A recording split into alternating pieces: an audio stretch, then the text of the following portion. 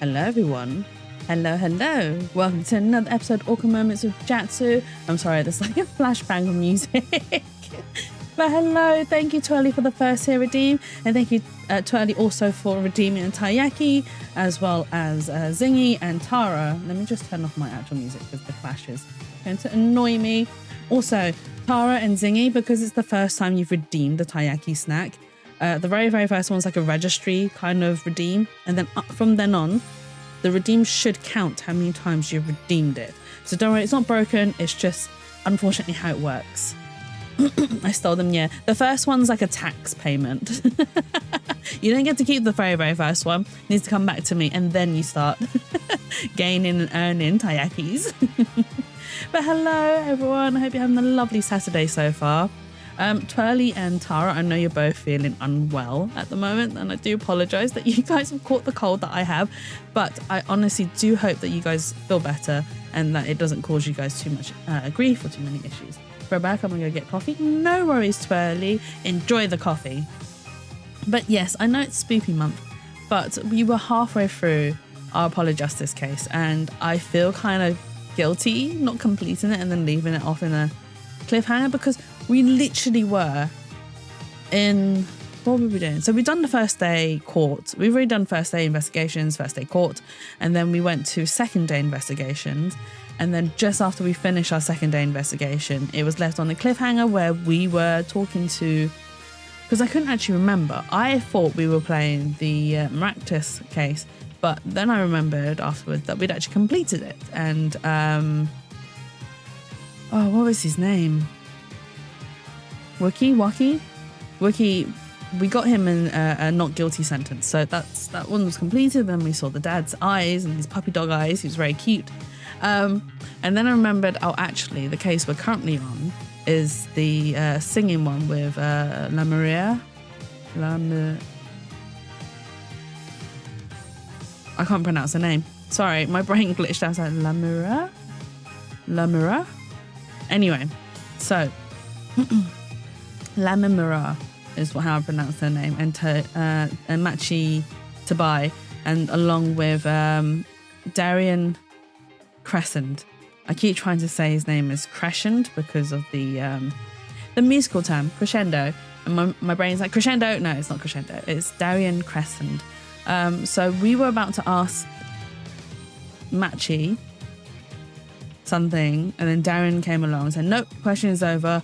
You can't ask any more questions," which is kind of a little bit sus, in my opinion. He is sus. The fact that he stopped us means that he's up to something.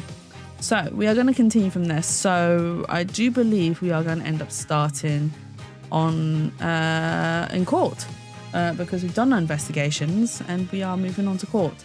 Okay. Yes, return to title screen. No, I don't want to return to title screen. Oh, we can just load game. Yeah, day 2 trial. Yes. Oh, the last time we played, it was on the 14th of September. Oh my God, that was so long ago. But yeah, it's because I was ill and I was like, oh my God, I can't do any voicing whilst I'm ill. And then spooky season started. But once we finish Apollo Justice, if it's still obviously within October, because I don't think this is the last chapter as well. I think we've got one more chapter. So I will continue. But if we finish it before the end of October, I will replace our Saturdays with some other games. I was thinking maybe Elden Ring. Zingy and Tyria has gotten me into Elden Ring recently, and I played a co-op game with them along with Elio, and Elio just wanders off and he does his own thing, and it's just like, Elio, come back here. We're supposed to be playing together. And he just wanders off, and it's like, for God's sakes. And it's like, I'm gonna defeat the dragon. And it's like, but we can't defeat the dragon. Tyria and I are like babies. We are like babies in the game. And yes, woo, Elden Ring. So maybe I'll speak to Tyria. Maybe we'll do I have no weapons. Exactly. Exactly. And he just wanders off. And then, what was it? So Tyria left us to take our meds, and it was just Zingy, myself, and Elio. And he took us to fight this boss, and he was like, oh yeah, I just need your help. And I was like, I am no use to you because my character is literal baby. I can't even make a dent on the life bar, let alone help you with a boss that is probably way too overpowered for me. So we went and helped him. I died instantly. It was instant KO for me. As soon as I went into the scene, it was like, bam. I was like, oh yeah, that's me. Bye-bye. That's me done. Just instant KO. And then I think Zingy lasted for 5 minutes. And then and Elio lasted for a good 20 minutes before he died. It was I couldn't defeat the boss. And I was like, well, I'm not surprised. You took an absolute complete noob with you. We need more Elden Ring adventures. Exactly. I have stuff I can't use. Exactly. I have equipment that I can't even use because one, I'm not level enough, or my stats aren't equipped for that sort of weaponry. It's silly. It's absolutely silly. Not strong enough. Exactly. Not strong enough. Oh dear. But yes, we will get some Elden Ring, and we might do an Elden Ring collab on stream, which I think would be quite fun.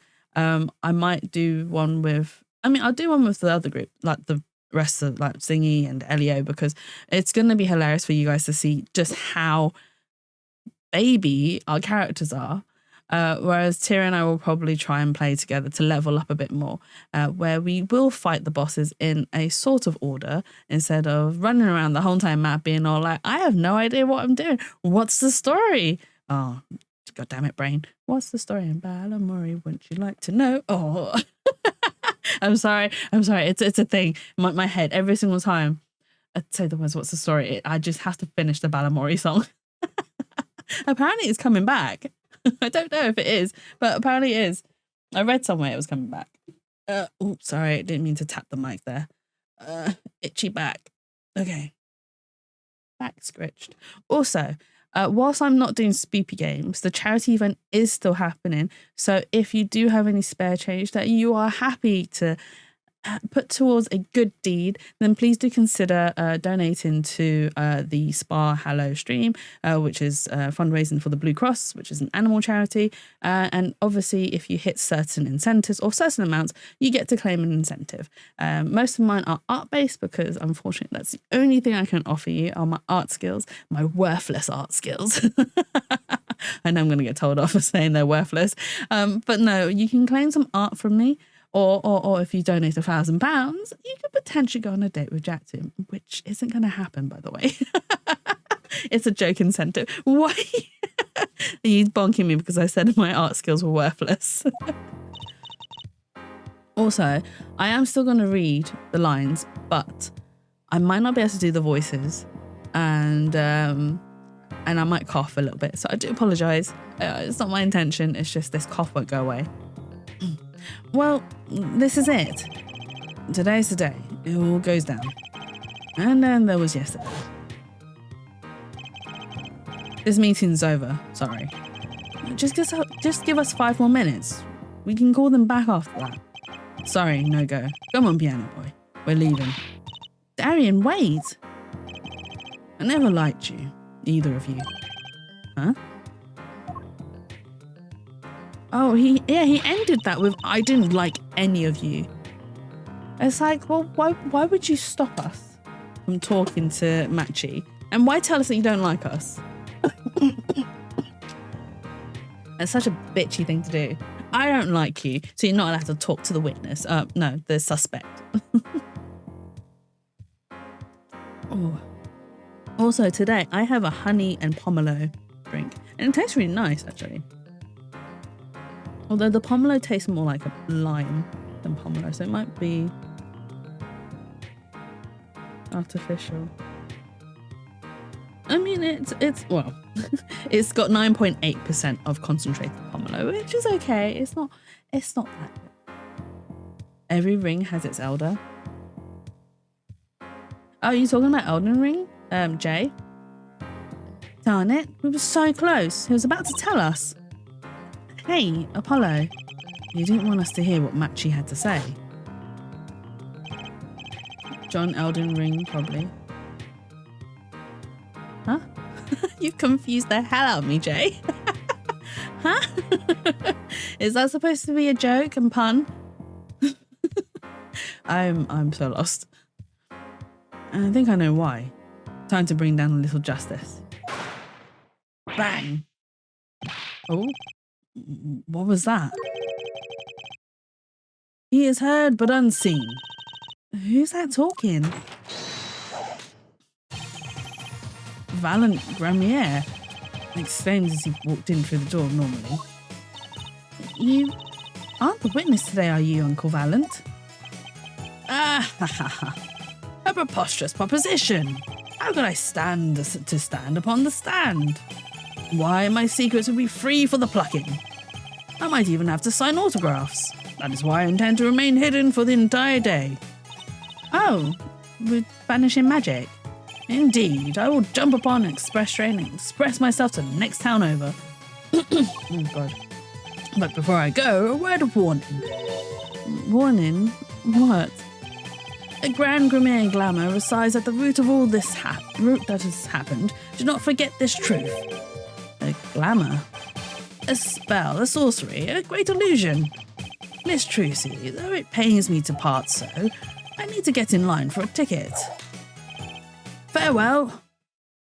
Oh, he's actually going to get a train ticket. And there he goes. He sure seemed happy about that illusion thing. Oh, big illusion is not bread and butter of a magician. You can't pull off a show without one. The big illusion is always a spectacle to remember. Usually it involves cutting up things like people or elephants, or the Eiffel Tower. Anything really. So he was talking about what we saw at the concert. Lamoir's disappearing act and Prosecutor Gavin's exploding guitar. I wonder what he meant by it being at the root of all that has happened. Well, it's about time. Shall we go? Excuse me, sir. Yes? The scheduled starting time for the trial has been changed. The trial will not be commencing until 10:30 AM. Sorry for the inconvenience. Huh? Did something happen? This is the first. It was by the judge's request. Some urgent personal business. Great. I bet he stayed up too late last night watching courtroom dramas. Apparently he's visiting the hospital again. The hospital? I believe it was mentioned that the Chief Justice's son is unwell. Welcome back, Twirly, and yay to coffee! Apparently his condition worsened considerably this morning. The Chief Justice's son. Oh, that's right. Remember yesterday morning, the judge said he had to go visit him after the trial. There's an article about it in the newspaper, if you care to read about it yourself. Can we actually read this? Oh, we can. Incuritus. Where have I heard that before? I'll let you read the article for us, Apollo. Just leave the TV guide page to me. Try not to lose the page with the funnies if you can.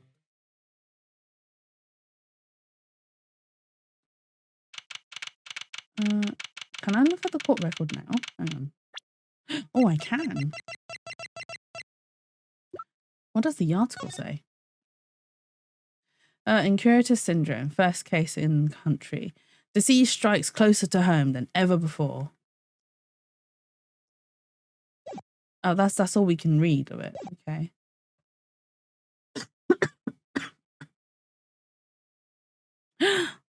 Do you think... Wait, because... Right. So what we discovered was Machi smuggled this cocoon. It's a remedy for incuritus. So Machi stole it for the Chief of Justice. I'm assuming, because there's no cure apart from this cocoon thing. Dun dun dun! Have we cracked the case? I guess we'll find out. My apologies for the delay. Court is now in session for the trial of, how do you say this name again? Machi Tabai, a suspect for Tissimo. Right. It's his trial in any case. The defence is prepared, Your Honour. The prosecution is ready to rock. Is something wrong, Your Honour? No, well, yes. It's just, I've been friends with the Chief Justice since we were students. It pains me to see him going through such a difficult time.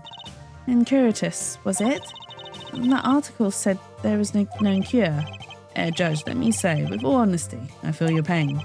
But now's not the time for tears. Now's the time for law. Indeed. We left off at quite the juncture yesterday. I asked Interpol about that number. IPXX. Oh my god, what was that noise?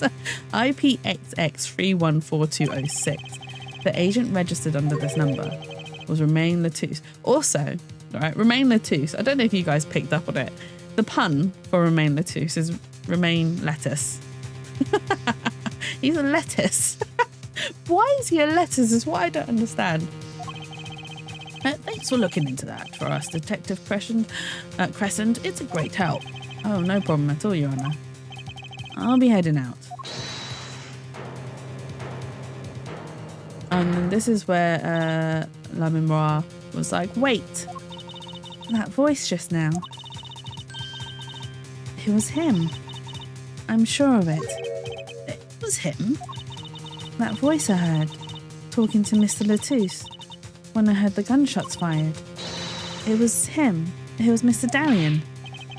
No way. Dun dun dun! So Lamira accused Darian of being the suspect. Quite a sensational ending. Who would have thought Darian would guest star in the season cliffhanger as a suspect?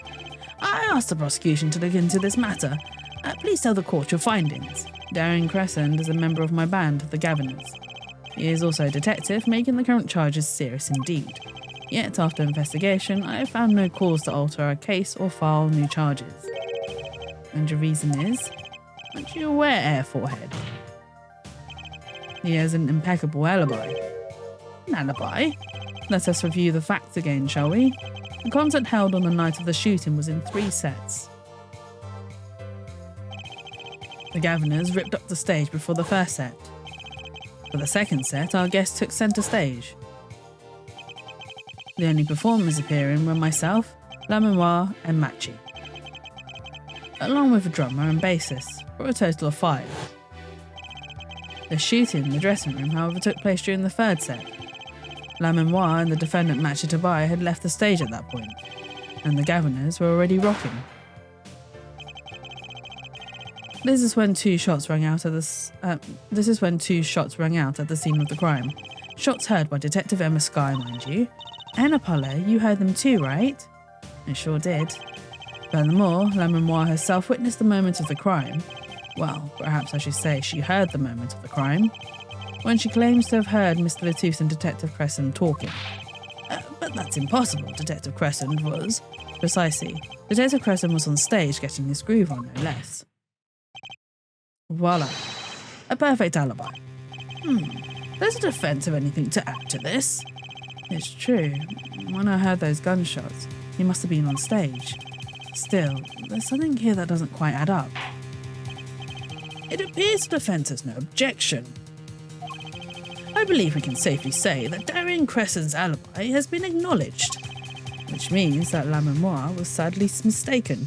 We also found out that Lamenoir is actually blind, so we were led to believe originally that Machi Tabai was the blind one, but it's actually Lamenoir who was blind, and Machi was the one that was guiding her. Her testimony cannot be true. Very well, of course, if we disregard her testimony, then I see no evidence keeping us from declaring a verdict. If indeed there are no objections... Apollo, if he declares a verdict now...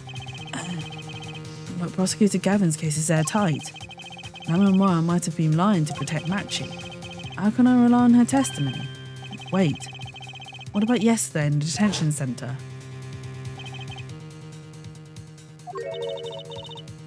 About the case? What about the case? He wants to tell us about Mr. Latouche's death.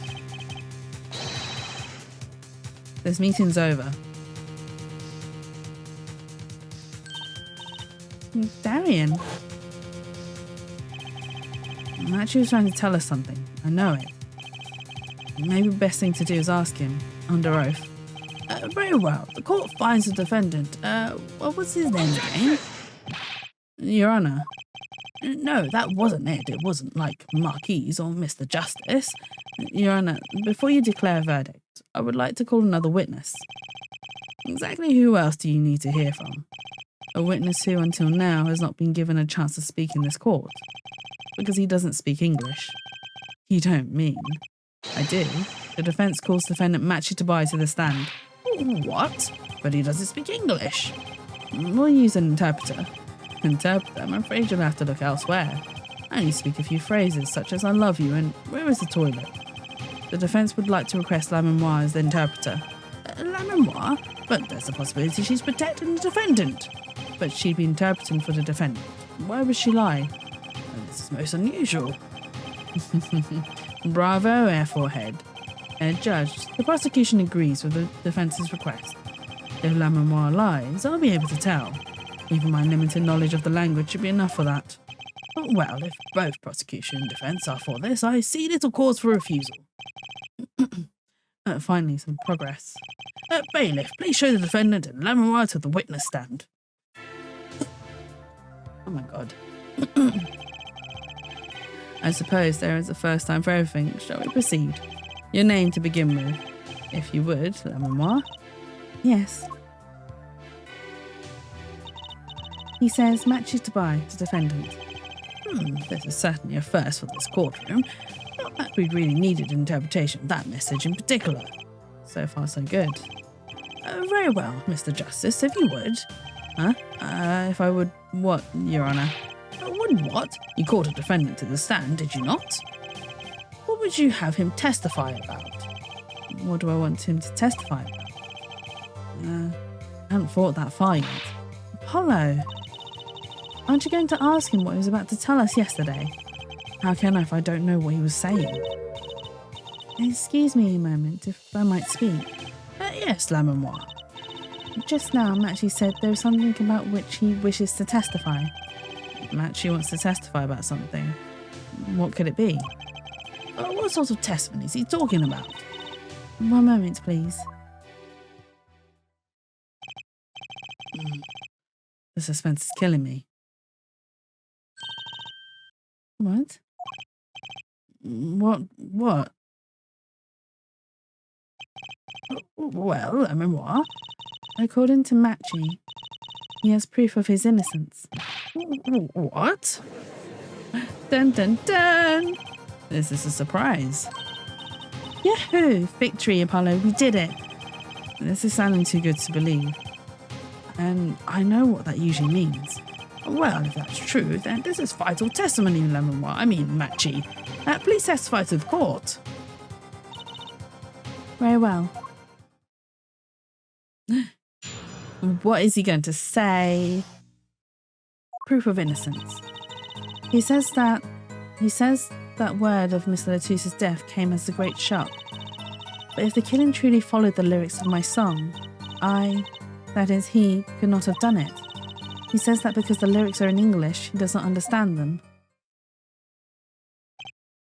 I see. That's right. That's not going to hold up in court. that would not hold up in court. Although, to be fair, the fact that, the killings were based off the lyrics of a song already is questionable in itself. But his whole entire I couldn't have done it because I can't understand English isn't gonna hold up. Isn't gonna hold up. Whilst he doesn't understand English, he was part of the songwriting process. So even if he didn't know the English words, he would have understood the concept and like the basic gist. I very much that they wouldn't have included him in it because writing music also requires you to have a sense of feeling, especially if you're writing about something very emotional as well. You have to convey that emotion, not only in lyric form, but in musical form. So either way, they would have let him in on the whole music writing process. I see. He wouldn't have understood the English lyrics to the song. That would prevent him from following them so closely. I wonder what he meant by proof. Why, you would only have to ask La Memoire to know the meaning of that song. La Memoire? Did you ever explain the lyrics of that song to him? I did tell him, generally, what the song was about, but never in so much detail, and he never asked. Has my oft-repeated warning already fled that forehead? La Memoire might be protecting the witness. Well, anyway, let us proceed with the cross-examination. Mr. Justice, if you would. Yes, Your Honour. Something's hidden in that testimony, I know it. I'll just have to trust my bracelet to tell me where. It worked yesterday, it'll work today. Cross-examination! Okay. We're matching Mr. Latouse's close. Yes, after we travelled around the world on tour together.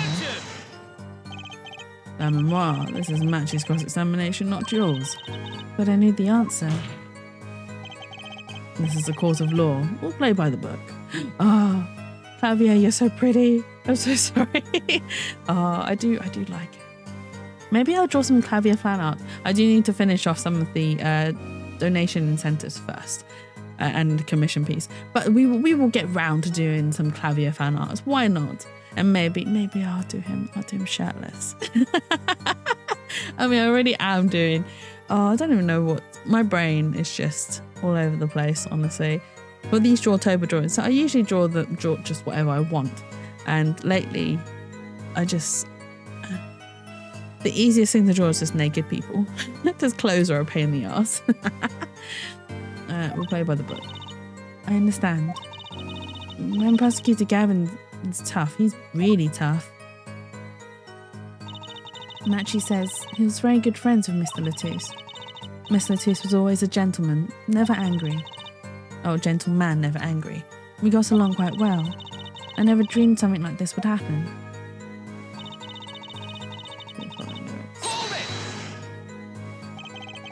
The guitar serenade, correct?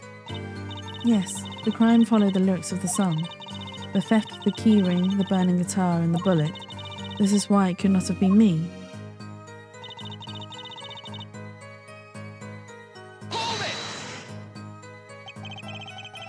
I could not have done it, you mean? It is very simple.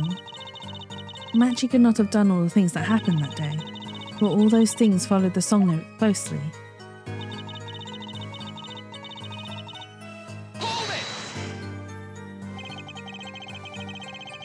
Wouldn't it be difficult for him to perform without knowing the meaning of the lyrics?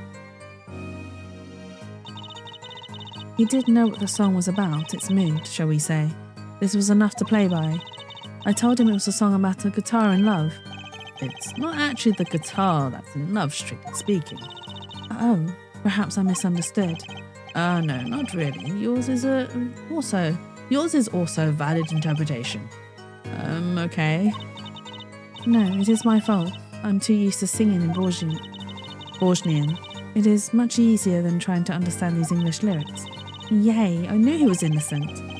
I believe he is too, Trucy, I do. What's wrong, Apollo? You got a tummy ache or something? Something's hidden in that testimony. If it's the truth, I'll find it.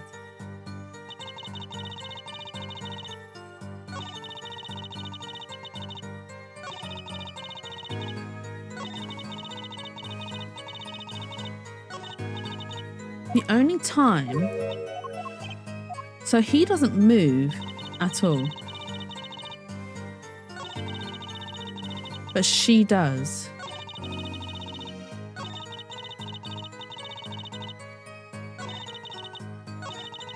And the only time her animation is different is the first sentence. So let's...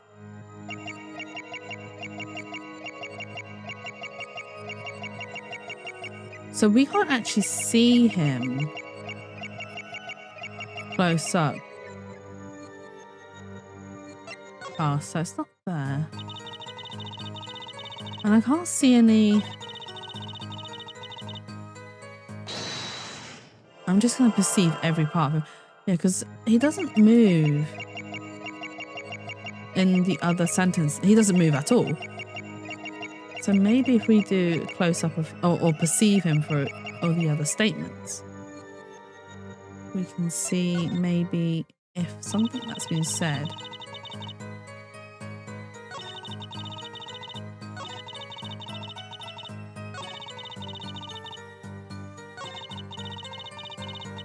I bet it's this sentence, actually. Okay. Let's have a look.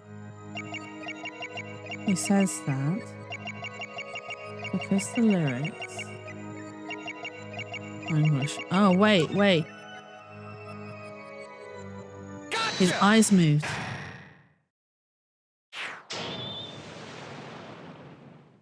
Knew it.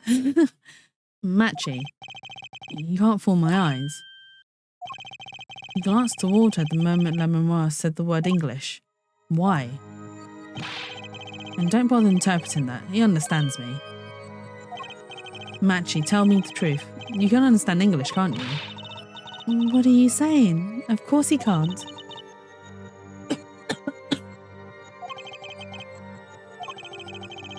Must he continue the charade?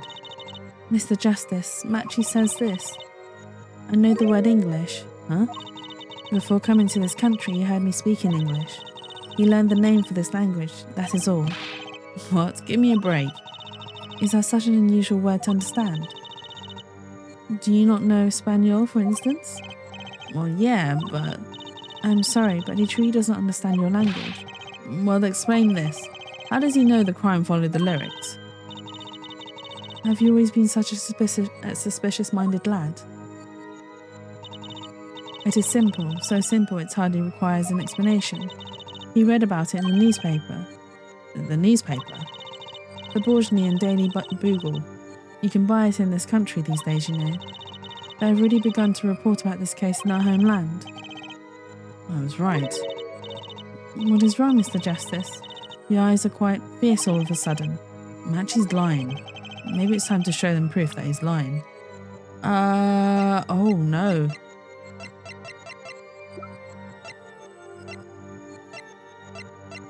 What proof do I have? Oh, article about the case. It doesn't mention the lyrics. Dun dun dun. This is our proof. Here we go. I have here a Borgian newspaper, the Borgian Daily Bugle, as a matter of fact. Indeed, there is a feature article about the case. Could you read this for me, Matchy? That's right. It doesn't mention the lyrics. What? What is this all about? I'm sorry, Matchy. You couldn't have read about the lyrics in the Borgian newspaper.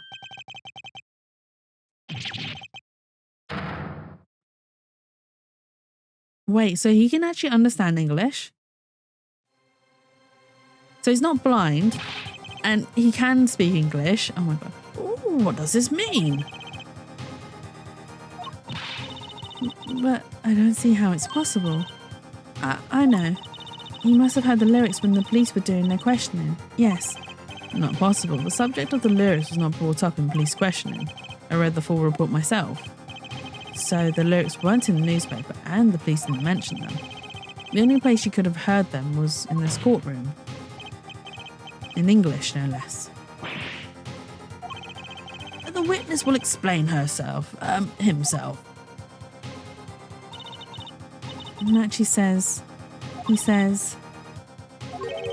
Yes? This is true, I read the newspaper. But this is not where I learned of the lyrics. I was mistaken. Now I remember. You remember? He says he heard of the lyrics from me. What? And now she's protecting him. Is this true, La Memoire? Yes, I'm afraid I'd forgotten it myself. And it looks like our forehead's been jumping to conclusions again. Seems so, yes. No. I was onto something, I know it. I can't let this chance slip away. She's protecting him. This is an issue today, Mr. Justice. Are you finished with the cross-examination? What are you going to do, Apollo? If I'm going to keep on cross-examining, I'd better have an angle of attack. Or else. My bracelet's still reacting. Your Honour, please allow me to continue. If you must, you must. Very well, witness. I understand.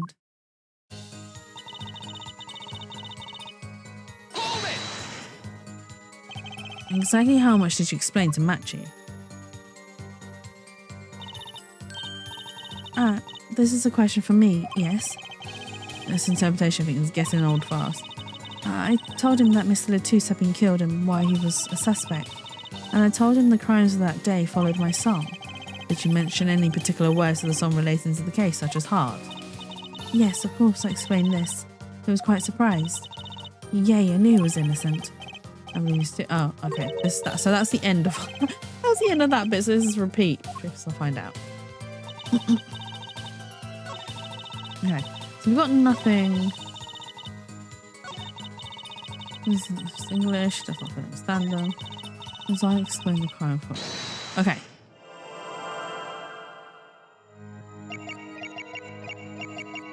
I don't think we need to perceive him. I think it's La Memoire that we need to perceive next. Yeah, so he's not... Here we go.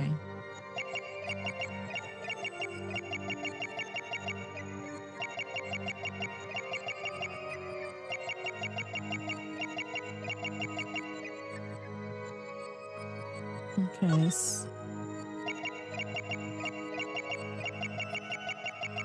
Her mouth isn't moving. Oh, it is now.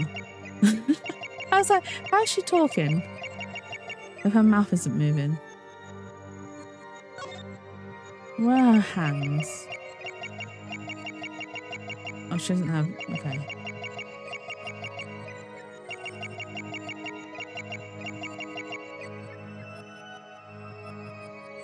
Here again.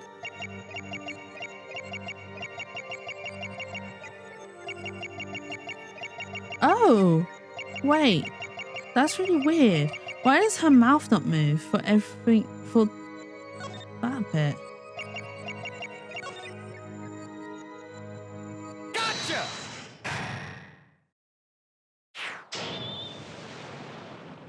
Why did her mouth not move? La mémoire. I'm currently cross-examining Matchy. Why should you be uncertain? Me? Uncertain? Yeah, she swallowed the very moment you told the court. Oh, was it her throat that I was supposed to perceive because she was swallowed? Oh. Well, at least the game allowed me to, well, perceive. Anyway, I perceived it correctly, even though I was looking at the wrong place. Whoopsies. Yeah, she swallowed the very moment she told the court. It was I who explained. I see there was little point in trying to hide anything from you. La mémoire, are you indeed protecting someone? That is not a question with a simple answer. To tell the truth, I do not believe it myself. Then allow me to answer for you. La mémoire, you're protecting. She's protecting Matchy. It's obvious. La mémoire, you are protecting Matchy. That's why you lied and told us that you had explained how the crime followed the song. I don't fault you for trying to help, but this is not the way. Matchy, I believe you didn't do it, really. I trust you. But you've lied to us twice, and now you have La mémoire lying on your behalf. If this is going to work, you have to trust me too. Your two lies cover a simple truth. You understand English, you have to. He does speak English! We broke him.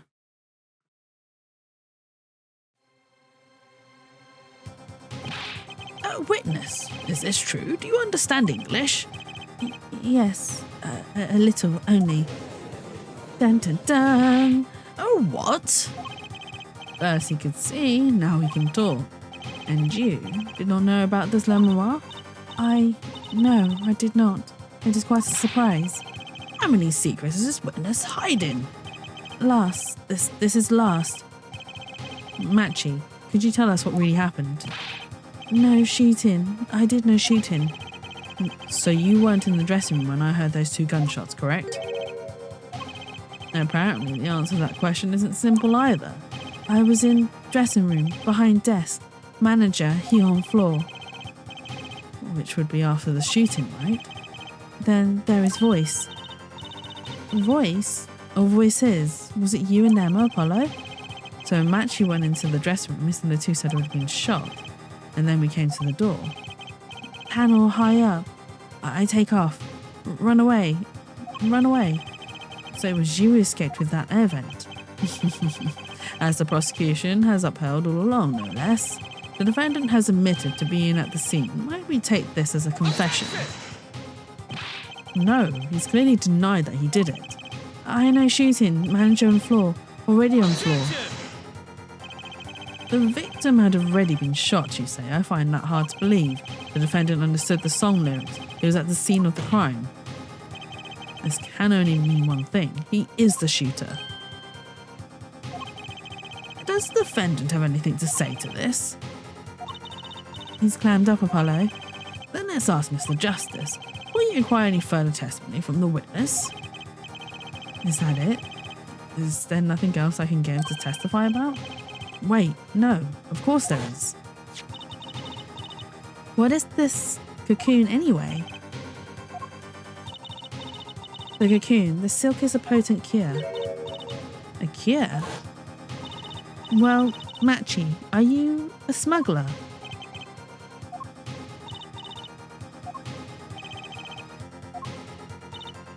He won't tell me. That cocoon has to have something to do with this. Matchy, please tell us the truth, for your own sake. No more speak, not to any of you.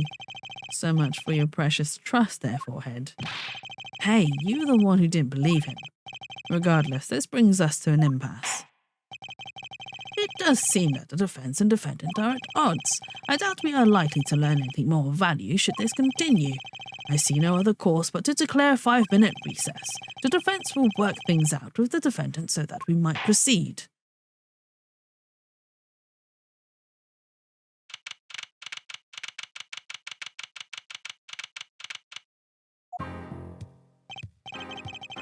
Apollo Eustace. Oh, he's trying to say justice, but he says Eustace. Oh, bless him. That's justice. Better learn how to say it if you ever want to get some. Believe. I know shooting.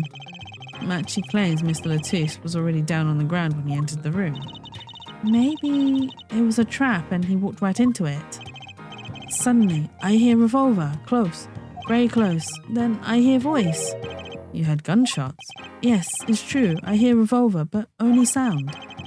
Wait, you're saying you went into the dressing room and found Mr. Latouche already dead, and then you heard shots? If that's true... So, you were at the scene of the crime when you heard those shots? And you escaped through the air vent? I know. Huh? What do you know? I know if I open in vent, I can leave stage and backstage. So the vents went to both the stage and the backstage area. Is that what he means? Hey, he's right. Look, Apollo. Huh? Yeah.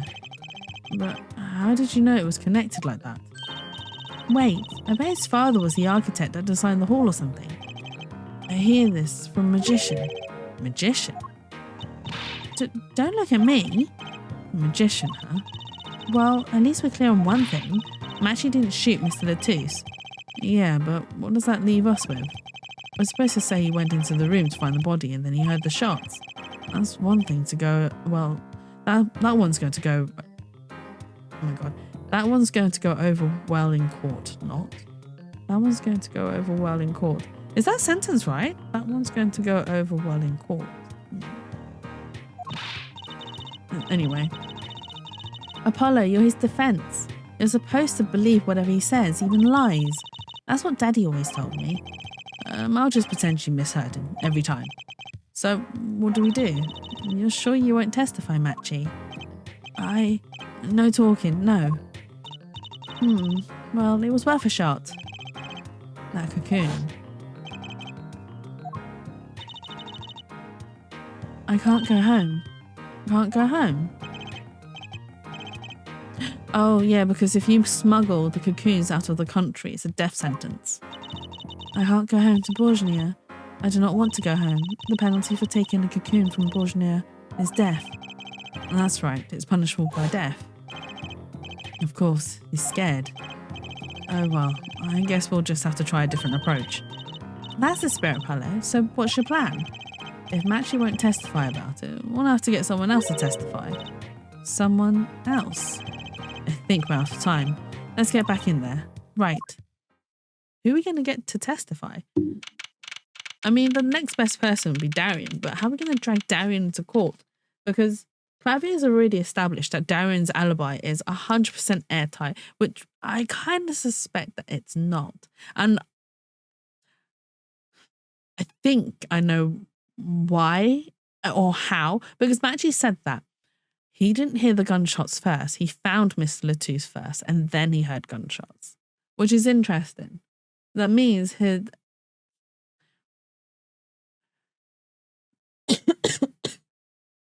Sorry. Because La Memoire heard the gunshots, and she also heard Darian Crescent talking to Romain Latouche.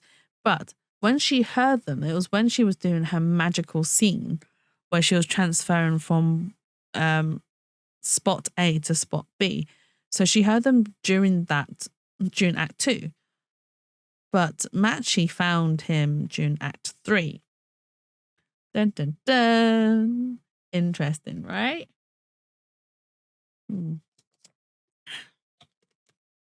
Okay, let us continue the court case. Court is now back in session.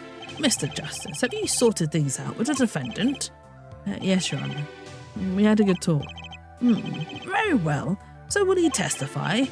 Your Honour, the defendant will not testify. Oh, what? Shame. In the I thought this was your big chance to turn the case around. Actually, it is. The defense would like to approach this case from a different angle, Your Honor. A different angle? If Matchy won't testify, then I know who will. I would like to cross-examine the witness in this case, La Memoire. La Memoire? Objection! Yeah, you slammed that wall, Clavier. Sorry.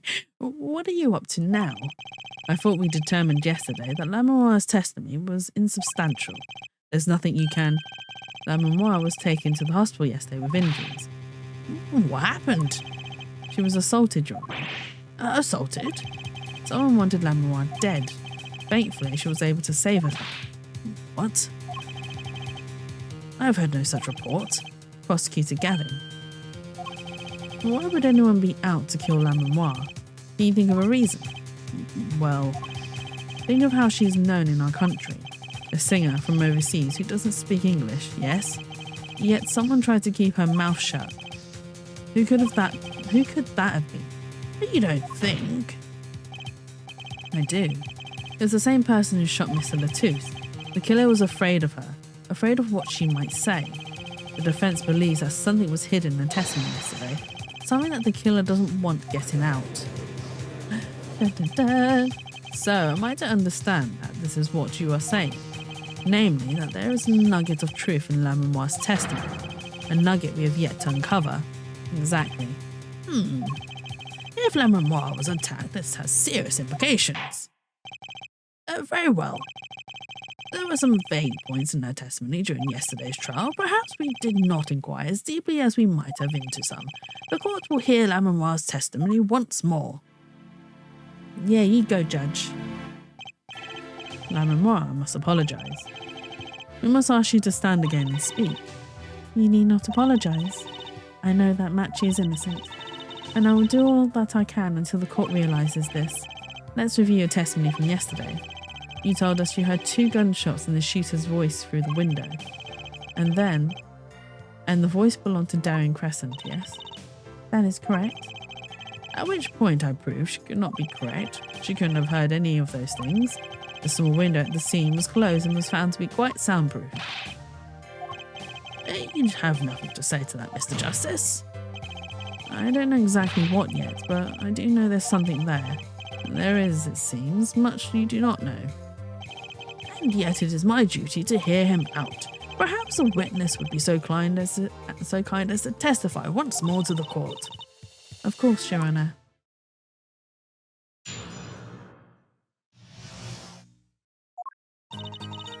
I was on my way from the stage to the backstage exit. That's when I heard them, Mr. Latouche and the detective. I heard the faint sound of a gunshot and stopped. Then I heard another gunshot. There's the smell of gunpowder. I knew I must tell someone, but I was in a hurry, so I kept moving past the small window. Pretty much the same as yesterday's testimony. I'm sorry. I'm not used to speaking much in this language. Perhaps my descriptions are lacking in some way. Yet, everything I have said here is the truth. Then it is my distinct displeasure to say this. What you have said to have happened is impossible. Do I have to repeat myself? La Memoire was attacked because of this testimony. What, Trucy? Apollo, for a moment there, you were pretty cool. Maybe I do better when I don't try to think ahead. Very well, Mr. Justice. Perhaps you can coolly cross-examine this witness. Oh, the judge called him cool too. You can coolly cross-examine this witness. What I heard. I'm going to press everything.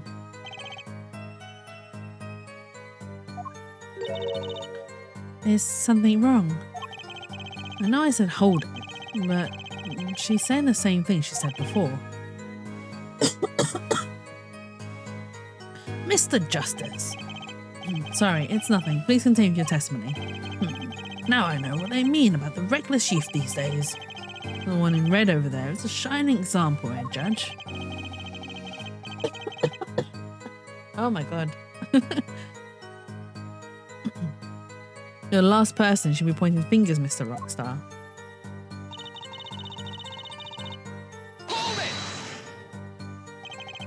Darian Crescent.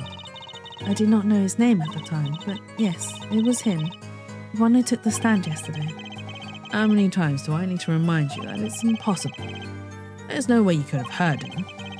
Because the window at the scene was closed. Is that why? Of course. Apollo, if we keep asking the same questions as yesterday, we won't get anywhere. He's right. Maybe there's a different angle I can try. What were they talking about? Larimar, do you by any chance remember what they were saying to each other? If so, please tell us. I have given it much reflection, but I was afraid of this. She doesn't remember. I only heard one phrase clearly. A whole phrase. You remember something that was said. Why didn't you say anything yesterday? Though my memory is clear, I was afraid to speak. You see, I did not understand what was said. And this could be it, the clue I've been waiting for. Well, what did he say? It was the other man speaking, not Mr. Latouche. The shooter then. Darian Crescent. Well, what did he say? It's over. Press the switch, now. Switch? And the shooter said this is the victim, Mr. Latouche? I thought it quite strange myself afterward. It is a mystery. What could it possibly mean? Mr. Justice, care to share some light on this? I mean, sure. What did he say? I mean, sure, I'd be delighted. It's, very, very vital. Maybe we could add that to the testimony. Maybe? Apollo? Press the switch now.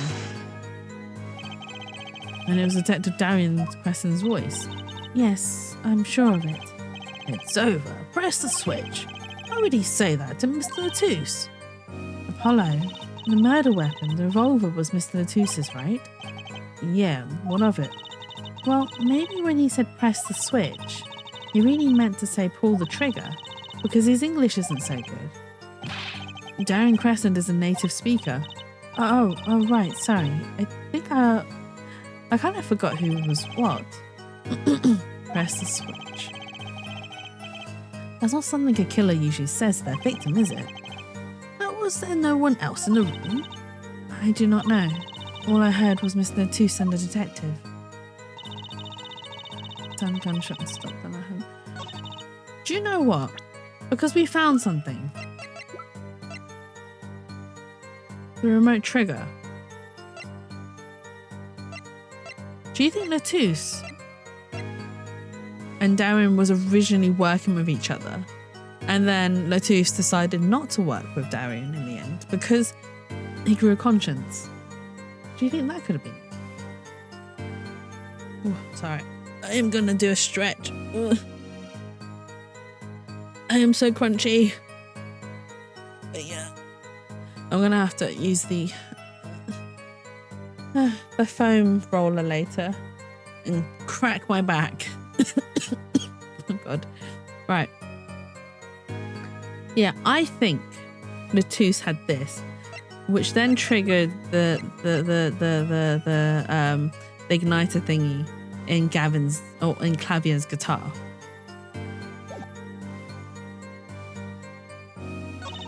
Okay. Well, let's press everything else first. There were 2 gunshots. Yes, I heard 2, one after the other. That fits with the bullet holes at the scene. Nothing really new here to pick up.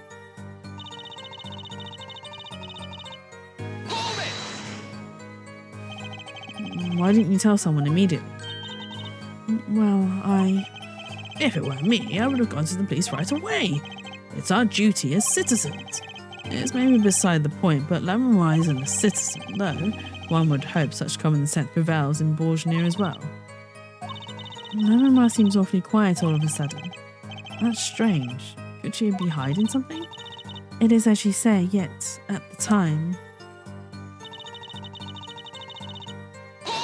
Because she was in the middle of a magic act.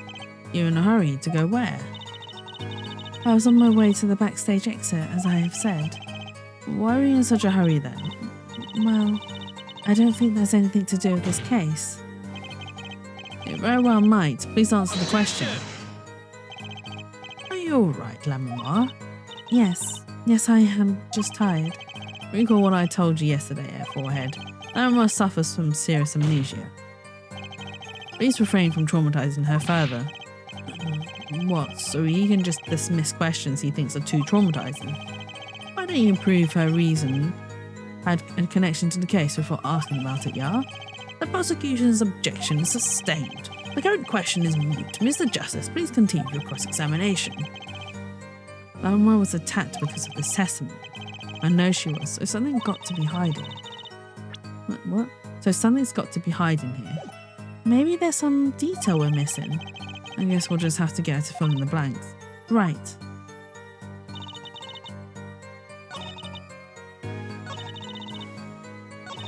Oh, wait, let's go back. So I do have evidence for this, but I don't know if I need to present it here. Just gonna save. I don't want to lose any life. Okay.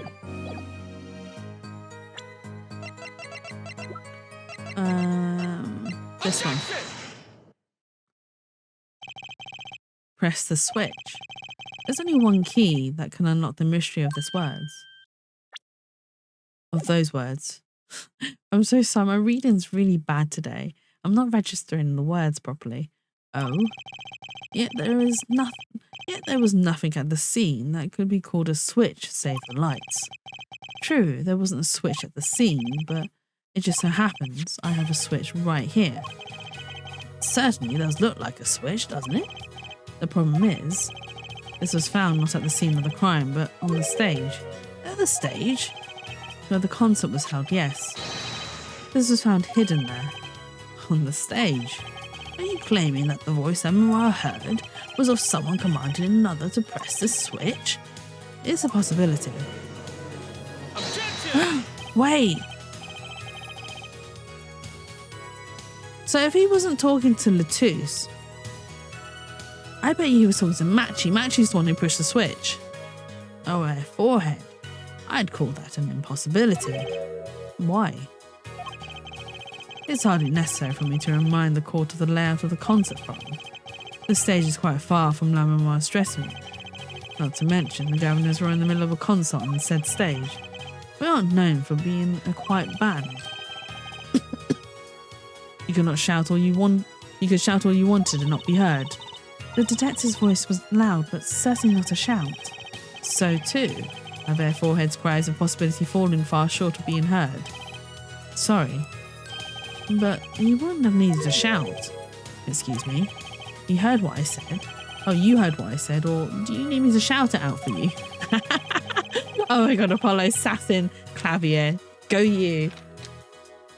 It would have been quite simple to be heard on the stage from that dressing room. Oh, wait, you like evidence, don't you? How about this? Using this, it would be easy to get a message to someone on stage from the dressing room. It was this. Headset. We're not examining it, sorry. Take that. Prosecutor Gavin, perhaps you're familiar with this. Why, that's... What? What is it? Is that some kind of newfangled phone they invented while I wasn't looking? This is a type of transmitter, a communications device. A communications device? From what I've heard, that night, everyone on stage was wearing one of these. Isn't that right, Prosecutor Gavin? Yes, actually, they were talking between band members. We all had one on. So admit that you were wearing one of these. Talking from the backstage to the stage would be simple. True, but wait. Those send down an electronic signal. To avoid interference with the audio systems, their range is quite limited. La Memoire said it was about 30 feet, right? Look at this cross-section diagram of the concert forum. Ah, exactly. The walk from the stage to the backstage seems far, but the direct distance is less than 30 feet. That can't be. So when La Memoire heard the shooter's voice, he could have been talking to someone on stage. Objection! You're claiming this is the switch in question. Why did it have to be on the stage at the time? It could be placed in the pocket and carried anywhere. Someone could have hid it on the stage after the fact. Hey, he's got a point.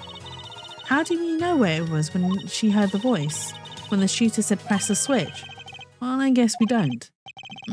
An unfortunate situation. I'm afraid that until we know where the switch was, there's little point in debating it.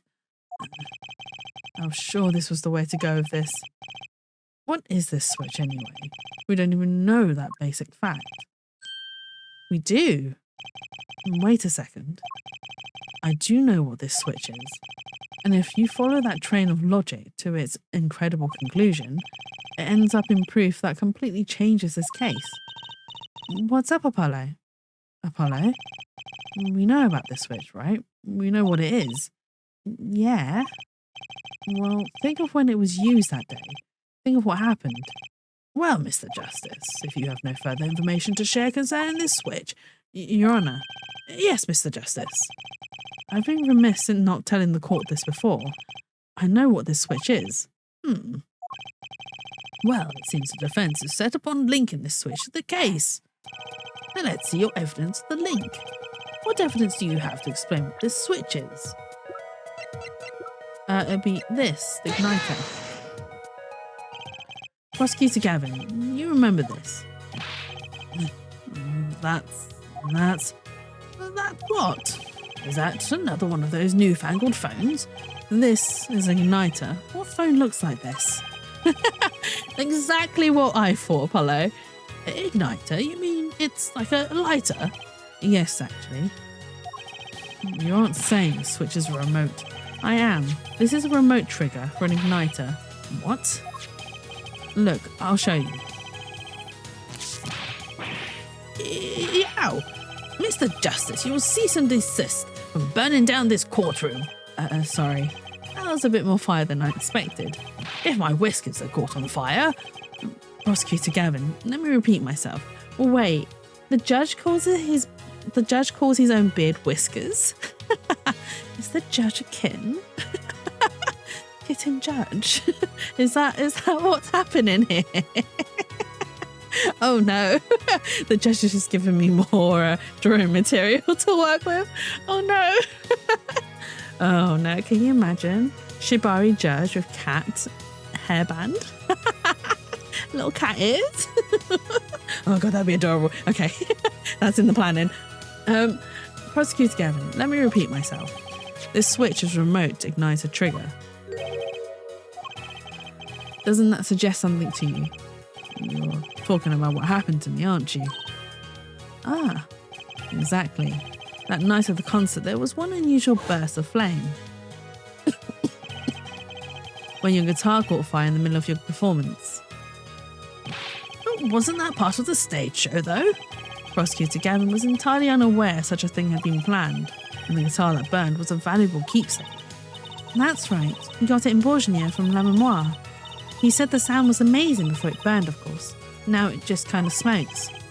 The better guitar, the brighter it burns. Air forehead. Yes. Don't tell me you're trying to tie those two things together.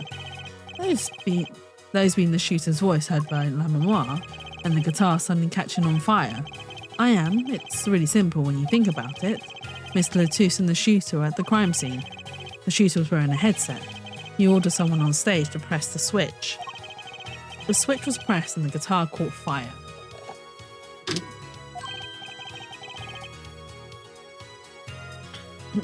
Well, that does seem to make sense. My voice is going. I'm so sorry. For God's sake, come on. Something about it is bugging me. Can't quite put my finger on it. Really? It seems pretty simple to me. Objection! Air forehead, don't destroy what little respect I have for you.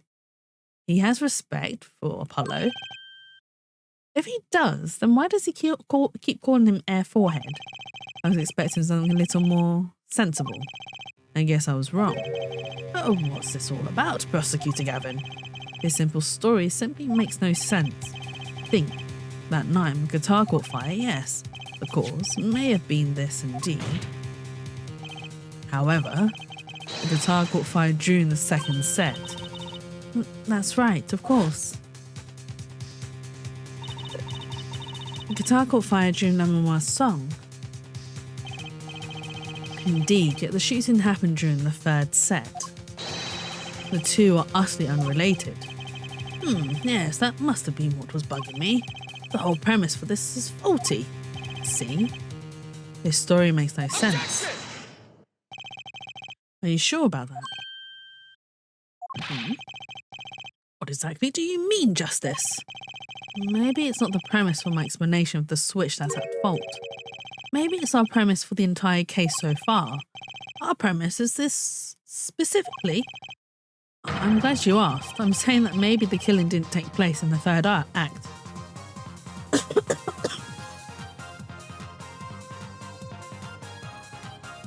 My voice really isn't upholding. I'm saying that maybe the killing didn't take place in the third act. What's this?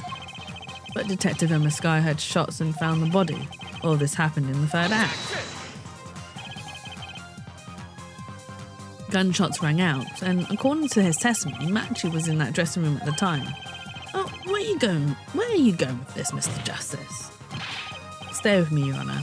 He also told us this in his testimony, namely that the victim had already been shot. We all heard gunshots, but no one saw the shooting. This is insane. Just before the shooting took place, the shooter was heard on his headset, telling someone to press the switch. The next moment, Prosecutor Gavin's guitar burst into flame. We know that a remote trigger igniter was inside the guitar. From all these facts, we can draw only one conclusion. The crime did not take place during the third act, but during the ballad performance, the second act. What? Order! But that goes against the evidence. What does, Your Honour? This crime was carried out according to the lyrics of that song, yes? Hey, he's right. Look. The bullet is supposed to come after the fire. You're thinking about it the wrong way, huh? Look. Why would the shooter craft the events of the day to follow the lyrics anyway? It's an awful lot of trouble to go through, with little merit for the person doing it. Well, I'm sure whoever it was had some reason. Yes, they did. A reason that made it advantageous to follow the lyrics. You're saying the order was reversed on purpose? Reversed, Prosecutor Gavin. If the criminal followed the lyrics strictly, then yes. The shooting would have had to come after the guitar burst into flame. Yet our forehead has raised another possibility.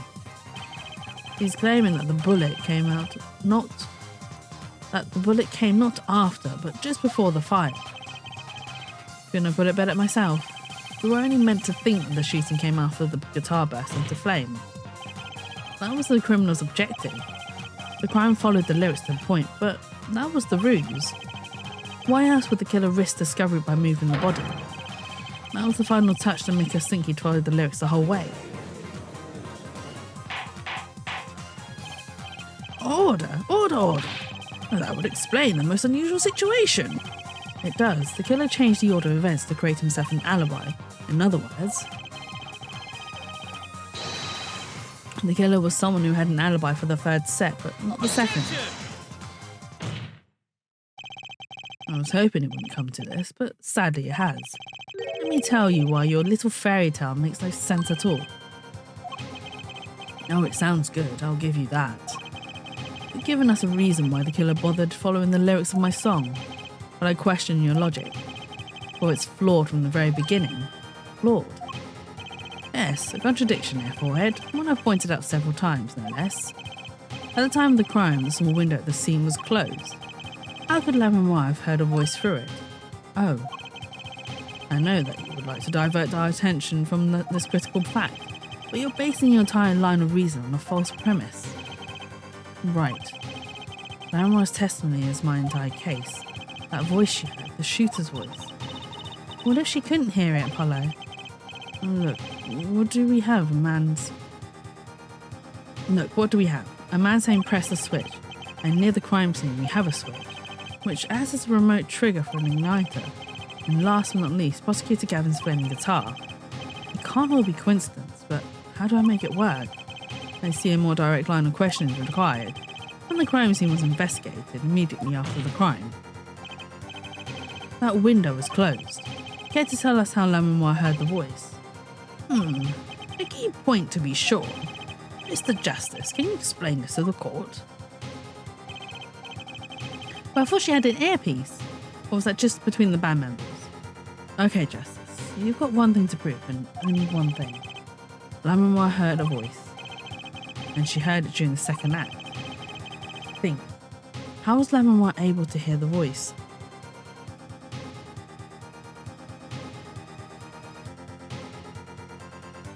She was somewhere else. Oh. She was someone else. Not someone else. Someone. Oh, crap. That's not what I selected. My bloody remote has. Objection! No, it's not what I.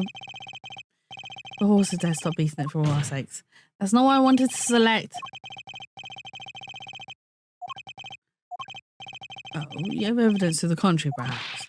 Well, no, but then do be quiet. I tire of this charade. Time to rethink this. Okay. I heard a voice. Okay, at least I didn't lose any life.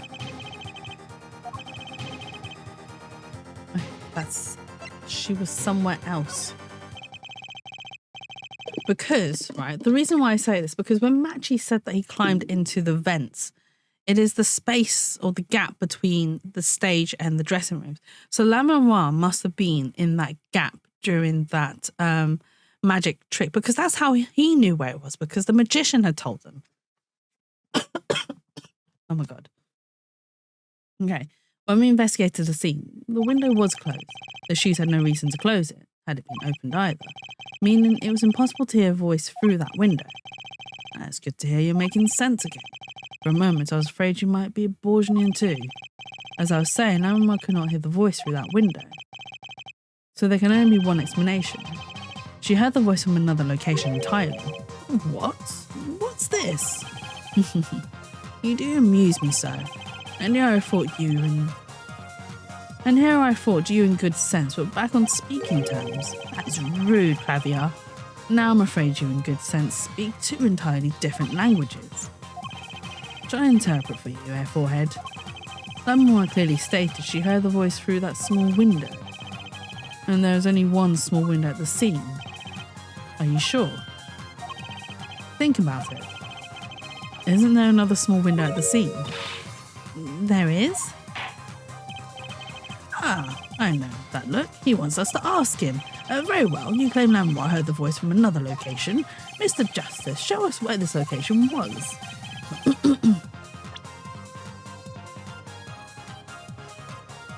Oh, from the vents, right?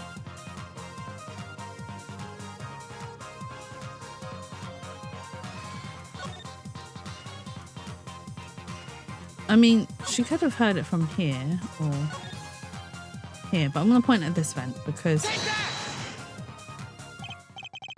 this is where Lamonoir heard that voice from.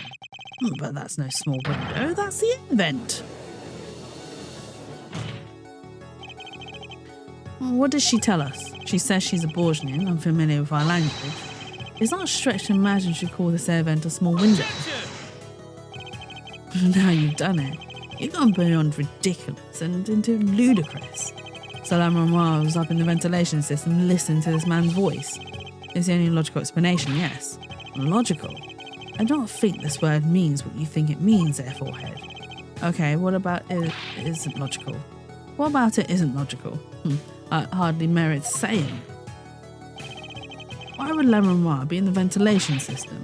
Hiding like a rat, no offence intended to her, of course. The explanation for that is simple, Prosecutor Gavin. Isn't it, Lamonoir? You have been listening to our discussion here, yes?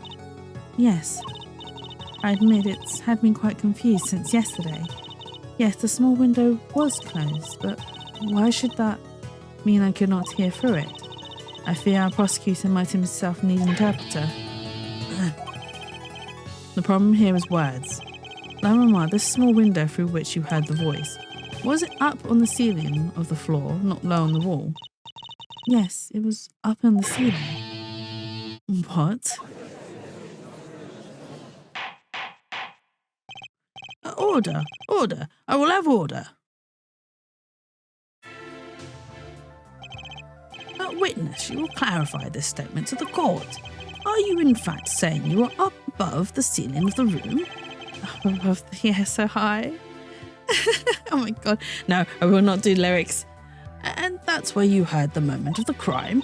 Yes, in fact I was. I'm sorry, I never imagined it would become such an important point. Yes, well, why the heck were you up there? I believe it's time for another testimony. I'm not sure. I can't. May I remind you, this is a murder trial. We will hear your testimony. Tell us why you witnessed the crime from above the ceiling of that room, please. Well, looks like I'm on the right track.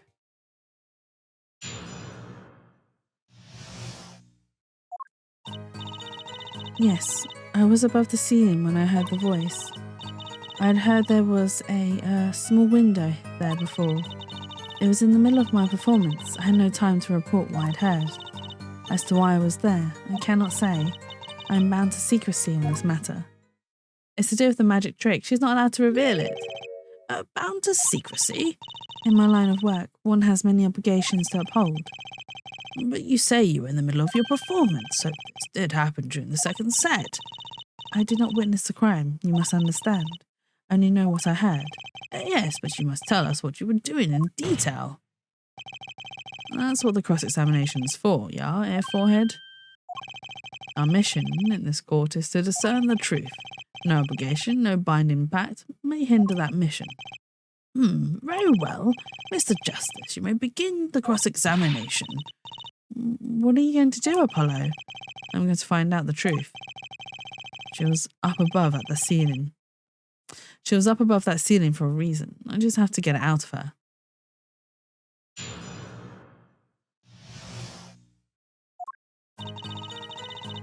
Okay, let's press it all. Above the ceiling? Could you be more specific? I cannot. Because you're bound to secrecy? Yes. To tell the truth, I was not supposed to even say I was above the ceiling. I dare not say any more. Doesn't sound like I'll be able to coax it out of her just by asking.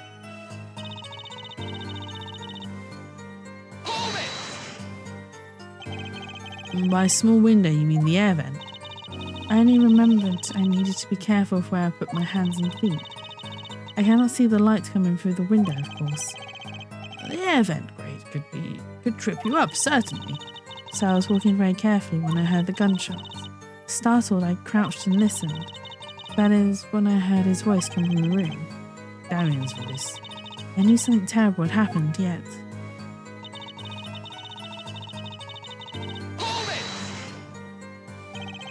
So, without a word, you just let the third set start. After the curtain closed for the second set, there was still much to do. You could have prevented this whole misunderstanding if you had only told us sooner. Yes, perhaps I could have. I see little point in badgering the witness. What's done is done. The mind works differently when one is in the middle of a performance. Why, I've lost my voice in the middle of a show and kept on singing completely unaware. Singing without a voice, if only all contradictions were so obvious. If only I could get that more to talk. Pressuring like this doesn't seem to be getting me anywhere.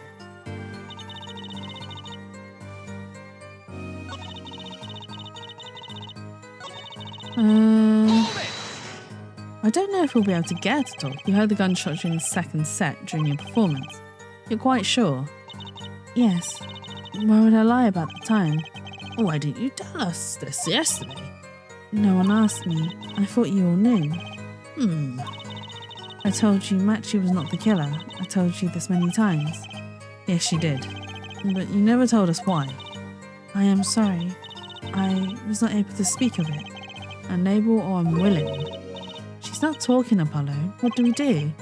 We'll just have to prove it ourselves. As long as she is bound by this pact of silence, she won't talk. But if I can prove why she was up there, we'll have to admit it. She'll have to admit it. But how are you going to do that? She was singing on the stage, Apollo. She couldn't have been up above the ceiling too. Yes, she could. I've got theory as to why too. And maybe I've got the evidence to prove it. We do. So you see on this matter. I cannot say. Okay. Do we actually have the proof?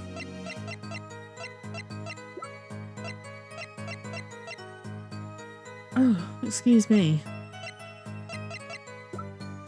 Okay.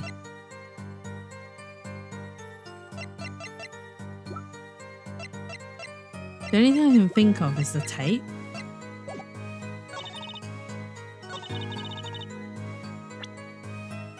Okay, I'm gonna save again.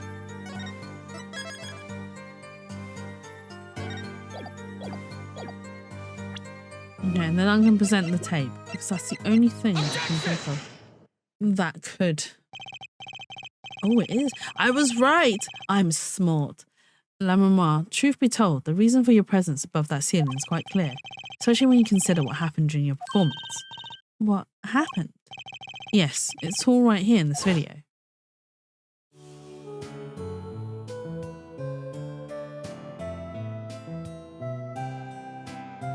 This is their song performance.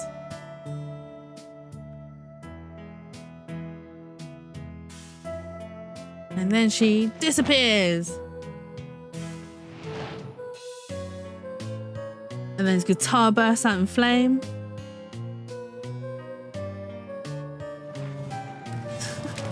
Poor Clavia.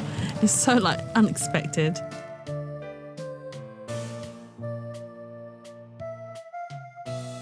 And then she reappears.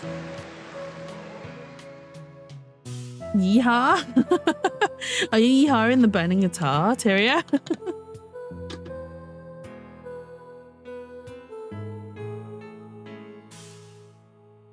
Been here the whole time.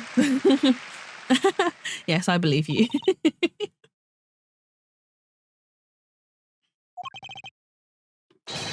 And yes.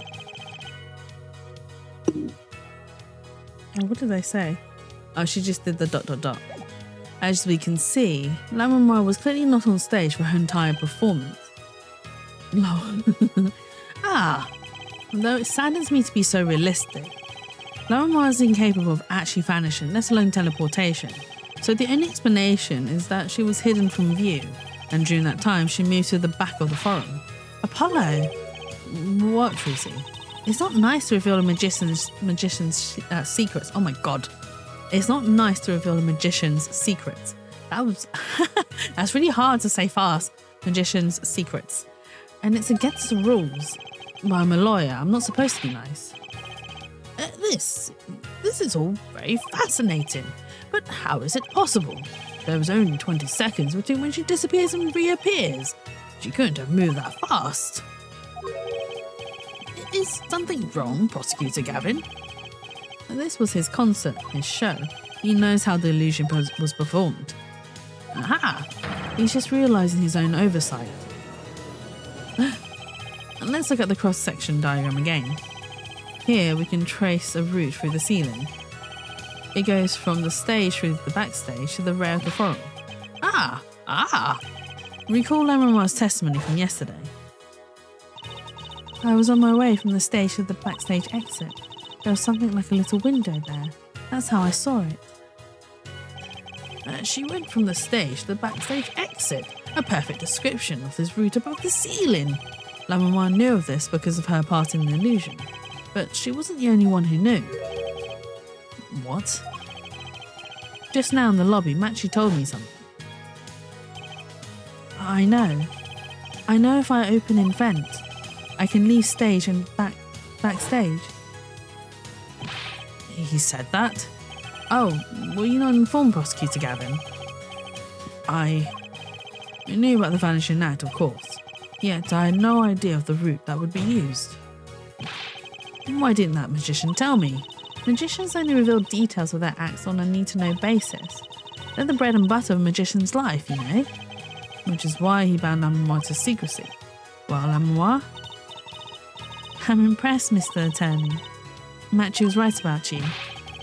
So, what does this mean? Are you saying you used this route above the ceiling? I did. Well, that's that, but I'm still a little confused. Why is that, Your Honour?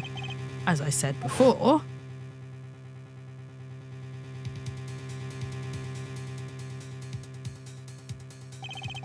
There was very little time between when she disappeared and when she reappeared. That is true, she must have moved really quickly. At 20 seconds tops, how could she do it? Especially if she stopped to hear the shooter's voice. That's a good question. Can the witness explain this to the courtroom? I cannot. Very well, Mr. Justice. Yes. It's all up to you. Do your thing. What thing, Your Honor? You need to explain how Lamar was able to teleport like she did, or I'm throwing your case out with the bathwater. Why do I get picked on? Is Lamar who isn't going to along with the program here? As I've stated before, I'm not at liberty to speak of the illusion that night in detail. Then you'll just have to tell us what you can. We'll hear your testimony on this. Mr. Justice, it'll be your job to wring the truth out of her. Yes, if you would, please. Right. I feel like a student before finals. Good luck, Apollo. So we're literally having to drag the truth out of her. Ugh. I followed the route exactly as I was instructed. There is an emergency exit in the backstage where a stagehand waited. From there, one can enter the forum on the opposite side from the stage. The plan was for me to move there in 2 minutes. I was on my way when I heard the voice. 2 minutes, you say? The mystery deepens. I suppose it was too much to hope that the judge would come up with something. As does my curiosity. Take it away, Mr. Justice. Right, Your Honor. All I have to do is find the contradiction between what Lamar is saying and what we can see plainly in the video. I figured it out already. I am a magician after all. Well, tell me. Not a chance. I can't reveal another magician's secrets. Come on. Hey, you're supposed to be on my side here.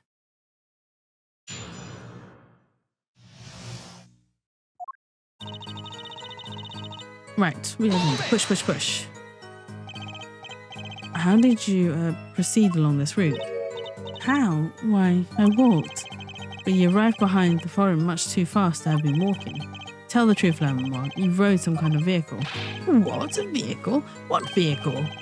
What a novel idea. I like it. Hey, that's not a bad guess. Wrong, but not bad. Yes, laugh at the dumb attorney. I don't mind. I'm sorry, but the girl is right. The event was much too small for vehicles. It was a tight fit. Even I had to crouch as I walked. I cannot imagine a vehicle that would fit in such a small space. If it wasn't a vehicle, what was it? You had me going for a while there, Mr. Justice. Too bad. Ready for the next part. Why do I feel like I'm on some kind of quiz show?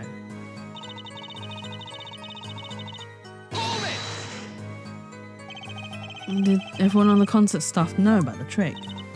Not all, only a few that were needed to help. See, like I said, it's on a need-to-know basis. So not many people knew about the trick. What were these stagehands required to do? One needed to open the emergency door. The door to the stairs is locked, but once through there...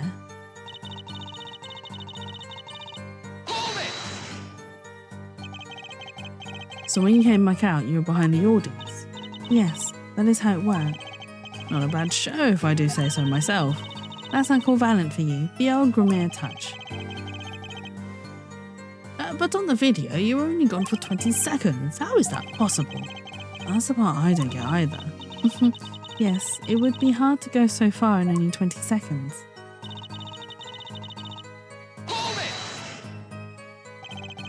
2 minutes? Yes, it can be done in 1 minute if you're running. Running? In that cramped dark tunnel above the ceiling? Mr. Attorney, have you forgotten? Dark or lit, it makes no difference to me. That's true, but... So you're saying that on the night of the concert you made the trip in 2 minutes? Yes, though I nearly didn't make it on time. You see, I stopped halfway. Lamar disappears on this video for 20 seconds. But she says she made the trip in 2 minutes. How? If you want my professional opinion, I'll bet the answer's right there in that video. Well, Mr. Justice, perhaps you have some evidence for us, something that can explain the discrepancy between the video and her testimony. Evidence explaining the discrepancy. She says it's in the video, but where in the video? You're gonna watch it.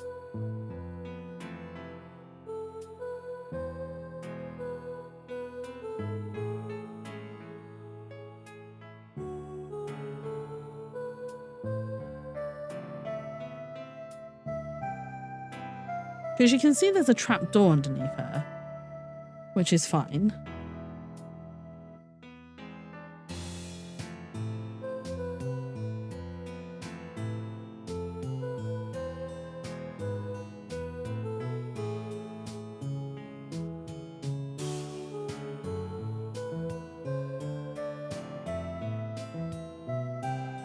I can't see anything at the moment.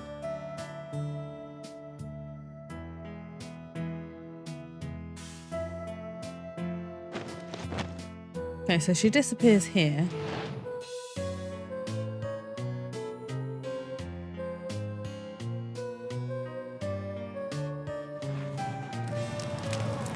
And then the guitar.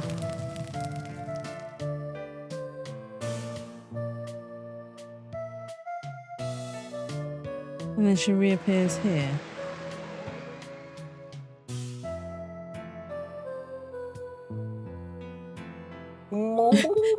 Thank you for the hydrate sandwichy. Thank you for the third tier redeem. Also, don't forget to claim your taiyaki as well. And the second tier redeem.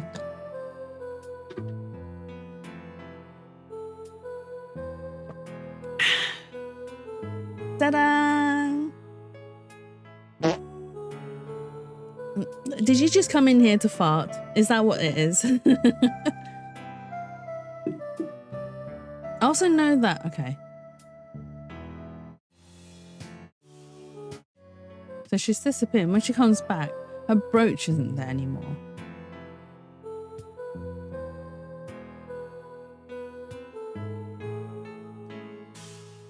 She can't have had a twin, can she? Matchy is also not there.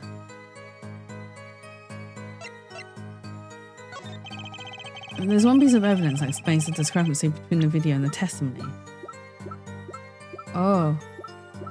My controller. That's not me doing that, by the way. My controller is I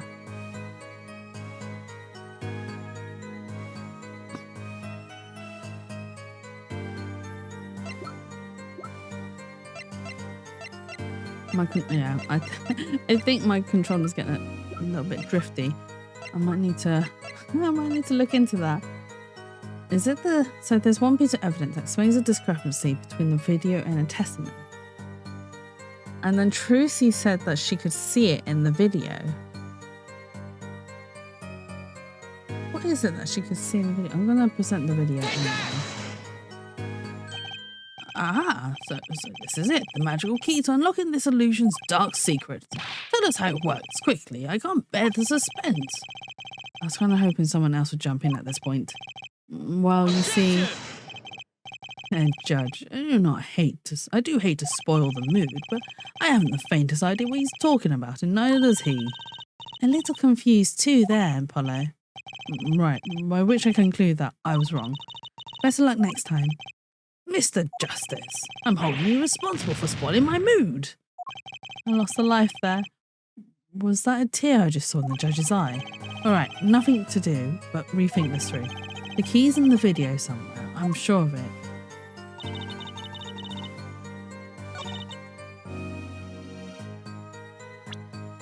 But what is in the video?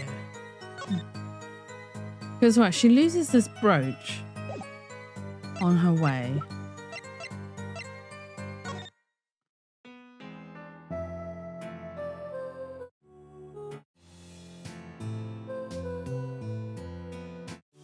Oh, Matchy's still there.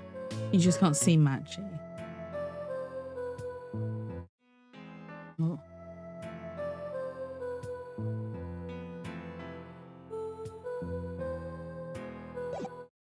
Is it the brooch?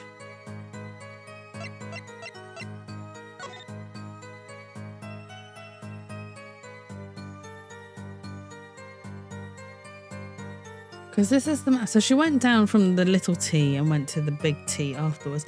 But how did she move so quickly?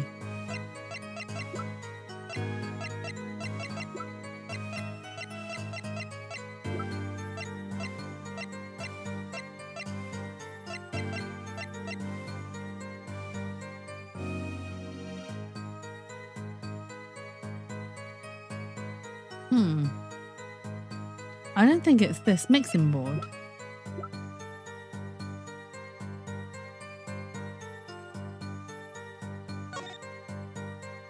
Can't be the keys.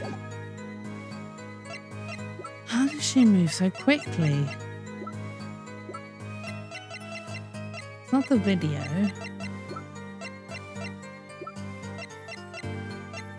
I want to present the brooch, but I feel it's not the right thing, but let's just save. Let's press this statement again. Just gonna let it run through because we've read it already. I'm not gonna read it again. Okay. Discrepancy. Is there evidence? No evidence? Prove that. What's your professional opinion about this one, Trucy? Sorry, I don't work in evidence. And I don't work in tricks. I'm an attorney, not a magician, for crying out loud. Really? I'm sure Daddy would have loved working on this. Thanks, that makes me feel so much better. Well, I don't know about all of you, but I find this mystery fascinating. And I'm not letting this trial go any further until we get to the bottom of it. The defense will continue the cross-examination until we have some answers. Easier said than done. Alright, let's do this one. And it was Darian's voice you heard. Yes, I'm certain it was him. A matter best left for later, yeah? Put that forehead of yours to work on this illusion first. Hold on, I think the identity of the killer is a little more important, don't you? Important, Smortons. Objection overruled. Tell us about the illusion. No use trying to avoid the problem at hand, Apollo.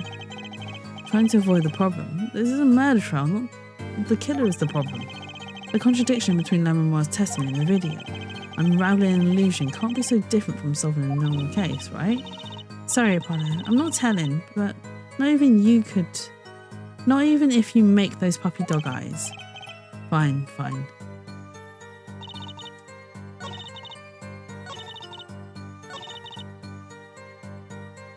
It must be the statement, but I don't know what I'm presenting as evidence. Okay. Come on, Janty, we got this. Okay. So we have evidence. I don't know what evidence to present.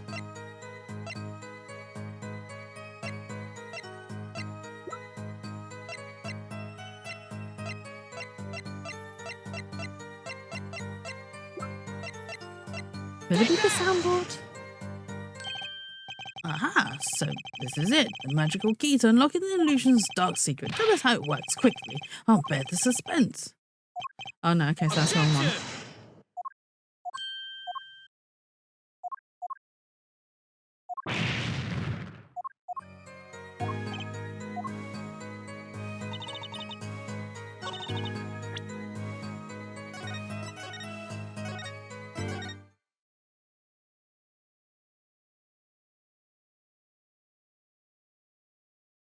Oh, why are you taking so long to load? Okay.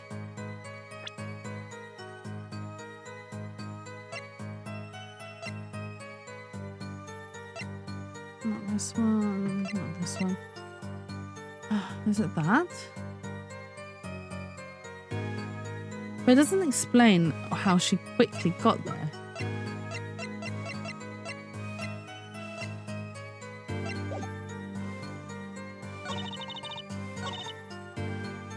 I feel like Clavier's keys might have something to do with it. Aside from the fact that it was heart-shaped, I think there's another reason why they stole it.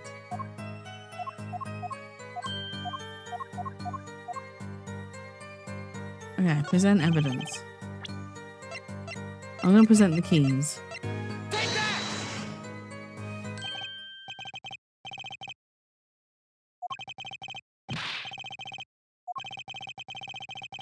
Nope, not this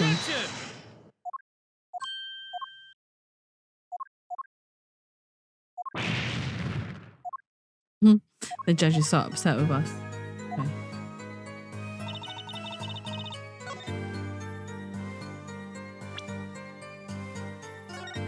gonna load up.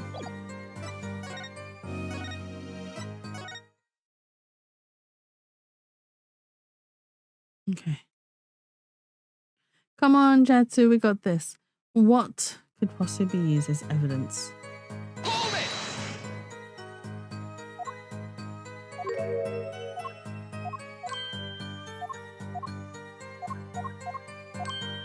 Okay. Present evidence. Wasn't the brooch? Did I present the keys already?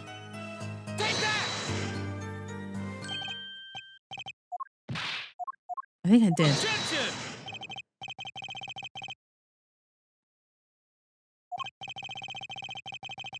Oh, okay, yeah.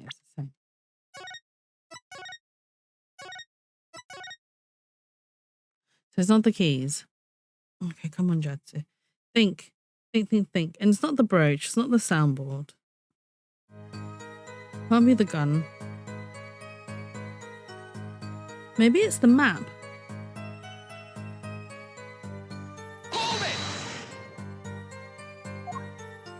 I'm literally just scumming my way through. Okay, present evidence.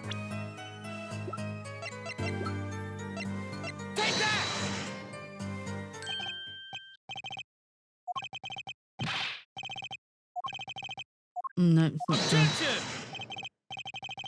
It's not the map either. What in the world? What could it be?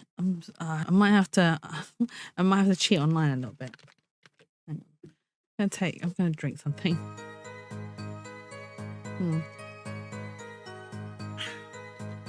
Right, we're gonna check online. Because I don't remember. I don't know what could be the evidence used to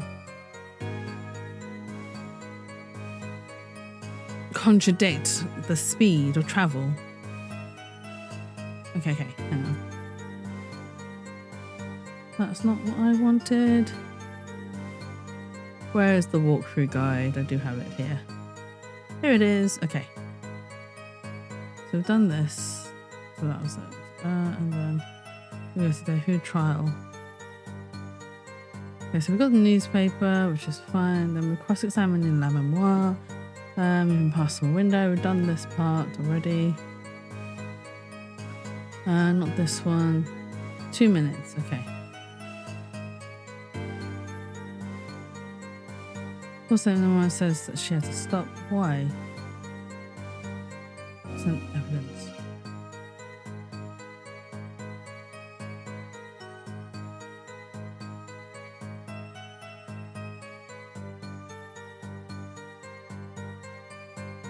Hang on, no one says she had to stop. Why? When given the choice, present Lamos. Oh, so it was her brooch. I was right in thinking, but I didn't understand why.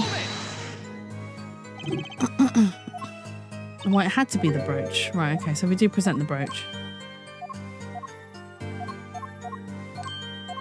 I should have just trusted my instincts.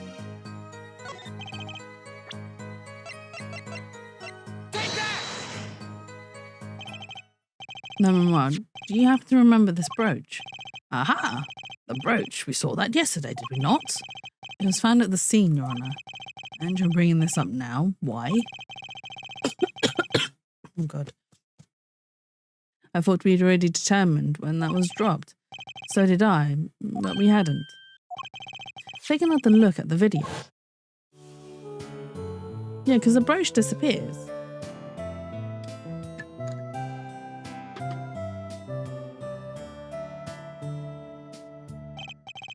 Here, you can see she's wearing the brooch. So she is. Let's look a little bit later.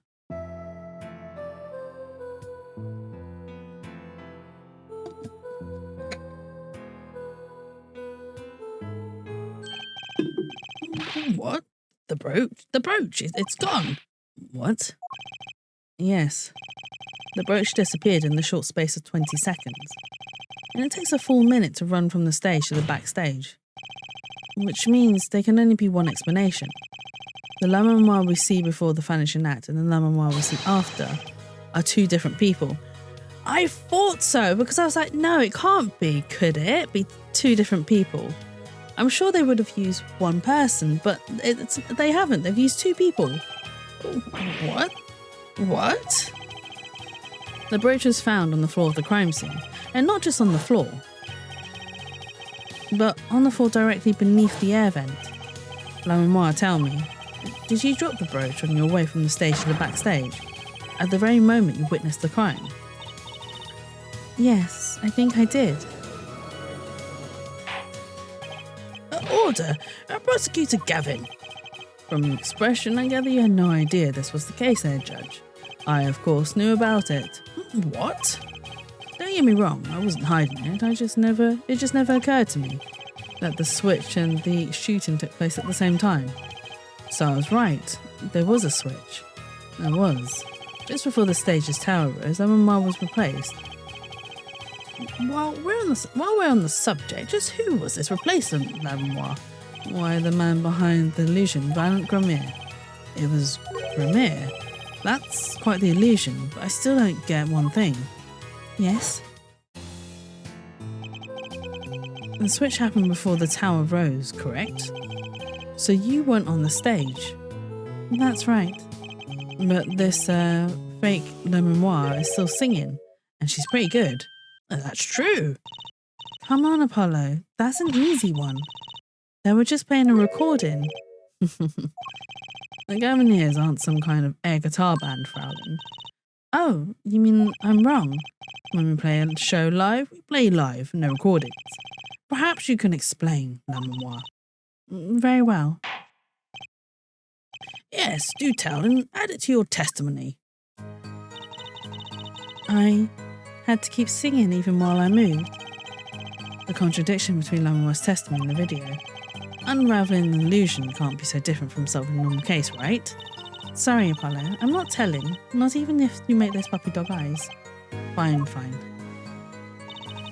Oh, okay.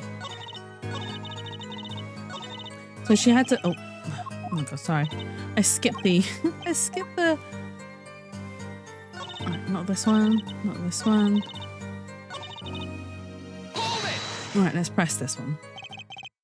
You were singing? Yes. Mr. Gavin expressed a dislike for recordings. So I used this. Wait. So you were singing the whole time? Even when you were crawling above the ceiling toward the backstage? Why should it matter where I sing, when everywhere I go is the same darkness? But if you were singing while you were walking...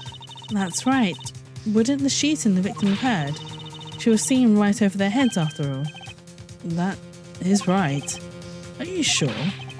You'd have to be pretty hard of hearing to miss someone singing in the ceiling. Once again, we come back to the state of the scene of the crime. What state? I know what he means. That old speaker, Apollo. The speaker? That speaker was blaring at the same time as the murder. Ah, that's for monitoring the stage from this room. Monitoring. It pipes in a real-time feed from the stage microphones, useful for knowing when your set is coming up. Satisfied? That dressing room was fitted with a large speaker playing a direct feed from the stage. At my request, actually. So La Memoire was singing in the ceiling. Sounded just like La Memoire singing over the speaker. Ingenious, her voice was hidden by her own voice. La Memoire? I have just remembered something. Do tell. When I heard the noise, the gunshots, yes? It startled me, so I stopped singing. What? I forgot the words I was supposed to sing. The song stopped. Thankfully, it was the very beginning of the second verse, so not many would notice. Forehead, that mixing board I lent you, where is it? The mixing board, huh? That machine, Apollo, the one that breaks music into tracks. Oh, this. I'd completely forgotten about it. Let's take a listen.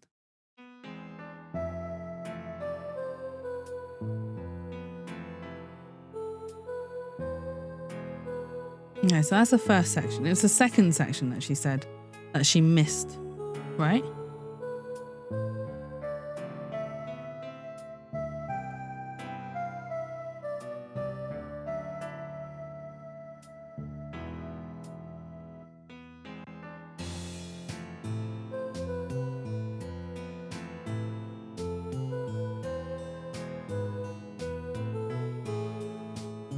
Oh, she did miss a beat though.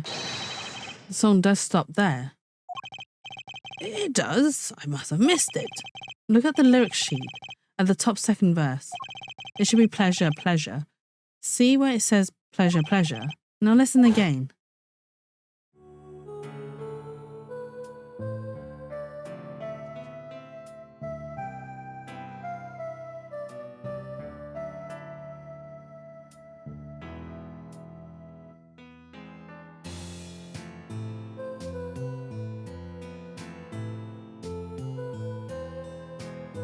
Yeah, she missed the beat.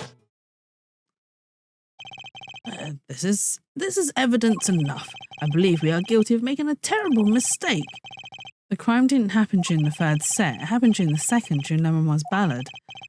If that is true, then no one on stage during the second set could have been the shooter, which means that Darren Crescent could have done it. He wasn't on stage for the second set. Well, Prosecutor Gavin, fascinating. I don't believe I've ever seen a trial turn around quite so thoroughly. Yet one problem remains. Oh, what's that, Prosecutor Gavin? Air Forehead's theory does have a certain kind of logic to it. Yet it is entirely based upon Lemonmoir's testimony. Yes, is there a problem with this? Well, it's quite simple, though it pains me to say it. What if she's lying to protect the defendant? But you have no proof. All I'm saying is that the truth is as yet unclear, until we hear directly from the man himself. The man you don't mean? Yes. Though he is a friend and band member, Darren Crescent must take the stand. I see no other way. As someone with a new perspective on the case, as a suspect, to be frank, Clavier is siding with us. I think even he's starting to suspect Darian. Finally, the rat's coming out of his hole. I'm ready to catch him. Darren Crescent, get ready for justice. This is as good a time as any to pause for a brief recess. The prosecution will summon the witness, have him here and ready by the time we begin. I'm the last man who needs to be reminded of what his duties are. Very well, court is adjourned for a 15-minute recess. Let's go, take a 15-minute break. Ugh. Oh, I need to roll my shoulders a little bit. I'm sat hunched on my desk, which is really bad. Oh, no. Yes, overwrite it, please. Okay. Yes, we are going to continue. So what I might do is I probably will be able to finish this case, and then we will, because I think there's one more chapter left after this, and then we'll start the new chapter next week, which I think is a good way to go about it. Yeah, I'm going to take a quick drink. If you've not hydrated for a while, please make sure you do so. Group hydration. Yeah. Okay. Also, I did mention that we are still doing the charity event, even during a non-spoopy stream. So if you do have any spare change that you'd like to donate and do a good deed, please do consider donating to the Blue Cross. And if you obviously meet a certain tier, you can claim a charity incentive from me, which there is a list of items that you can redeem above my head. I think it's visible for you guys. I don't think it's too small. Give us your money. Exactly what Tyria said. Give us your money, which is funny. So at my previous workplace, one of the directors was being really stupid, and so we had to record. Well, we didn't have to, but he wanted to do a recording, like a voicemail recording for each department. And so he was doing a recording for the finance department. And one of the things he did, which he did out of like as a joke thing, he's like, "Oh, welcome. This is blah blah blah company, accounts department. You've come through to the answer machine. Please leave a message with your name and number, blah blah blah." And then it was like, "Please give us your money" at the end of it. And then he'd forgotten that the thing saved. So for a whole entire, I don't even know how long that voice message was on the phones for, but for like a good while, it literally was just him being really professional. And at the end of that, give us your money. God knows how many customers heard that. It was really funny. I had completely forgotten that's what happened though, until Tira was like, give us your money. Triggered a memory. That director was absolutely terrible as well. So like on a good day, he'd be an amazing director. Like he'd be like, get this done, get that done. Brilliant. But when he was in one of their moods, you just knew to just stay out of his way. Or like if he's suddenly really nice to you, you also knew he was up to something. You'd be like, you've messed up somewhere. You want me to clean it up, don't you? That's why you're being extra nice to me. Not fun.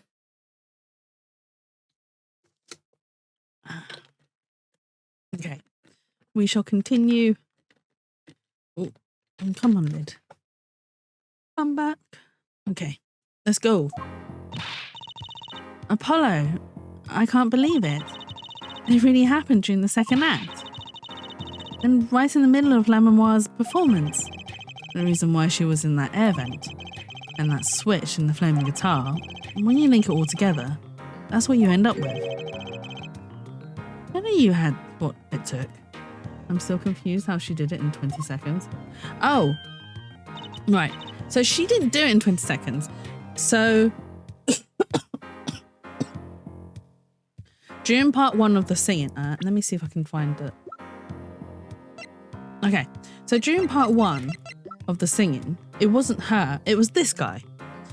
This is Valent's grimoire or Grimier. Why did I say grimoire? It's Grimier. So during the first part of the singing, it was this guy, Valent Grimier, who was on stage dressed up as her. Whilst that was going on, he was pretending to sing. She was singing backstage the whole entire time and making her way from that section of the stage over to the other part. So then he did the disappearing first act, and then she reappeared with her face, with her veil hiding his face. Yeah, exactly. And then obviously when they did the teleportation act, and then she reappeared, that was the real Lamoire.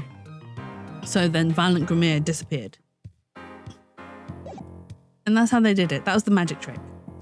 Ah, Daddy. I mean, yeah.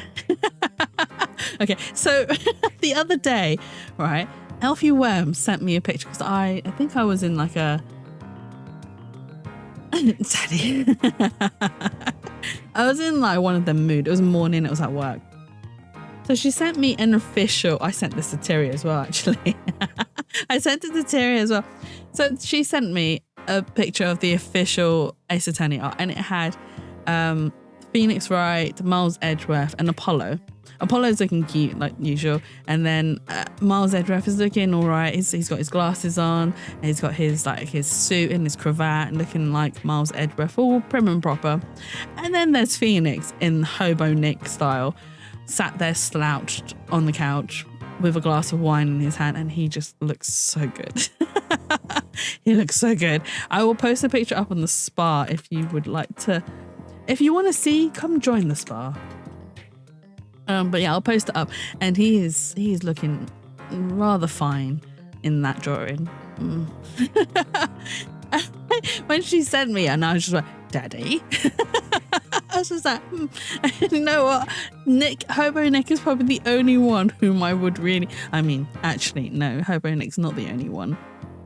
There are a couple of other 2D characters that I am a big fan of. So Kakashi is definitely one of them. Kakashi is like the OG liar. Yeah, liar. He called me out there. So Kakashi is definitely number one. He has been my number one for ages. I collect a lot of Kakashi stuff as well. Is Kakashi a joke to you? No, he is not, Tyria. But no, Kakashi is definitely number one.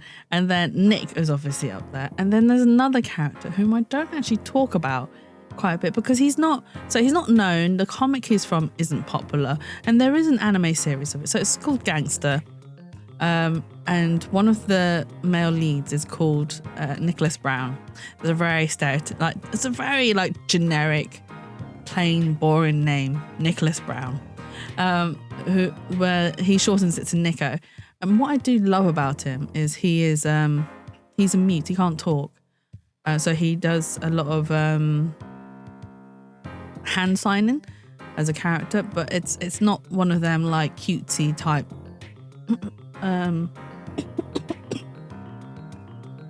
It's not like Sign of Affection and was it The Sound of Your Voice? Is that the anime? So it's nothing like those two. It's a very action shonen based manga and anime. But the reason why Nico Brown isn't, that's the actual name of the Sound of Your Voice. Yeah. So Nico Brown is what is considered a mutant, and because of that, every mutant has to give something up, or there's something wrong, defective about them. And for Nico, it is his voice. He has no voice. Well, he does have a voice. He just can't talk. And then when he does, it's not very coherent. But yeah, he has a very, very sad past. And that's also another thing that I love about characters. Characters with really sad pasts, like really traumatically sad past. I am... If you did not know Jatsu already, Jatsu really likes traumatic and sad based stories. That is my spiel. I can fix it. Do you know what though, Tira? He's not bad. That's the thing. He doesn't need fixing. There's nothing wrong with him. Except for his... I'm gonna have to introduce you to the comic. I will put it up there in the spa. Well, I won't put the comic up there, but it's just the story, just everything about it. There's just layer upon layer of like lore, and that's another thing that I like about certain story writings, when there's just little snippets of things that are linked together, and then you discover that all the little pictures or little links build up to a much bigger picture, which is this type of story writing that I really enjoy. But yeah, no, I'll show you the story and I'll show you pictures of him. And what's even funny is that he's not even tall, he's short, and he is laughed at for being the shortest character in the whole entire series.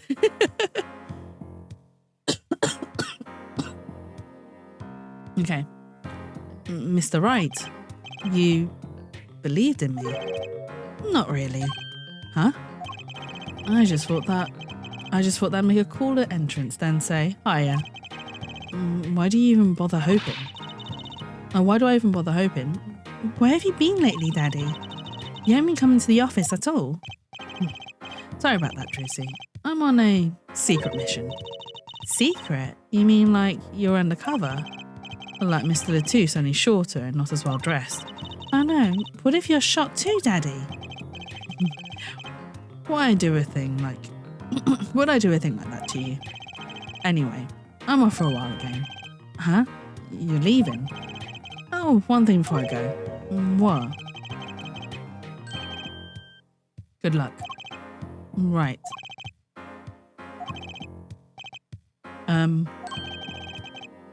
Is that all you came to say? I think you have things pretty much under control. You'll get matched to buy off the hook, no doubt. Yeah, but you're after that detective, aren't you? Darian Crescent. It won't be easy proving he did it, especially not under the current court system. The current court system? What did Prosecutor Cavan? Why did I say Cavan? I think I tried to say Clavier and Gavin at the same time, so it came as Cavan.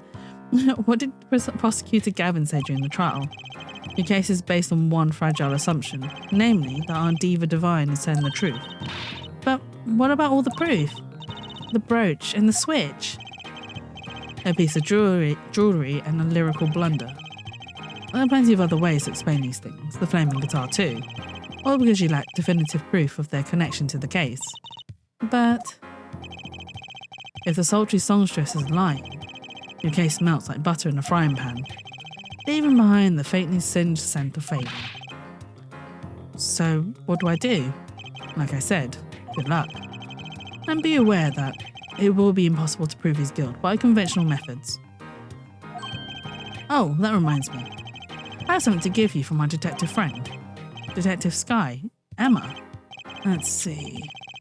This bag of snacks here was meant for me. Ah, here it is. What are those, Daddy? They don't look very good snacking material. They were found at the scene. Analysis of the fragments revealed traces of gunpowder. Gunpowder? Probably a firecracker or something similar, like the ones kids are into these days. These fragments were found under the sofa at the scene of the crime, actually. Under the sofa? Hey, Apollo, that's where we found that little device thing. Right, this. Well, finally some evidence that makes sense. That's all from me, I suppose. See you after the verdict, maybe. Right. Every man has an igniter inside him. Excuse me? Find Darren Crescent's igniter and set it off. And he walked out the door just like a magician, normally. Oh my god. What does he want us to do? No conventional methods. What does that mean? I guess we just have to take his advice and hope it makes sense when the time comes. I guess. We're almost at the finish line. Hang in there, Tracy. Oh, come on, throat. Don't give up on me now. A court is now back in session. Prosecutor Gavin, where is Detective Crescent? In the witness lounge, ready to be called at any time. Very well. Might I add, I don't believe any of this. He, Darian, was the first detective I ever worked with. We stopped working together when he moved to criminal affairs. Oh my god. Oh, that caught me by surprise. Division 3. But his guitar playing fires my imagination. That's nice, but it has nothing to do with the matter at hand. Correct? Oh, I know. Forehead. Ooh. I think Clavier's going to be really upset with us because we're going for his friend. Very well. Call the final witness to the stand. Detective Darian Crescent. Name and occupation, please. Darian Crescent, Detective, Criminal Affairs, Division 3. That's the International Affairs Division for those of you who didn't know. And I'm a guitarist for the Gavins. Maybe you've heard of us. Do you fully understand the circumstances under which you stand before us today? Yeah, I understand, Your Honour. What I don't understand is that you let this happen, partner. You gave me your word I wouldn't be standing here. The situation's changed, Darren. And don't call me partner. There. So much for old friends. You see what you're doing, Darren. You're pressing the prosecution. Your Honour, if we would begin the trial, since high time we did, let's hear your testimony. You may begin with your response to Lamemoire's testimony, if in fact you have anything to say about it. Oh, I got plenty to say. Mine must be a national pastime in Borgnia. And wherever you're from, Mr. Justice. Conventional methods are out of the window, huh? Here goes nothing. You got this, Apollo. Take him down! Sorry, give me 2 seconds. Take down Darian Crescent. And we'll win the world.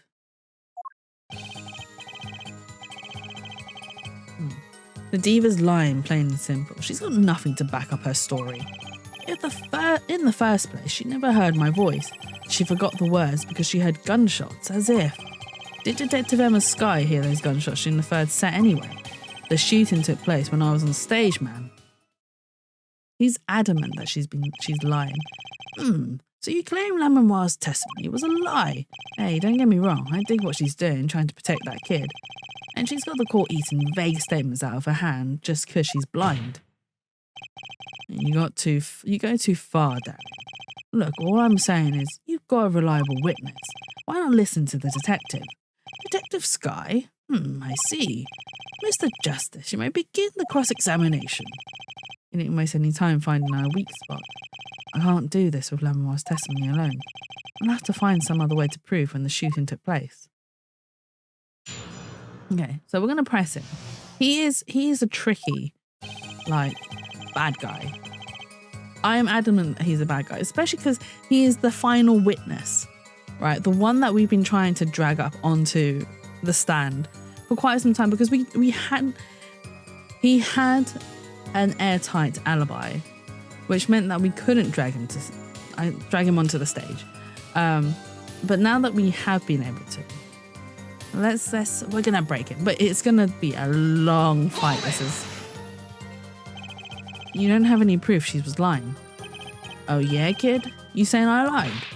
No, I'm just saying, Apollo, glare back at him. I couldn't help it. I flinched my reflex. Detective Crescent. Yeah? What do you want? Nothing. Apollo, chin up, back straight. You're wilting. This guy's hard as nails. He makes Wacky look downright cooperative. Oh, look, there's no way the diva remembers my voice. I really like his side profile, sorry. You never talked to her even though you were playing in the same concert. Not a word, as far as I can recall. But weren't there planning sessions or something? Gavin took care of all of that himself. Look at his side profile. He's so pretty. Like that jawline, that neckline. Sorry. I'm just admiring the art. This is why I like drawing. Because I can draw things like this. Well, I can't draw. Well, I can kind of draw things like this. Just about. But look how pretty he is, aside from the hair. Darren wasn't involved in any of the meetings with her. As if you can just go around remembering everyone's voice like that anyway. Only an idiot would believe that. Lamoire's hearing's very sensitive. She could remember him if she heard him, I'm sure of it. I just can't prove it. I need proof.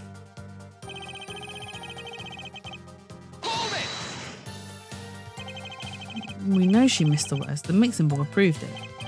Oh yeah? There was a mistake, but blaming it on gunshots is just a lame excuse. What do you mean? The mixing board proves what? It proves there was a mistake in the song, a missed cue. So, she just flubbed it up big time, that's all. She spins this story about a gunshot to protect a kid and cover for her own goof.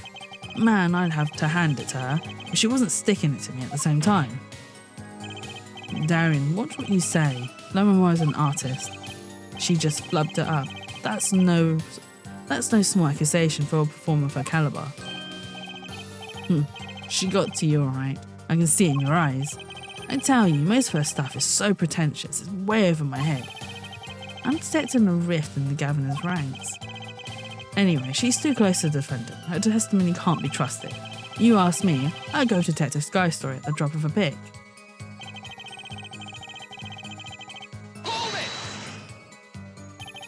Actually, I was there too. So I hear. Which means you heard them too, right? The gunshots. Yes. We heard gunshots. Neither I nor Emma actually saw the shooting, mind you. I guess you and Lamoire got the exact same excuse then. We know one thing for certain. There were gunshot-like sounds that emanated from that room during the third set. What we must determine is whether those sounds were actually gunshots. Maggie heard them too. Remember he said he ran for the air duct when he heard them. So how do we figure out just what those gunshots during the third set were?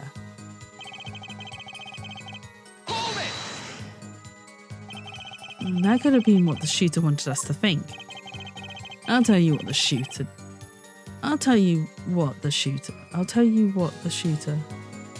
That kid wants you to think.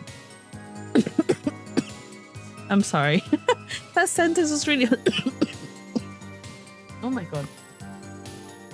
That sentence is really hard to register. I'll tell you what the shooter that kid wants you to think. He wants you to think the diva heard me in that room. I'm back to relying on Lamoire's testimony. As much as I'm enjoying the Darren and Forehead show, there's no need for such tempers. Don't make us into some comedy duo. This mean the Gavin and Darren show is cancelled. Neither of your claims can be proven nor disproved. We could argue for days like this and get nowhere. Prosecutor Gavin is quite right. This court will hear no further discussion on this topic without new facts. New facts, huh? He's pretty eager to paint Lamoire as a liar, isn't he? Yeah, because the testimony is basically our entire case. This is tough, so what do we do? I've got a few ideas. I just need to find another way to prove it didn't happen when he says it did.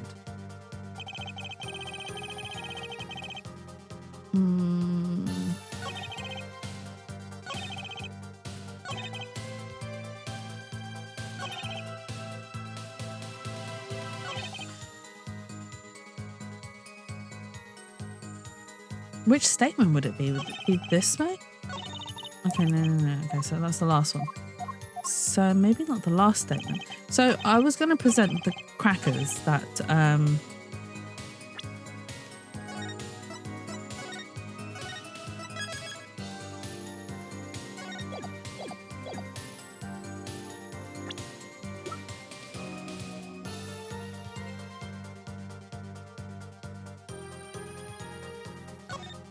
can I? Oh, I can. So you think this was some kind of firecracker? Yeah, or one of those noisemakers that you shoot off on New Year's. Did you know that in China they use firecrackers on New Year's to scare off evil? So it's kind of the same thing. Really? I had no idea. Well, did you know this? It takes more than 500 peanuts to make one 12-ounce jar of peanut butter. At least my useless fact has something to do with the evidence. That is true though, what you said. During Chinese New Year, we do set off firecrackers to ward off evil. However, firecrackers are also illegal in a lot of places in China and in Hong Kong. So you're not allowed to actually set them off. Unless you're in like a really villagey sort of area. So you can't set them off in like cities and busy towns, but you can set them off if you're from a very tiny village in the middle of nowhere. It's because the sounds can be... it's not so much to do with noise pollution. I think it's like the confusion of sounds. Good. I mean, it's not like they set them off all the time, and it's only like one lot, and it's not even during the night either. It's literally in the middle of the day that they get set off in China. I don't think everyday people should be able to buy explosives. That is also true. I mean, it's the same with fireworks as well. They can be so dangerous. I actually have a story. When I was younger, so we don't do fireworks anymore these days, mostly because they're quite expensive. And the most we'll do is like, the sparklers. But we don't even do them. My sisters might, but I don't, because I'm actually really... So when I was... It's not like I've got... It's not like a PTSD sort of fear. It's just a fear that I developed as I got older. I can't actually deal with sparklers because I'm afraid of them. And especially as the closer the spark gets to the bottom of the sparkler, the more afraid I become. It is the exact same fear I get from lighting a lighter or matches, which I can't do. So anyone who hands... Someone was like, oh, Jatsu, can you light this up? I will try, but it will take me forever to do because of my fear. So I will sit there like trying to... the flint bit of the lighter, I will sit there and I will like click at it for ages, and I'll be too scared to light it because of the fire. The flame's too close to my fingers. Basically, it's too close to my fingers, and it's scary. It's just too scary. And it's the same with like matches as well. The flame's too close to my fingers for comfort. I can't do it. The poof. What poof? Is that what it's called? When you had one shoved in your face, how do you not have PTSD fear from that, Tyria? But no, sparklers is another one of them, like fire fear based things that I've got. So I can't hold them, or like I'll be able to hold them to a certain point where I just have to put it down or like dip it into the water, which seems like a waste of a sparkler. So it'll get like halfway and I'm like, yeah, no, I'm too scared now. And I'll dip it into water. My cousins, when we were younger as well, for my cousins, I'd just be like, I'll let it burn to about halfway and then I'll have to hand it to my cousins. So here, take this, please. Just take it. And they're like, why? You haven't finished it. So just enjoy the rest of my sparkler, please. I can't deal with it. No. When the flint lights and it catches the gas and it goes poof. Oh, yeah. But it's not even that part that scares me. It's literally the flame bit. I really can't deal with it. So you know those, you can get those hob lighters of the really long stem bit. I can do them because they are far away enough from my fingers for me to not be afraid. I know, I punched a kid and they got grounded for ages. I was like 6. Oh my God, Tyria punching another kid at the age of 6. She was violent from the day one.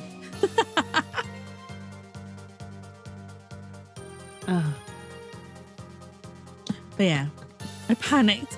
Well, yeah, I'm not surprised you panicked, to be honest. Having a sparkler shoved in your face isn't exactly a pleasant experience. Anyone who stays calm in a situation like that, just brains of steel. They jabbed me in the face with a sparkler. I was just, yeah, you were justified. Some things were found at the crime scene after yesterday's trial. Oh, what things? The first was this small device. My fight or flight reflex is strong. I mean, my fight or flight reflex is pretty okay, I think. Actually, no, it's not. Sometimes it's not. Sometimes where it should be a flight response, I just stand there. I just stand there. I'm just like, huh? Was that supposed to be a fight or flight?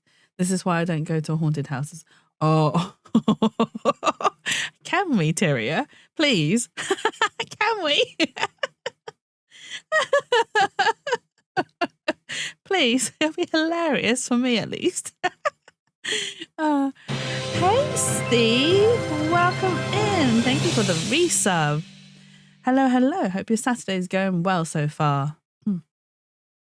Oh, Steve, since you're here, I know you're someone with plenty in your pockets. Do you want to donate to charity? Do you want to cleanse your soul a little bit? Oh, thank you for the shout out here. Oh, wait, hang on. Do I? Oh, it is. It is. It is working. Real genuine crab. Oh, this is when you're playing Dead by Daylight. My face is red. Oh, do you know I'm what? Sure someone will clip that. No, please And then it don't. will get posted everywhere. Well, it's been shown everywhere. Actually, do you know what? I'm actually glad it's not the whimpering clip. I'm glad it's not the whimpering clip that's come up. Oh, dear. But yes, if you have spare change that you'd like to donate and do a good deed, please do consider donating to the Blue Cross.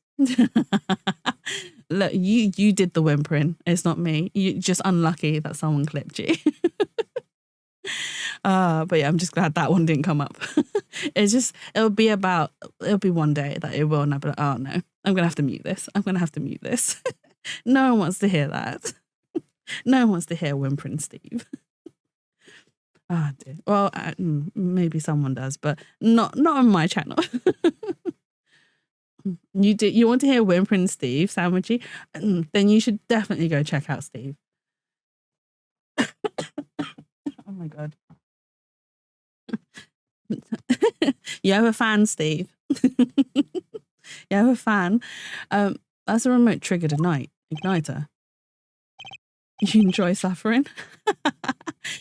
I wouldn't say that whimpering was him suffering.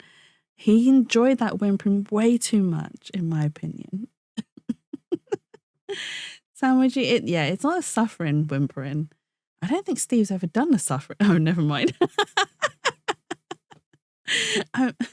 Facts. Exactly. It was a very different type of whimpering. Correct. And one more thing. What are those? The remains of something burnt? Not another guitar. Traces of gunpowder are found on those fragments. You have a report that it was something like a firecracker. Eh? How did Gavin know about this? What? You think Detective Sky works for you? I received a report this morning before coming here. That's when I made my decision, actually. What decision is this, Prosecutor Gavin? I registered Darian as a witness in today's trial, and just in case. He is betraying... Oh, he's betraying... Well, he's not really betraying his... Oh. Was that you, Steve? Did you... Was that you, Steve? Thank you so much. You know, I was only kidding, by the way. Thank you so much. I know you dominated. What? Oh, no. Why did I say dominated? Oh my god. I think that's an anonymous person. Oh, the wrong words came out. The wrong words came out. Oh no. That's not what I meant. That's not what I meant. Thank you so. I know it was you, Steve. Thank you so much. Honestly,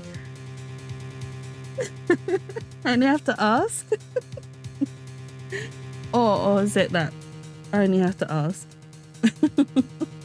Right. Thank you so much, Steve. I know you donated it anonymously. Oh my god. But if you do want to draw in, please let me know and I will draw it for you. Okay? You don't have to, don't be shy. Okay? But yeah, thank you. You are amazing. I know I don't praise you enough sometimes, but here you go. You're an amazing human being. Thank you. Imagine if it wasn't, that would be so funny. It's true. If it wasn't Steve. I don't know why you bothered doing that as anonymous. It's obvious. He is one of the more financially stable people that I know. Oh dear. But thank you. Very sweet of you. Oh, that's the fact that I said dominated instead of thank you for the donation. It's gotten me really flustered. And I can't believe I said that. Oh no. It's gonna be held against me. Oh, okay. Simon said, what do you mean Simon Says? You are not redeeming a Simon Says. No, please don't redeem a Simon Says. Ah, wait. Hang on. I need to do something.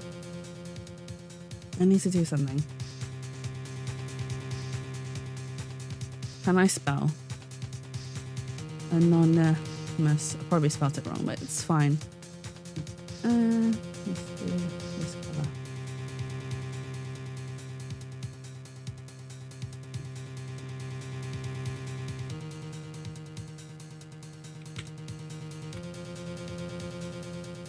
Sorry, bear with me 2 seconds, guys.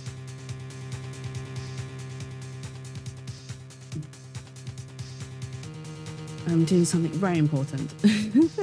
I promise you, it is important. Because and then no. Oh, doing this live is really difficult. Not that much. Yeah, there we go, to the right size. I'm also not ignoring chat, I promise. I just can't see it right now because I'm on a separate scene. Okay. Ta-da!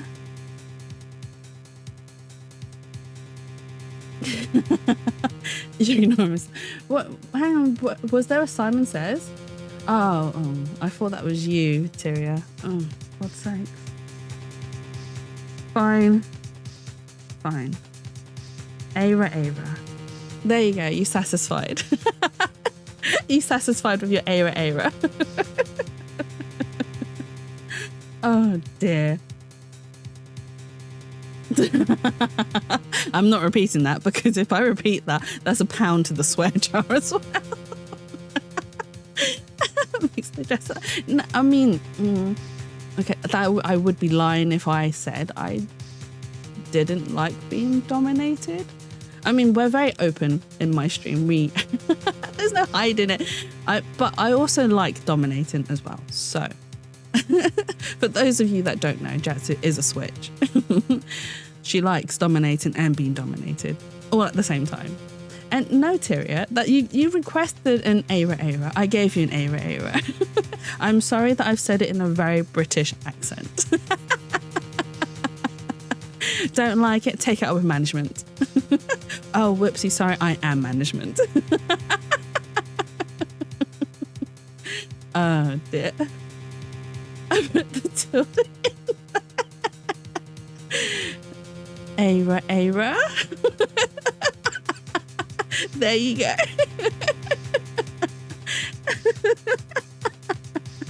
You're not getting it. You're not getting a proper one out of me. Shameful. No. Heartbroken. Oh, I'm sorry. Here, let me get some super glue and I'll glue it all back together for you. I'll make it whole again, your heart. Why do you guys do this? You take me out, like, you make me do things that can be taken out of context every single time. This raises another possibility. Those gunshot-like sounds during the third set. Because I'm bored. So I'm your entertainment now. I'm your monkey, am I? Literally, Tyria coming into my chair. Dance, monkey, dance. Could have been 2 firecrackers rigged to go off by remote control. Yeah. Look, Tyria, I'll send you an Era in private, all right? I'll send you a better one later. You got an active imagination, don't you?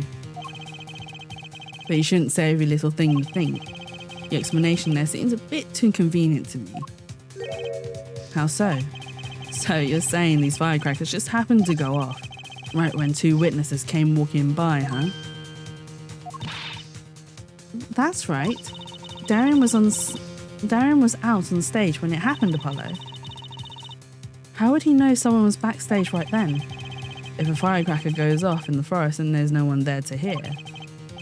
I'm going back to lurking and drawing naked men. Yes, draw the naked men. I want to draw more naked men.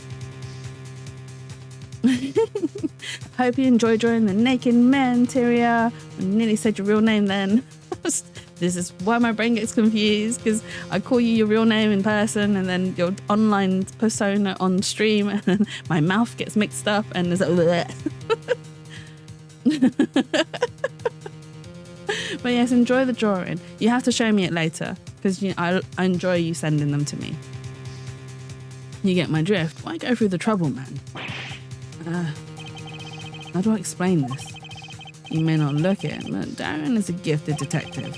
Show any weaknesses and he's sure to find it. You may not look it, partner. Gee, thanks, man. That reminds me. I happened to pass through that very hallway several times that day myself, and I saw something odd there, just before the third set. Something odd. A headset, the kind all the band and staff members were wearing. That's how Darian knew. That's why that headset was there. I did wonder, because I was like, why is that headset there? Because it was on the floor right by the door. I rhymed. I rhymed. And we did walk past it several times and we were like, well, why is it there? So clearly Darian was listening in to see if someone would walk past. And just as they did, he then set off the firecrackers to then make it sound like gunshot wounds. So then they go bursting in and they find Romain Latouche on the floor, dead. That's right. We picked this up in front of the door to the dressing room. What if that headset wasn't dropped, but placed?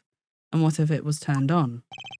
You could hear what was going on in that hallway, even if you were out on stage. Fair. Whose side are you on, Gavin? Listen to me, Darren. There are no sides in the court of law. Which is why I now turn to you, Air Forehead. I have a question for you. Huh? For me? Igniting the burnt fragments that were found at the scene of the crime. It's certainly a possibility that they were part of a ruse to fake the sound of gunshots.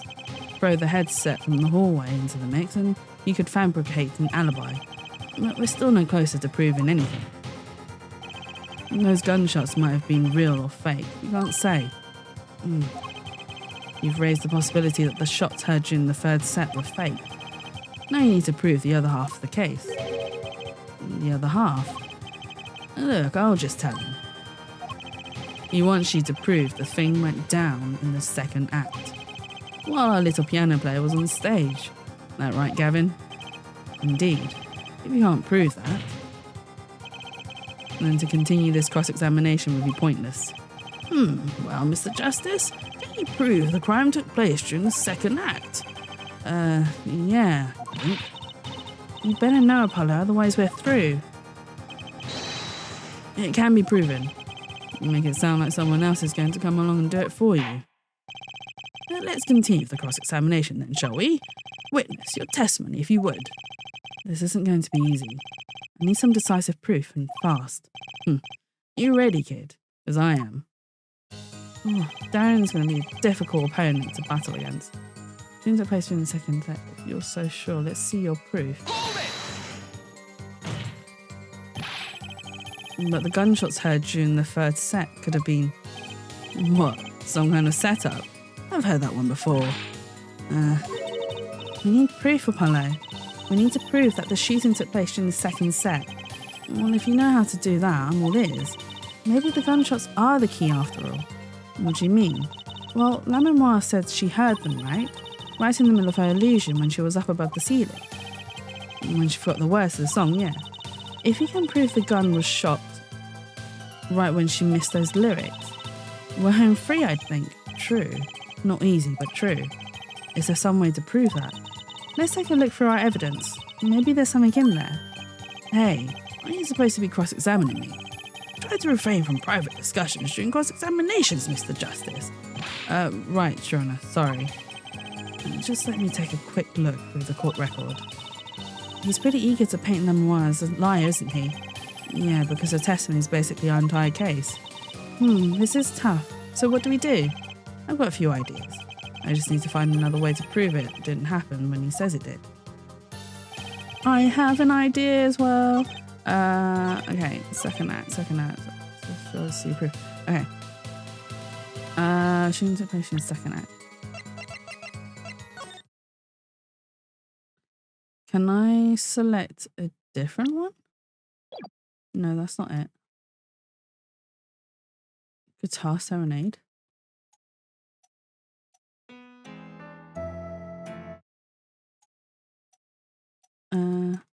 Wait, so that's her singing. Okay, next section. Oh, you can hear it. In her voice audio, I thought it would be a different track that we'd hear it from, but it's actually her. Right, okay. We can hear it. Let's present it. Because I did wonder, because if she missed her lyrics because she heard the gunshot, would the recording actually catch the gunshot? And it did. So yeah, good thinking, Jatsu. Well done. It seems there was a clear proof left behind. Right here in La Memoire's song. A song? What exactly is this device thingy? A new variety of gramophone, perhaps?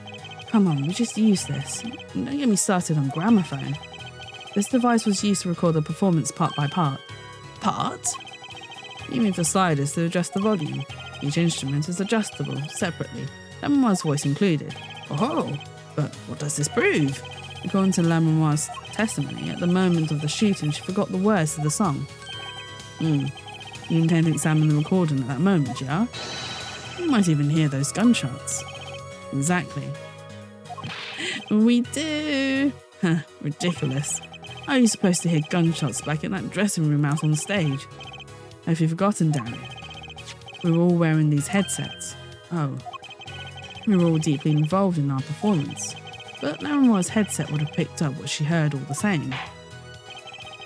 And let's get to analysing that recording. Right now. Lamoire stopped singing when she heard the shots fired. Find that spot and I'll find the gunshots. We already found it. Okay, so we will lower everything apart from, and then we do the next section. There we go. Present. Your Honour, listen closely to this part. This is the track with Lamoire's vocals. Oh, they're going to play the whole entire thing? They're going to play the whole entire thing? Okay.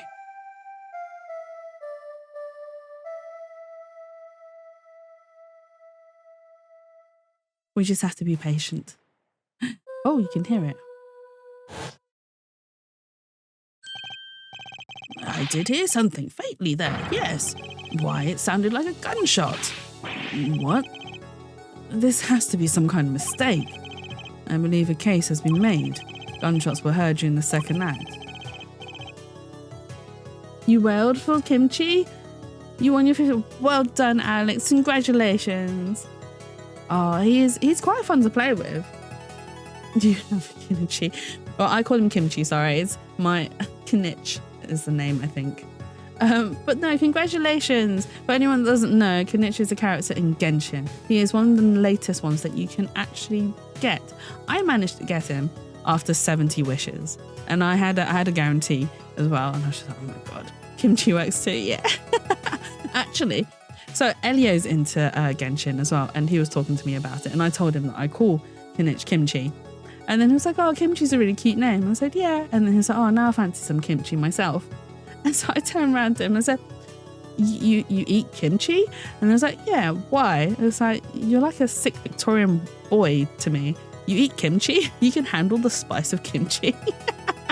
And he was like, oi! Bless him. He uses the power of Dendro, not we. Thank you for clarifying, Alex. Thank you so much. But no, I hope you enjoy him. I need to look him up and see what his leveling and ascension materials are, because I literally won him. Kimchi's not my cup of tea. Oh really? I mean, that's fair enough. It does have it does have an acquired taste. Wait, did you say Elio or Elliot? Elio. His name's Elio. Cooked kimchi is good though. Kimchi fried rice sandwichy. That is tasty. Has anyone tried a kimchi toasty? I've not tried it yet. It sounds interesting, but I also...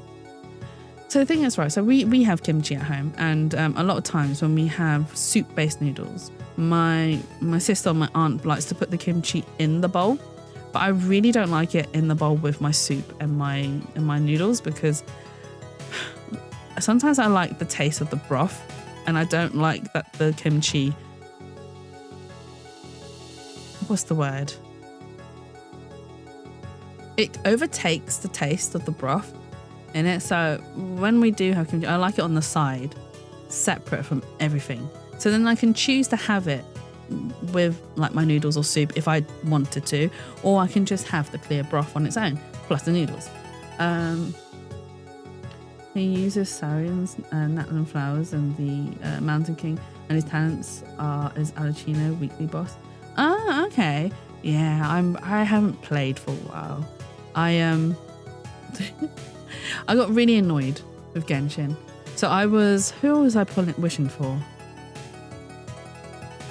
I think I was wishing for... what's the name of that lady? I don't think Elio's been in my chat. So he used to stream. He doesn't anymore. And he's trying to come back, but he's just a bit busy.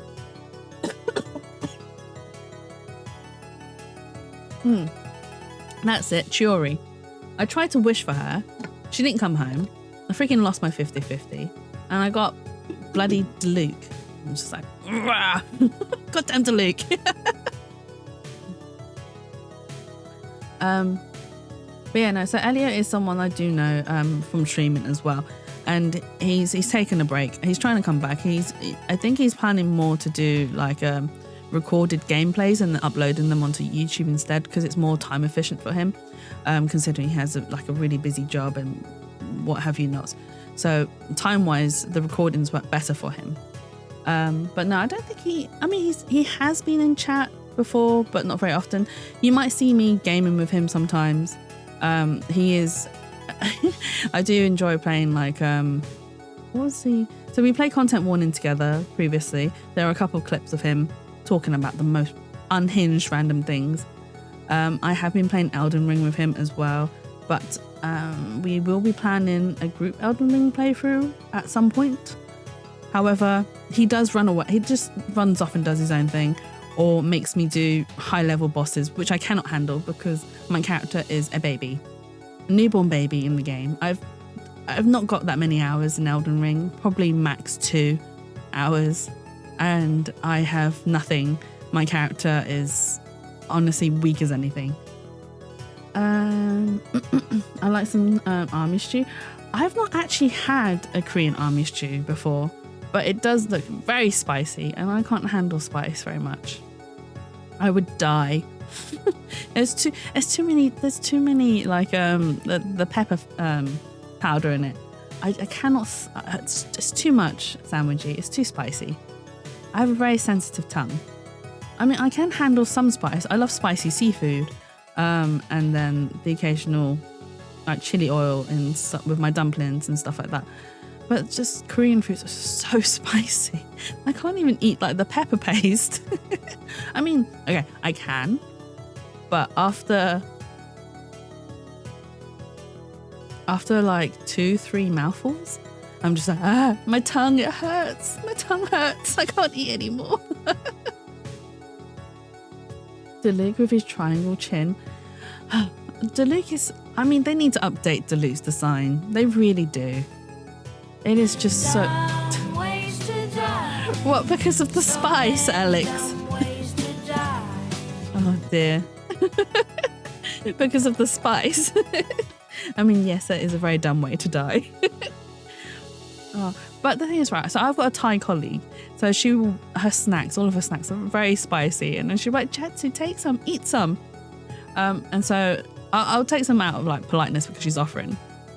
But then she'll give me like a massive handful. I'm like, this is too spicy for me. I can't eat it. Bro is the shape of a diamond. I mean, he was the diamond of Genshin characters before all these new like beautiful characters were released. So he was on everyone's wanting list. Just so you're pregnant. Free excuse? No, she'll know. I see her every day. I literally sit opposite her. She's gonna know. She'll know. No, it's fine. They're tasty, but they're so spicy. I'm just like, my mouth. But luckily it doesn't last for like the whole day. It's only a short moment of pain, which is fine. But no, and then we've told her that she needs to introduce us to some like good Thai restaurants. So hopefully she'll take us out. Well, she'll recommend a place and then we'll go eat and try out some lovely Thai foods. Sorry, with child. No, Alex, no. And then she'll be like, with who, Jatsu? You're single. Be like, thank you for calling me out. It's like, you're as single as anything. What child? Who's this man? Oh dear. Which means La Mama's testimony was true. Her order. So she was telling the truth about what she heard. It was the other man speaking, not Mr. Latisse. Well, what did he say? It's over. Press the switch, now. And just after that, there was a gunshot, and then the guitar caught on fire. I told my friend I was pregnant once as a joke, and he believed me. I'm a guy. I mean, for all your friend knows, you could have been, I don't know. I don't know if Steve's still in chat. I'm gonna say it. I am. Oh dear. Okay. So, hey Faye. Hey, thank you for stopping by. I hope you're having a lovely Saturday. I'm gonna tell a really, unhinged story. So I have really interesting work discussions with certain colleagues, and one of them was if someone offered to buy your body mass, and this is like not just like skin, bones, this is like everything, internal organs, etc. If someone offered you 1 million per % of your body mass, how much would you sell? And you would only be able to sell max 45%. And the reason why is because you can still live a reasonably body mass manipulation. So you can still survive on 55% of body mass. This is like, I'd sell a lot. But you wouldn't have a choice of what you sold, Faye. It's buyer's choice. So the only decision or choice you can make is what percentage you're willing to sell. What they're gonna buy is not up to you. Yeah. So my personal response to that was 0%, because what if they take my eyes? I can't. I have to see this. Is this the me question? It is. It is the me question, and I'm giving context. So afterwards, I obviously asked Steve, and Steve said some things I won't repeat. And he also said 0%. And then I tried to offer my ovaries to Steve, who kindly declined. So Alex, for all I know, you could have bought ovaries from someone, allowing yourself to be a pregnant man. I don't know. It's a different situation. They can have my rancid toxic flesh. The fact that we don't have control over what to sell is the biggest deal. Yeah, it is. It is the biggest deal breaker, honestly, for me. But this is why discussions like this is interesting, because it gets people thinking, and it also lets you understand how that person thinks as well. I'm up for selling the full 45%. I mean, you can still live a pretty okay quality of life with only 55% of you. So the things that we found out that you could sell, obviously, I think the obvious ones were you can sell a kidney and a portion of your liver, depending on how healthy your liver is. And I didn't realize this, but you can survive on just one lung. I thought it wasn't possible to, but you can actually survive on just one lung. Or maybe none of it, depends how desperate they feel. They can't use any of my body for transplants. But what if you didn't have control for that? Although when I asked Tira this, she's like, well, what are they using it for? Is that whatever they want? It's a rich person buying body parts, 1 million per percentage. They can do whatever they want with it. Well, you know, I could probably do up to 25% with one kidney, where my repro organs, part of my liver, my fat, half a lung. Yeah, but yeah, it's not, well, unfortunately, it's not your choice, it's biased choice.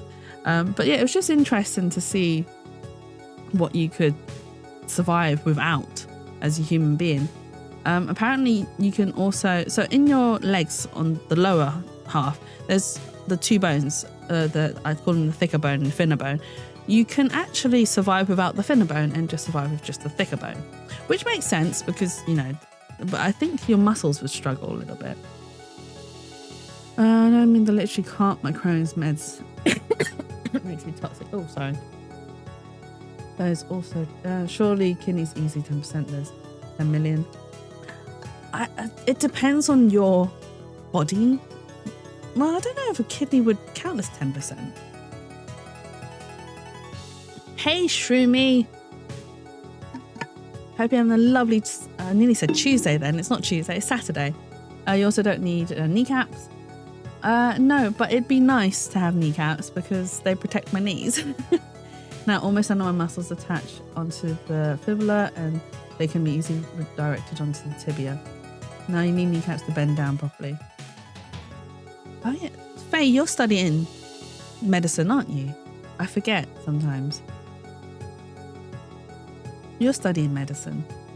We have a medical person in chat who can actually confirm our vetment. Oh, I mean, some of us are animals here, so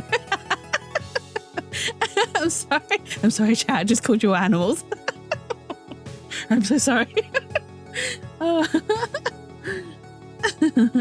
They can take my, and inconvenience. Show me like side eye. You can still bend without them. It's just not as comfortable. I'm just here. And I appreciate you being just here, Shroomy. Oh, poor Shroomy. He only just joined the chat and he's already been called an animal. Wake up, chat. New button surgery just dropped. Oh, new bottom surgery. What new bottom surgery? That's a question. If you're an animal, what would you all be? Me personally, a bat. Oh, what would I be? I don't know, actually.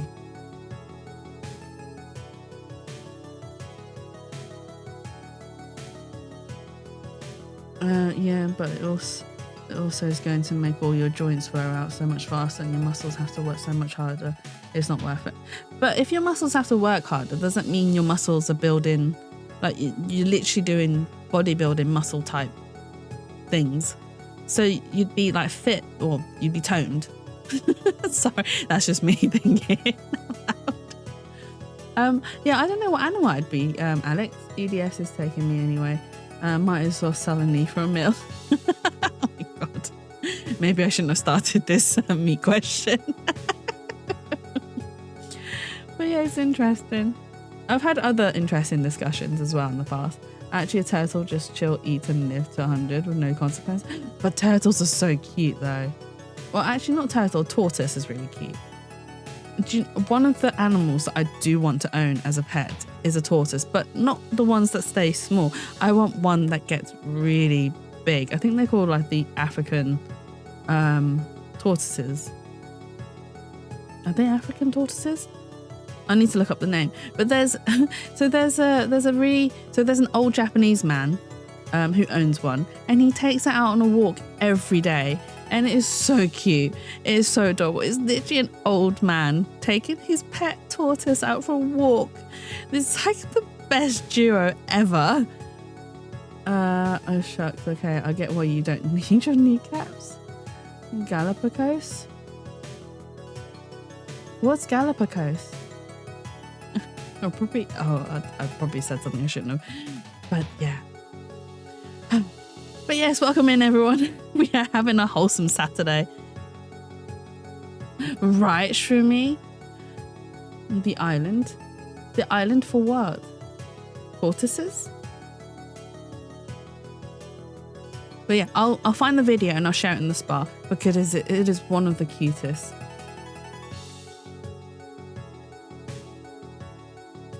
I have no idea what we're discussing.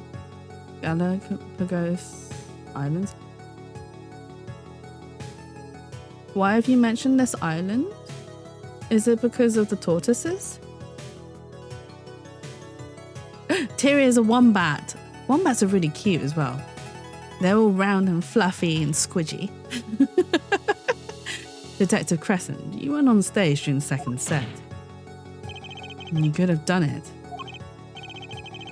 Oh, it's where the giant tortoise is from? Ah, I see. They do pooping cubes.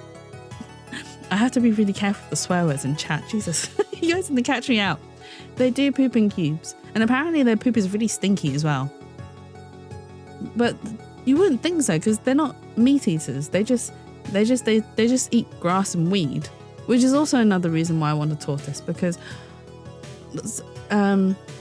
is it terrapins? Yeah, so with terrapins, you don't have to feed them live food, but it is healthier for them if they have live food. I can't deal with like, have you lived with a vegetarian? I have not. I have not. Most of the people I live with. Oh wow, Faye got auto modded for in their butt. I'm going to allow it. You got auto modded for in their butt. That's really funny. Oh god damn it, auto mods. And they have a lot of cartilage in their butt, so they can crush their predators to death with them. They can? I mean, Tyria wants to crush watermelon with her thighs. That's the same difference, right? Same difference, right? But why did we only hear one gunshot in the recording? Weren't 2 bullets fired from this weapon? Buns of steel, oh my god. Buns of steel. Lemon was moving through the air vent, Your Honor. She must not have been close enough for her mic to catch the first shot. But then, as she passed over the dressing room... Don't see a difference. The gun fired again and Miss Letus's life was taken. Well, Detective Crescent. Oh wait, okay, I remember this case. Yeah, this case is gonna be long. Darian's a difficult person because he's a detective, so he's gonna get himself out of this situation very easily. Once again, I am reminded of something. Maybe you are a wombat? New persona, wombat Tyria. Our performance that day. Your performance? Seeing the mixing board jogged my memory. You were there too, Air Forehead. Ah, when Darian missed the beat. What is it with today? Problem after problem, my hog won't start, my guitar case is busted, my guitar's been burnt to a crisp, and to top it all off, someone's dead. And then there was that performance just now. What was that all about? This part is off. Oh, this part is off. Which is that, Second guitar. It was you, Darren.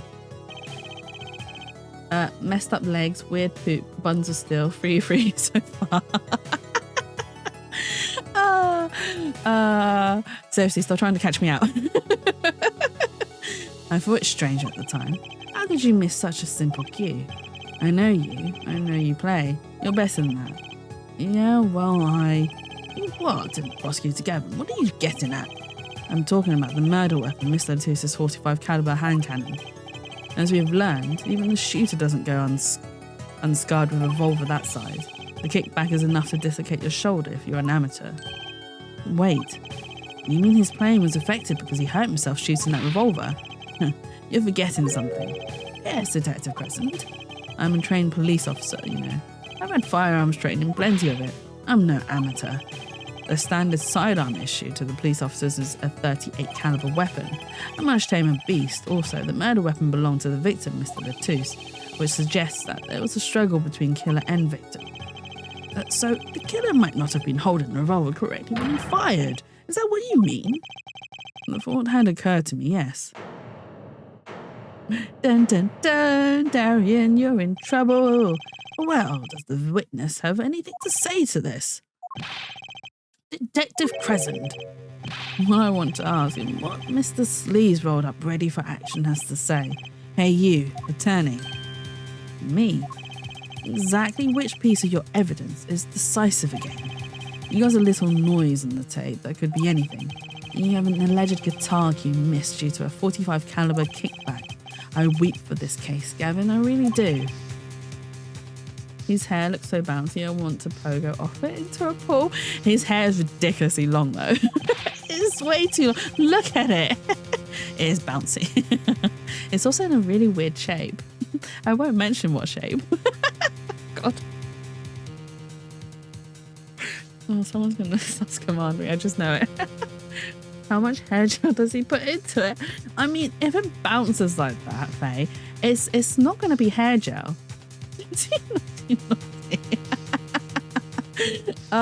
You can sus command me if you want. So if I am, I'll do it myself. I'll hold myself accountable. So if you catch that I'm being sus, you can do a sus command, which will add to it. And once I hit 500 sus commands, I will do a sussy ASMR that will be at the choice of Berry. Berry will get to choose what script I do. She might even write it for me, for all I know. But yes, 500 sus moments, and I will do an ASMR. Damn, I can't have that command. I'll hit 500 so quickly. I mean, to be honest, I'm surprised we're only at 56. I'm gonna admit it on stage. I am pretty sussy.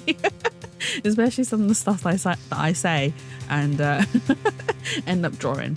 But yeah, I'm pretty surprised that we're only at 56. We can make you hit it fast. No, I'm good. Please don't. Please don't. I appreciate every single one of you. Chat, be nice, be kind. You can line up your little weak pieces of evidence all you want. I didn't shoot that manager, and that's the obvious truth. Yeah, I guess me and Berry aren't in stream enough to judge you. This is why we need to let more people know about it. The witness has a point. The defence's argument, while persuasive and not decisive, I believe we should hear what the witness has to say in response to the case so far. Your testimony, please, Detective Crescent. Tell us your reasons why you couldn't have done it. Oh. I don't remember him. Well, I mean, it's only fair, I suppose, that he gets his chance to say his side of the story. Come on, why would I even want to kill that manager? You want a reason? Easy. I got no motive. This was that diva's first trip to this country, right? How could I possibly know a manager? If I didn't know him, why would I want to kill him? But he does know him. Well, he doesn't know him, but he knows Matchy. And why? Because I believe he is involved with Matchy's, oh my God, what's the word? Oh my God, smuggling. He's involved in Matchy's smuggling of the cocoons from Borgenia. A simple reason indeed. Prosecutor Gavin, is it the case that Mr. Latouche had not been in our country before? According to our records, yes, not even once. I see. Very well. Mr. Justice, you may begin the cross-examination. Great. Now I need to find a motive. I mean, that's always been the case.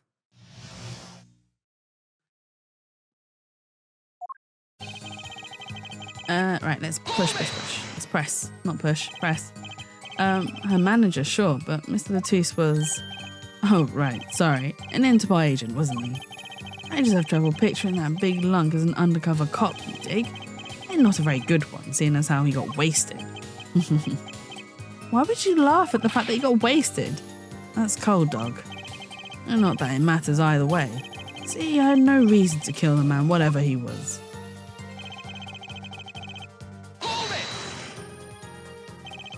But that's the same for Matchy. No motive was proven for him.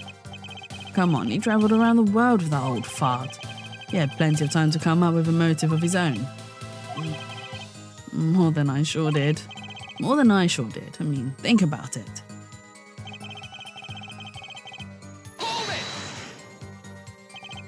Darren, you're a detective with international affairs.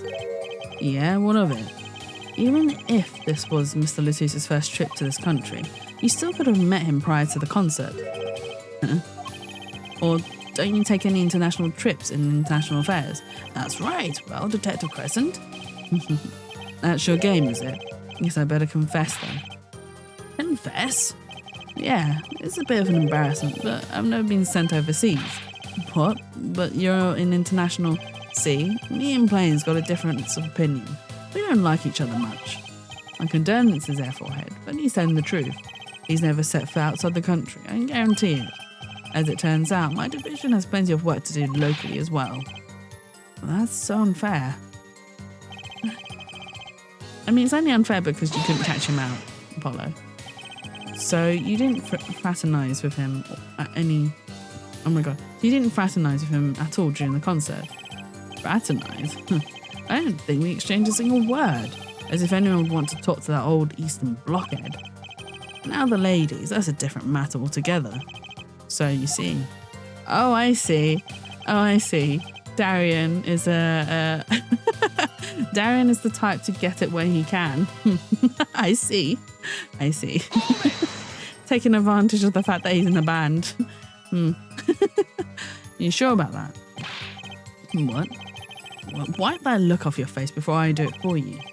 Listen, you try throwing out one of your wild accusations. I'll throw it back at you so hard you'll forget who you're accusing of what.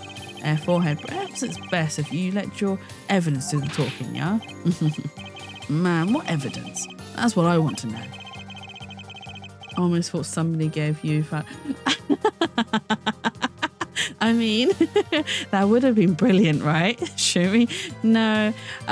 We had an anonymous donation, which I know is from Steve, of £100. So I will message him later. But like, hey, Steve, let me know what drawing you want.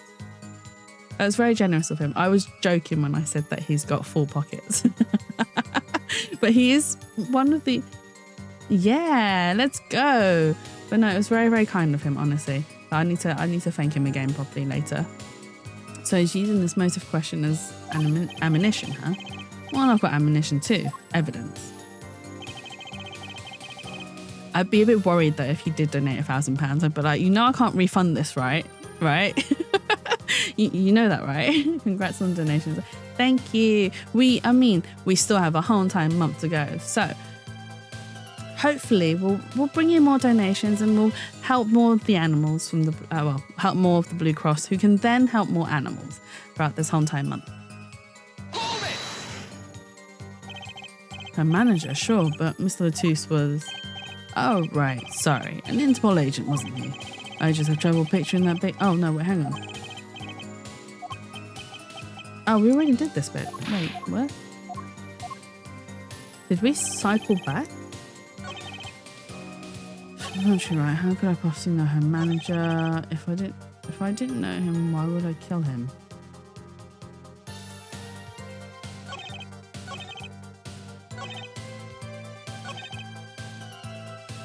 Come on, why would I even want to kill that manager? Huh. What evidence do I have, though, that they know each other?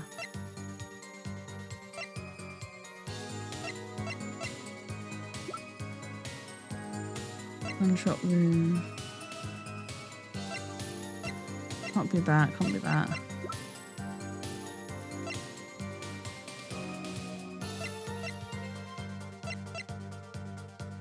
Where? Oh no, I'm stuck already.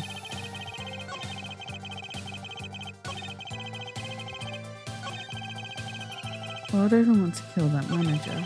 You want a reason? Easy, I've got no motive, man. This is Diva's first trip to this country, right? Sorry. How could I possibly know her manager? I mean, we know he was an agent. No, why would I want to kill him?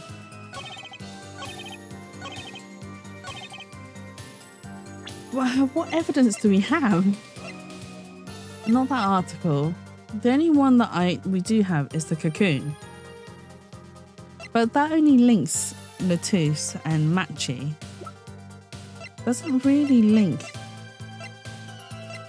Darian.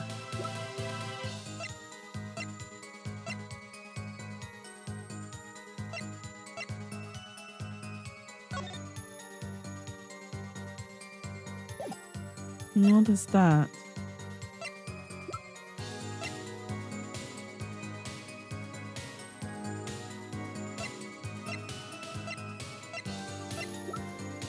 Cross-section diagrams.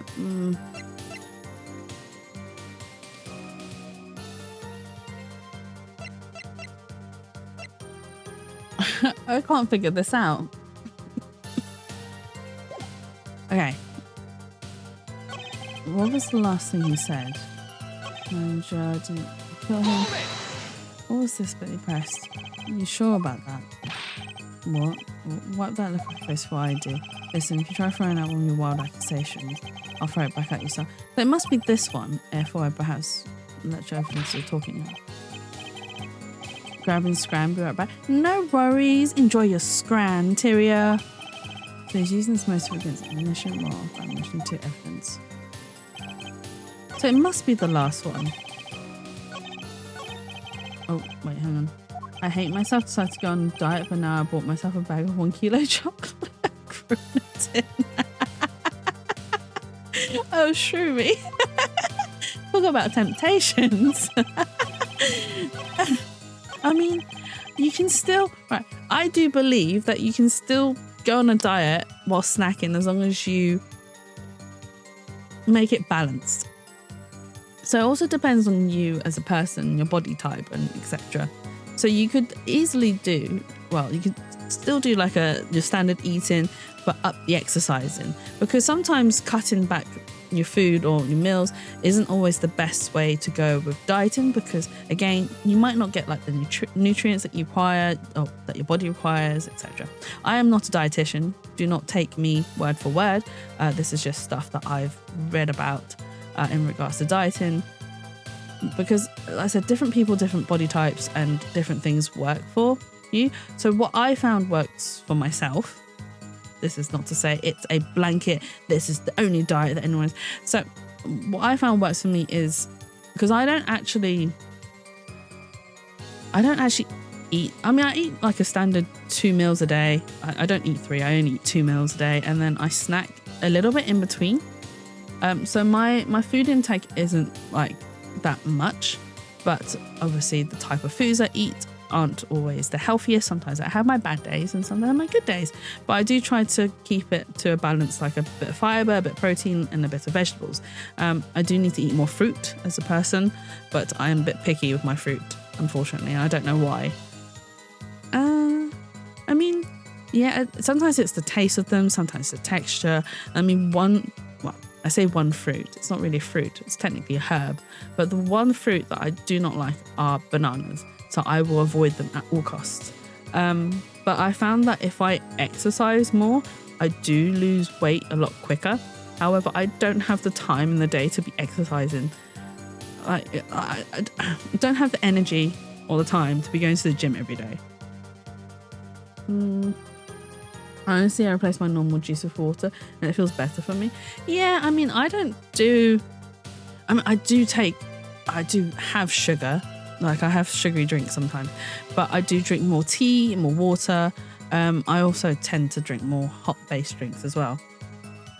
So even if I did drink something sweet, I'd probably have like... It depends. So if it's a can of Coke, I'll maybe have one in a day. And then I won't have anything more. If it's a bottle, like, I'm not saying like a bottle of Coke, but like a 500, is it 500 ml bottles? Yeah, so if it's like a 500 ml bottle of Coke, that could last me 2 days. I'll have half one day and then half another day. But otherwise, I don't really drink that much sugary drinks in general. I do like eating proper food, so like I indulge in food sometimes, or I do like really stupid things where I have one big meal in the day and then that's me done, which isn't very healthy because it also slows down your metabolism as well. So this is why it's advised for you to have little and often meals, because then it builds up your metabolism so you burn it off faster, etc. But yeah, no, I've just found that if I do more exercise, I lose weight quite quickly, which is something I discovered when I go on holidays, because I don't eat that well, I do eat quite a bit on holidays. So I like trying local foods, but I also do a lot of walking. So when I'm away on holiday, I tend to do like 30 to 40,000 steps every single day, which is excessive. And it's also very tiring, but it's also really good because it means I get to see a lot of different sites, etc. Basically utilizing the time that I have away abroad to experience the culture and the local things, basically. I do like hiking. So even though I like hiking, I am so unfit. I've climbed mountains, even though I hate heights. I don't climb to the very, very top because I just can't physically. The height just scares me too much. So I will get to a point that I can, and then I will just be like, okay, this is as far as I can go. Enjoy the view, enjoy the sight, and then make my way down. And I do hiking holidays with Elfie Worm sometimes when we are feeling up for it. So we went to the Lake District, and we stayed in Cockermouth, basically. It is a real name. And then I think it was Cromwick Lake or something like that. And that lake is massive. I think it took us, 6 hours to do the whole entire lake. When we started the lake, I was actually expecting us to do maybe like a quarter or a third and then turn back around and go back. We didn't. We continued and we did the whole thing, and we spent 6 hours just doing that like hike. So, I do enjoy them. They are very tiring, so you do need like a good rest and make sure you like stretch your muscles and whatnots afterwards. And get good food in you. You need to replenish the energy. Damn, yeah. Like if I have to, then I will do like long hours of walking. I'm absolutely fine with it, as long as there's like breaks here and there. But with Elfie Worm, there's gonna be breaks because we're both into photography. So we'll stop and take some photos and admire the views and scenes, and then try and like find different angles, take like different like scenery photos, etc., etc. So we do get like breaks in between. But yeah, no, by the end of that lake walk, because we were absolutely soaked because it poured it down with rain, we were so fed up. Like we weren't upset with each other. We were just really fed up of the walk itself, and we're so tired, and we're just like, I'm done. We're done. No. And we just spent the next day like hanging out and just chilling.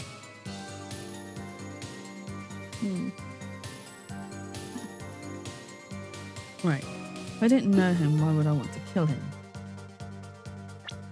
It must be this one. What do we have as evidence that allows us to say that actually you did know him?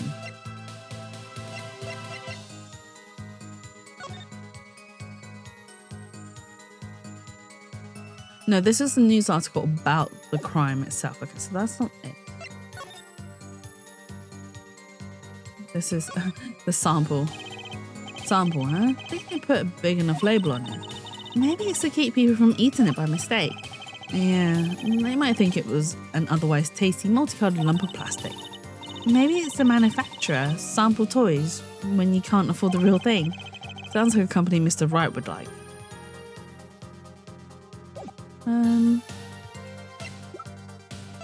Seriously, what could tie him? I can't even go to profiles. And I can't remember what was written in blood. Oh, I remember. It was his ID number. Never mind. Never mind. I remember now. Publicity postcard. If I didn't know him, why would I want to kill him? Do I bring in the cocoon here? I'm gonna risk it. I'm gonna do the cocoon.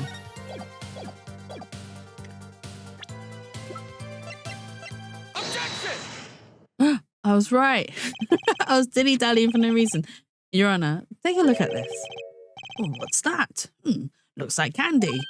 It's not. Don't lick it, please. Detective Crescent, ever seen this? Looks like a piece of candy. What it is evidence. Don't lick it before you try it. Specifically, this is a replica of a cocoon. It was found among the victim's belongings. Cocoon? Never seen one that colour. It is a variety only found in the Republic of Borgia. Nowhere else. Come on, Fro. All right, but what is this cocoon replica doing in my courtroom?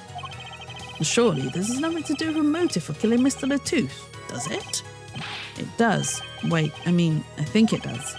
You don't sound so confident, man. A cocoon? Is it one of those silky cocoons, the kind that you can make, silk out of? Not this one. This cocoon makes a powerful curative. A curative for what? Apparently it is most effective. Oh my god. How do you pronounce that word? Efficacious? Text to speech. Where are you? Oh, here we go.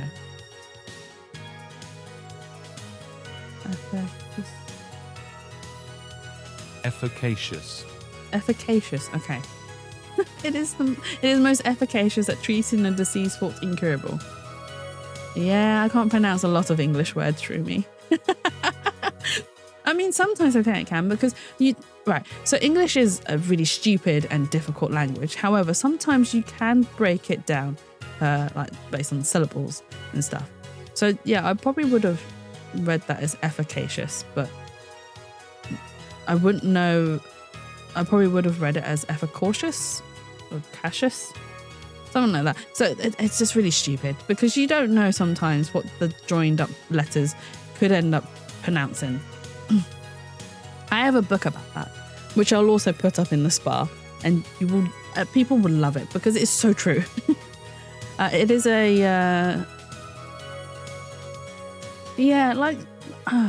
what was it that the book mentioned? You could have words that are spelt the same but pronounced differently depending on the context it is used. What were some of the words? Bow and bow. They're spelled the same, B-O-W. One's like a shape and one's an action. If English isn't your first language, you saw that word, you wouldn't really know if it's bow or bow.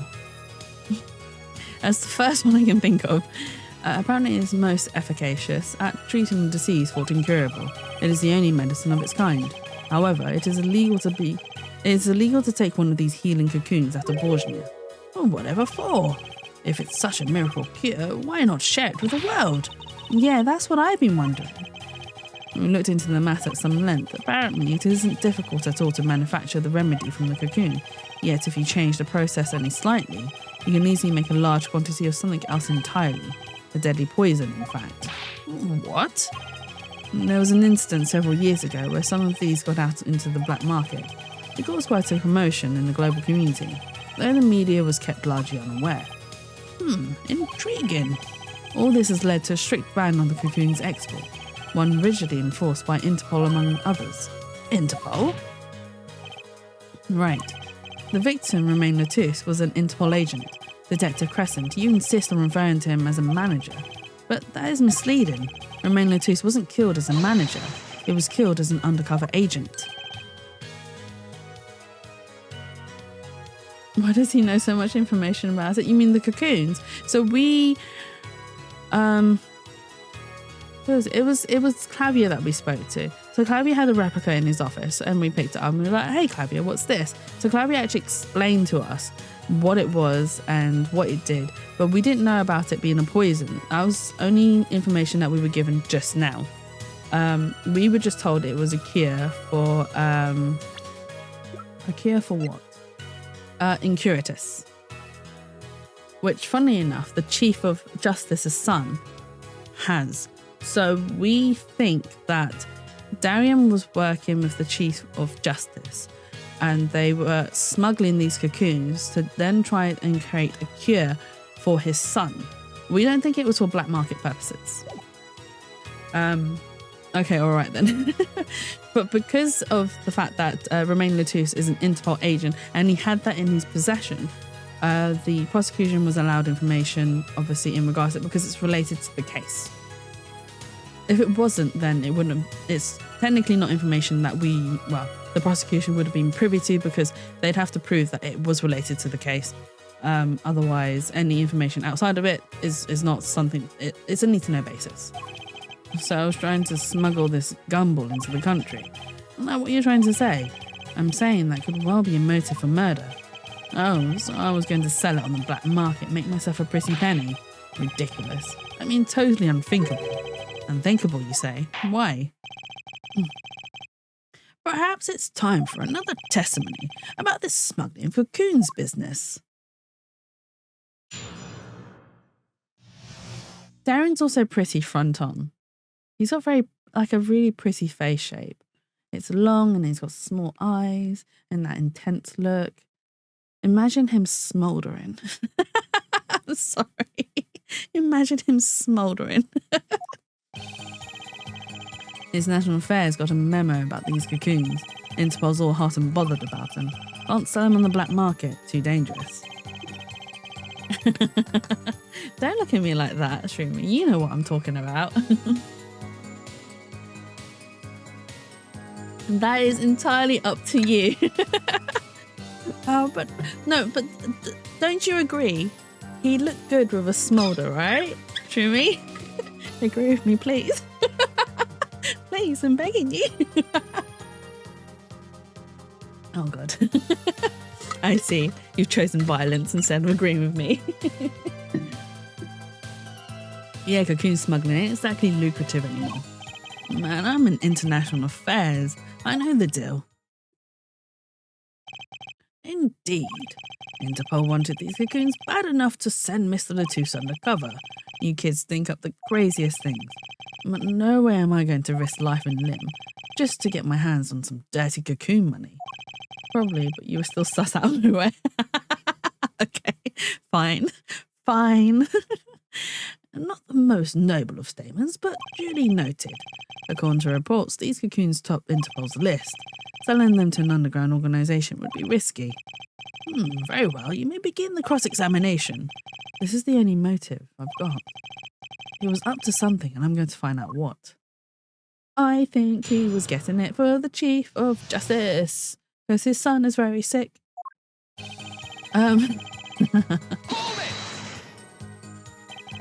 That memo, that's how you knew about the cocoons. Oh, nice one. I'm running scared now. You had to know about the cocoons to plan this. Just how well are these cocoons? How well known are these cocoons? I'm embarrassed to admit it, but I've never heard of them. Well, Lemonnoir knew about them, though not their use. My reports indicate that there are ongoing efforts to control information about the cocoons. Most people only know they're illegal to export, that's all. Then I have nothing to be embarrassed about after all. You could say people like me who know about them are a minority, yeah. But that includes everyone in international affairs, man. And everyone in Interpol too, for that matter, yeah.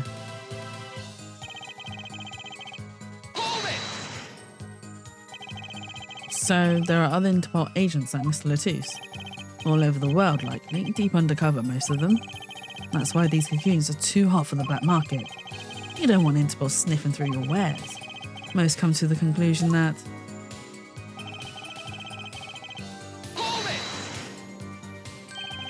dangerous. Yeah, Interpol finds you, they arrest you on the spot. Or another marketeer might think you're part of a sting and take you out himself. Times have changed.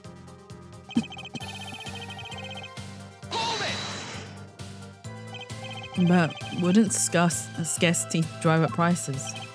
Yeah, and attention. Every gangster and his brother would want a piece of that action. They'd turn your forehead into Swiss cheese before you could say objection. Maybe we could get them to cut his hair too. He's on trial here again. Man, you so obviously know nothing about the market.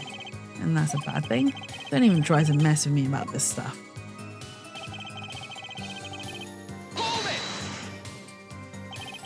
Which is why you'd know how to find a loophole in the system.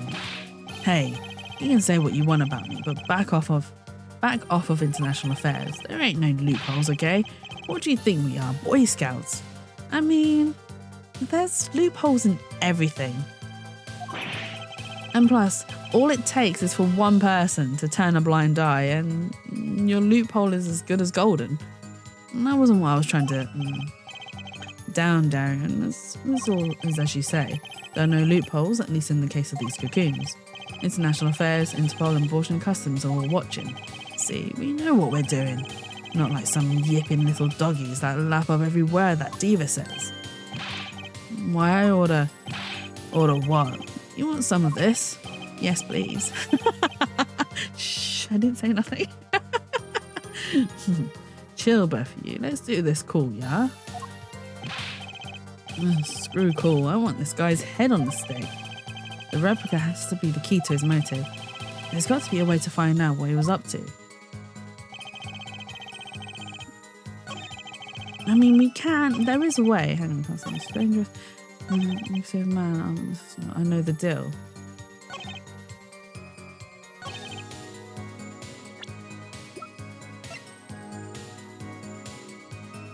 But what if he wasn't trying to smuggle it? Well, not trying to sell it. I still think he was doing it for the Chief of Justice. Objection! Is this the... No, it's not the statement. Okay. Okay. No. Oh.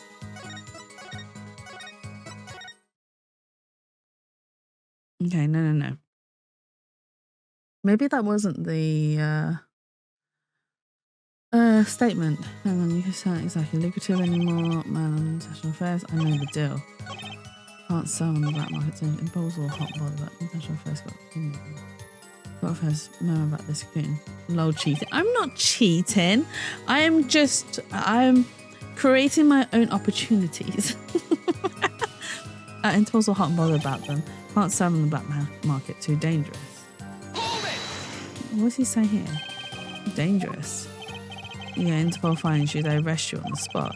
Or another marketeer might think you're a part of the sting and take you out himself. Times have changed. Okay, yeah, cocoon smuggling ain't exactly lucrative anymore. But wouldn't scarcity drive up prices? Don't side-eye me, Shroomy.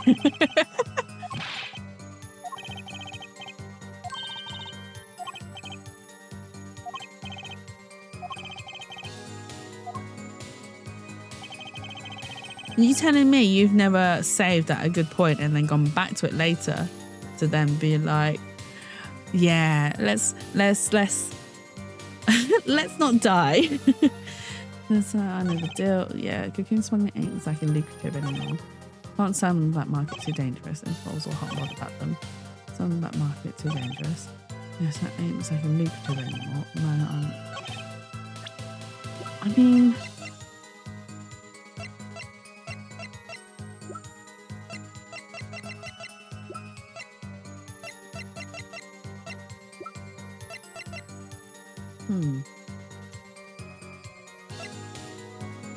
It doesn't mention its memoirs. I never played any Justice series. Have you played any of the Apollo? Not Apollo. Oh my god, this is Apollo. Have you played the Phoenix Wright ones through me?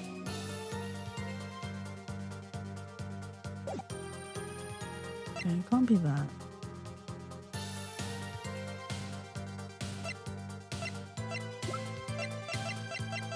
The only thing I've got is the Cocoon itself. Again, it's only man. I know the deal. Well, first, I know the deal. The replica has to be the key to his motive. There's got to be a way to find out what he was up to. Fair's got a memory about these cocoons. And I was all hot and bothered by them. Can't sell on the black market, too dangerous. Yeah, here's what it ain't so I can live anymore. Man, I'm in possession. No. I mean, to be honest, you don't actually have to play them in any order. Like the writers, not the writers, the game company itself, Capcom, has mentioned that the games are like their own self-inclusive story, so you can play them any order. But if you want a more cohesive like timeline, story-wise, I would.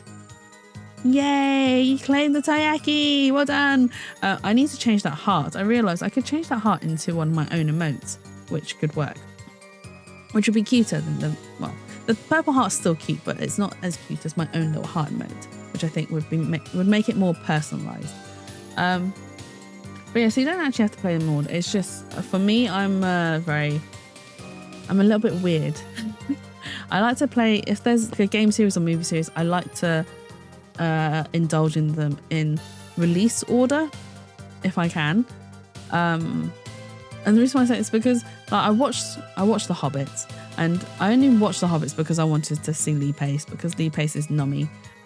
He is a wonderful man. But I was just like, yeah, but there's Lord of the Rings, and I know The Hobbits comes before Lord of the Rings, but Lord of the Rings was released first. So I ended up watching Lord of the Rings first, just so that I could then watch The Hobbits. My brain is terrible. I also did that for Twilight, not because I wanted to watch Twilight again, because of Lee Pace. I went through a very big Lee Pace phase and watched everything that he was in. So I made myself watch Twilight, and he was only in the, I think he's only in the fifth film, the final film, and it was only for like 5 seconds of screen time, and I'm just like, well, waste of time. I shouldn't even bothered watching it. It was not worth it. But I did discover other things by him. So he was in oh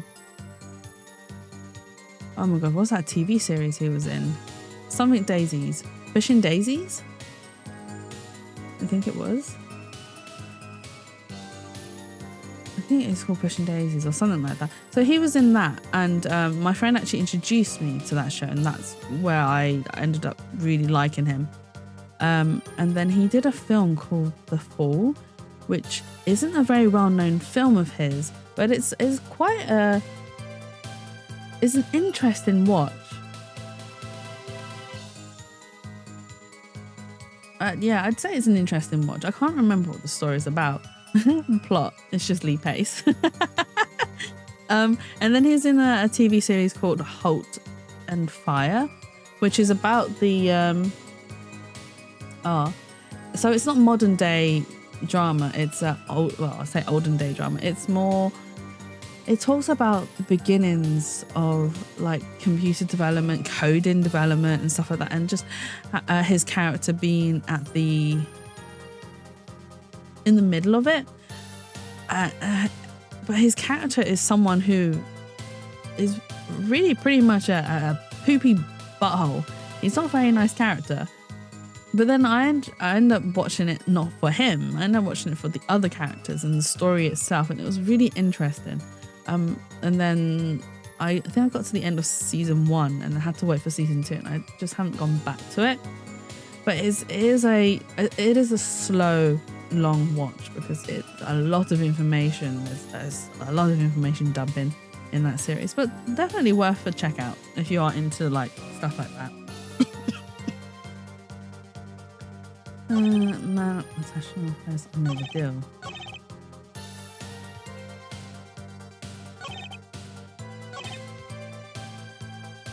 Can't sell them on the black market. Is it maybe...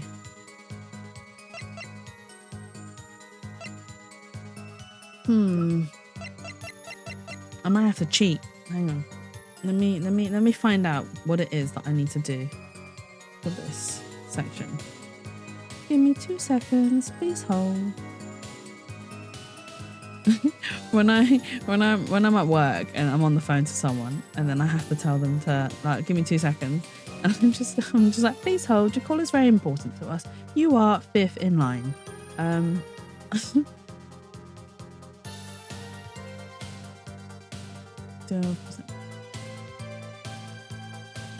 I was right. It was that, but I think I'm presenting out the wrong statement. Hang on.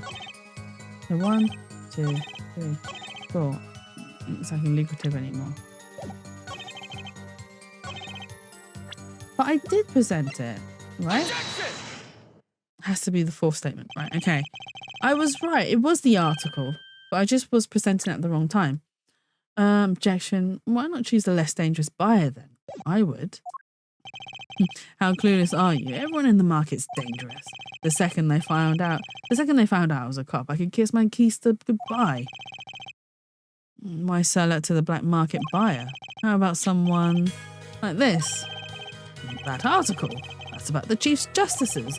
The deadly poison can be extracted from the cocoon, but so can a cure. And not a cure for just any disease. A cure for incuritus.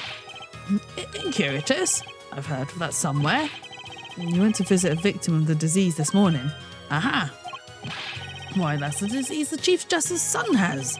You aren't saying? Our witness is a detective.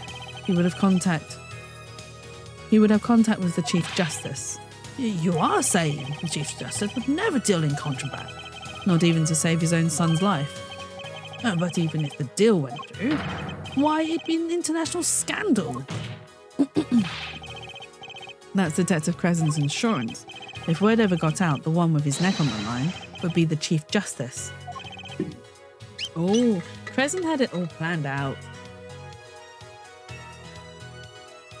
Oh my god. I need my throat to just not be janky anymore. Detective Crescent, is this true? First I'm a murderer, now I'm a smuggler. How many crimes are you trying to pin on me anyway? Distasteful it is to think about. If Chief Justice were the buyer, why a seller couldn't hope for a better deal? A very cowardly seller. Oh, don't let sleeves over there trick you. So I made a deal with the Chief Justice. Where's your proof? Well, oh yeah, and you're forgetting one other important thing. Detail. Interpol isn't the only ones out there watching us. Forging Customs barely sleeps. They're so worried about cocoons getting out. So we were informed. Let's continue with the cross-examination. Forging Customs is very thorough. Everything and everyone gets checked. Just how strict is this customs check? Way strict. They keep planes on the ground for hours. I do recall it being a bit extreme. They were even confiscating gumdrops and marshmallows. Yes, it would be hard to distinguish them. That's right, Gavin was in Bourgeois, wasn't he? I remember setting off the metal detector several times. Had to practically strip naked to walk through. I mean, who wouldn't take that as an excuse to strip you naked, Clavia? Oh god. Oh no, I really need to just draw fan art, honestly. Spicy fan art for the whole of October. Here's a travel tip for you, Gavin. Leave the bling at home, you glamorous fop. Cocoon possession will get you arrested on the spot and sentenced to death. That's pretty extreme. Bourgeois has this rep as an idyllic, laid-back place. Truth is, they're beyond hardcore with security. The Republic of Bourgeois is a peaceful, pleasant country. So this level of security shows us how truly concerned they are about these cocoons. That's the situation. There's a way to get cocoons out of it. I'd sure like to know. You're in a position to know quite a bit about smuggling. Yeah, I need to know a bit for work, sure. But all we get are reports on the failed smuggling runs. Not exactly something you want to go copying. But if you want, I can tell you a few of them. Maybe you'll succeed and get rich. I would be interested in hearing, purely from a legal perspective, of course. Yeah, sure, Judge. I'll wait for our shooters. Judicial system. The replica has to be the key to his motive. Oh, okay. The International First Amendment. Interpol. Well, the customs check. Possession will get you arrested on the spot in this instance. Hey man, if there's a way to get your criminals out of that, I'd sure like to know.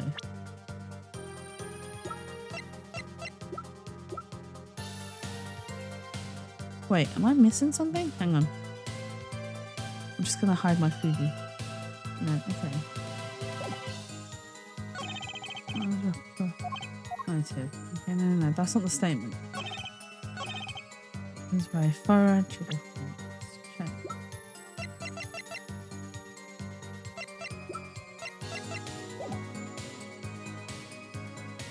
Huh.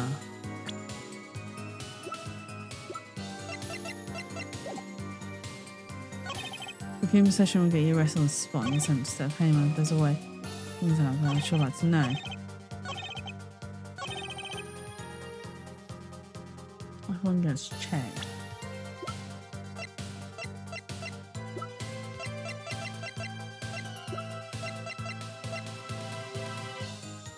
Did Lemon War get checked? Because she's quite a as in an article in this case doesn't mention lyrics. Lemon's ballad. Okay. National first. Bother. Broadcast is very thorough. Everything and everyone gets checked. I think. You see nothing, I'm not saving. I'm going to present this card. No, it's wrong. Okay.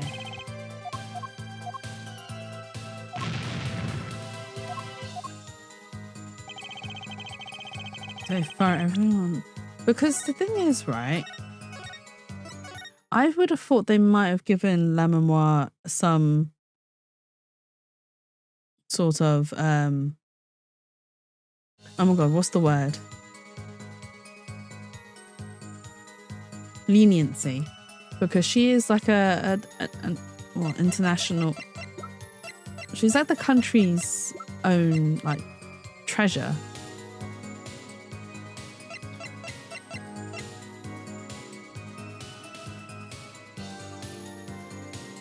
Objection!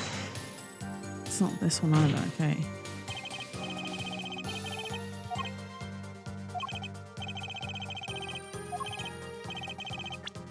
Okay, no, let's go back. What is it then? Everyone gets checked, but I can't present any profiles.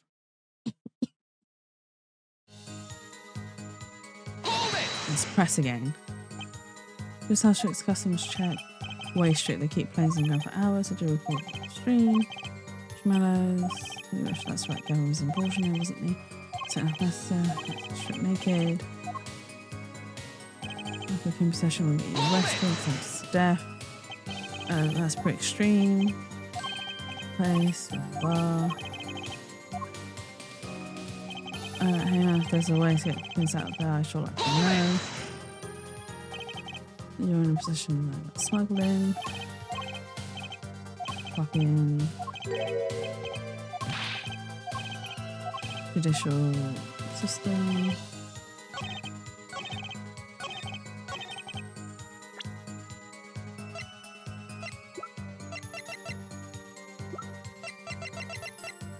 What if I present? Objection! No, okay.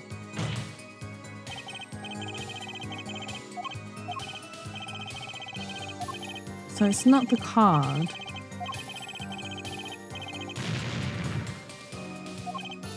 Okay.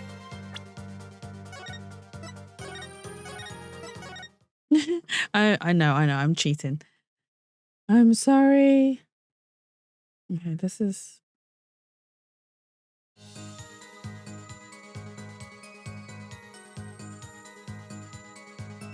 Oh. Oh. That's just my phone. Okay, I get it now.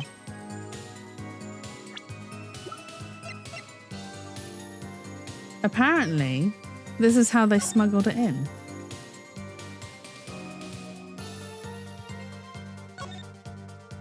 But we didn't. But nothing in the evidence leads up to this.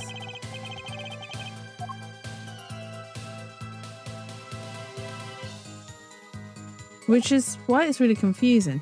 Apparently the guitar is apparently a way to smuggle it out. Because this was a gift from La Memoire. Actually, there is one way. And I would have never clocked this. What? One way to get something out of the country, no checks. Oh yeah, because... Right, I forgot. Because Clavier said that he couldn't take it with him. So he got it sent as evidence, quotation marks. He basically abused his power as a prosecutor and got it sent as evidence directly to the prosecutor's office, which meant that it could bypass all the customs and blah, blah, blah, and he could get the guitar quicker. I remember now. What is this? You become a prosecutor. A prosecutor? I don't believe it. Believe it, Prosecutor Gavin. What was it you told me yesterday at your office? And it was a beautiful instrument. It was played lovingly for many years. The guitar befitted a woman like La Memoire. How did it end up here? I mentioned how much I enjoyed playing it that night, and she made a present of it. So this guitar is from Bosnia. That it is. We didn't carry it on the plane. Changes in air pressure and humidity ruined the wood, so we vacuum packed it in La Memoire's studio. I used a special shipping service available to me for transporting evidence. They brought it right up to my office for me. Pristine and untouched. Did I get that right, Prosecutor Gavin? Why did I say Kevin? Prosecutor Gavin. Untouched. Quite. The guitar was wrapped in several sheets and vacuum packed in Bosnia. The pack was untouched until the day of the concert. Are you saying that guitar was... with cocoons this small? It would have been very easy to use your guitar as a mule to smuggle a cocoon out of Bosnia. What? Which reminds me, Prosecutor Gavin, the guitar had some work done on it recently, right? What? Good memory, Forehead.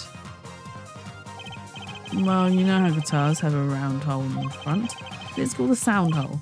Well, they found something attached to the wood just inside the hole. A broken device of some sort. A broken device? Yes, this in fact. An igniter? Exactly. Consider this, if you will. What if that igniter wasn't the only thing that was attached inside your guitar? You mean... He means this, of course. There was a way to get a cocoon out of the country. They could use Picky Prosecutor Gavin's privileged guitar as a mule. I knew better to do that than someone with access. Like a member of the band. Does he go to York? Order. So the igniter was placed in there for a clear reason, it seems. It was a safety precaution. A precaution? A forehead. At last, it all comes together. Every strange thing that happened that day. Care to review? Maestro, the gentle sounds of La Memoire's ballad, if you please. Oh, is he going to sing it?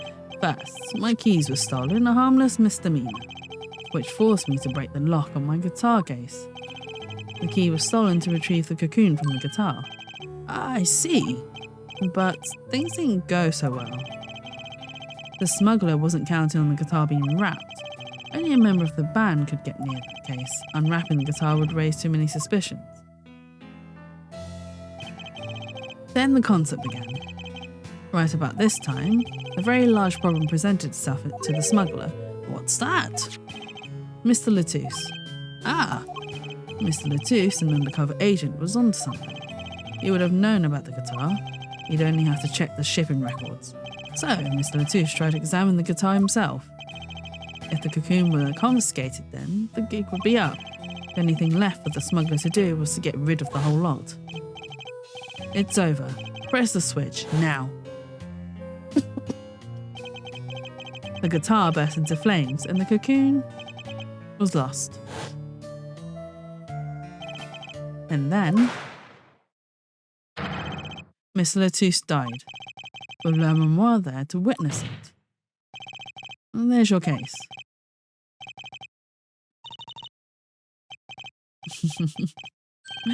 Brilliant, man. Detective Crescent. I gotta know, you make all that up on the fly. For a made-up story, it makes a great deal of sense, Darian. For the Republic of Borgia. Sorry, man, but I haven't even been there. True, you haven't. Let's see you make up a story for that, kid. How'd I hide the cocoon in the first place, huh? It's not so hard to imagine. You had help. A Borgian accomplice. That's all. And that you had an accomplice was clear from the start. The voice of La Memoire heard proves it. It's over. Press the switch now.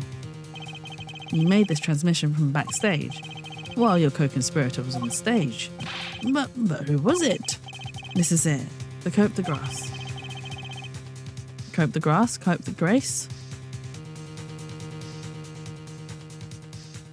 Yeah, whatever. I'm not going to sit here trying to figure out how to pronounce that. And for once, I know what I'm doing. There's only one person who could have helped him. It was Matchy to Buy, whose name is a pun for much to buy. Let's hear what Mr. Justice has to say then. But be warned, with a great accusation comes great responsibility. Make up your answer on the fly, as it were, and you'll be harshly penalised. Are you ready, Mr. Justice? Who was the smuggler's accomplice? We already know. He's only 14. There's only one person who meets all the requirements of the accomplice. And that person is the defendant, Matchy to Buy. But Mr. Justice, he's your client. A defence attorney accusing his client, that's a new one. I assure you, no one's more unhappy about this than I. But I am here to defend him in the murder of Mr. Latouche, and I stand by my statement earlier that he is innocent of that particular crime. Indeed, the defendant is Borgian, and he does meet the basic requirements to be the accomplice. But what if it was, in fact, La Memoire? It couldn't have been. Well, you seem sure of yourself. The reason is electronic signals, Your Honour. Electronic signals? Recall that this remote only works to a range of 30 feet. Beyond that, it's useless. Yes, that's true. Now, think back to the testimony. When the shooter made his transmission, La Memoire was in an air vent, right above the dressing room where the shooter stood. Let's look at the stage diagram. This is the area that the remote could reach from the air vent. Oh well, looking at this, it seems that La Memoire could have done the deed. No. When the shooter made that transmission, the stage was slightly different than shown here. It was in the middle of the guitar serenade. Part of the stage was raised. Prosecutor Gavin and La Memoire standing were in the air. And they were on a tower which happens to be 15 feet tall.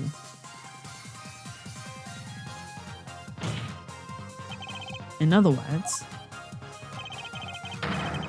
the remote couldn't have worked from La Memoire's position in the air vent. Ah! Well, Detective Crescent, what do you have to say to that? Your Honour. Yes, Detective. Could we see the video where Gavin's guitar burns? Just one more time. Well, I don't see why not. What? Don't tell me he has a way out of this.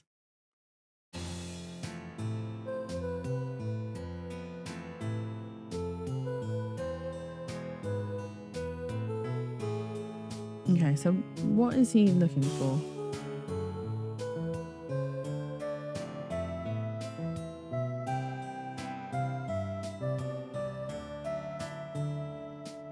Oh, the spark. It's already sparking. Too bad, so sad, punk. Punk? First you were sleeves, then kid, now punk. You're losing rank fast, Apollo. What exactly were we supposed to see in this video? The problem isn't in what we see, correct, Darren? Right, it's what you hear. We are musicians after all. Care to explain for us non-musicians? Sure thing, punk. Let me get your yarn straight first. You're saying I ordered the wee pianist to set off that igniter. That right? Yes. Well, in order to do that, you'd have to press a switch. Am I right? Okay. Well, take another listen. Pay attention to the piano. Piano?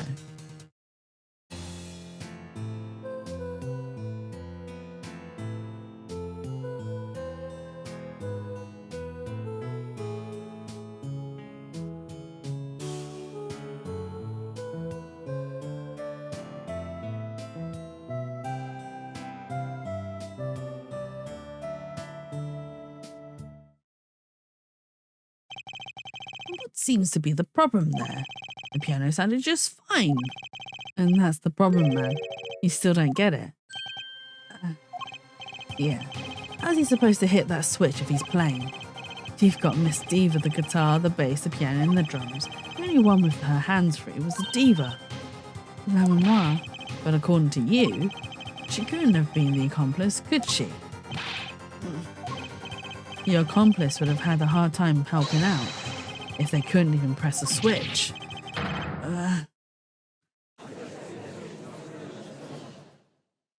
But we found the switch in the piano. So what if it was...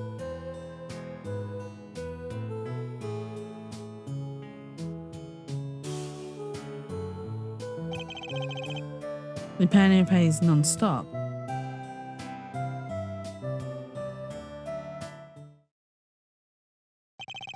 You couldn't have pressed that switch. Well, Mr. Justice, the piano does seem to be playing when the guitar catches fire. Well, it's okay. We all make mistakes sometimes. Apollo, were you wrong? I can't be wrong. Everything makes perfect sense. How could it all just... strange? What's strange? No, it's just... something's odd about the performance there. Odd? Mr. Justice, if Majitabai didn't press that switch, then he could not be the accomplice you claim he is. But everything points to it. Every fact says he's the accomplice. You got the facts wrong, man. Here are facts for you. Gavin's guitar is on fire, but the pianist didn't press the switch. In other words, your story is full of holes. Mr. Justice, let's hear your final opinion on this matter now. Was the defendant Majitabai the accomplice? Your answer will reflect on everything you've said here. Give it some thought. Apollo, if Machi's not the accomplice, then our whole case is ruined. I know that. It has to be him. He was the only one who could have helped the smuggler. He had to have pressed that switch. Well, you'd better find a way to prove it.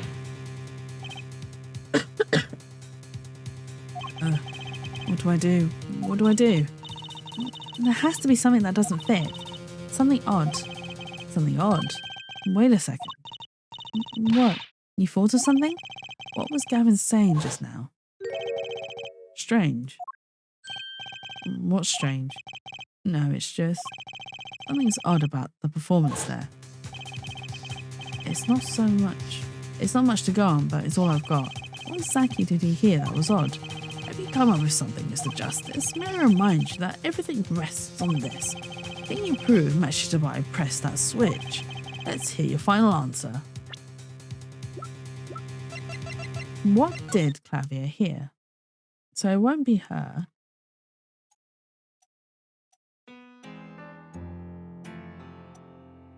Okay, so it's the piano.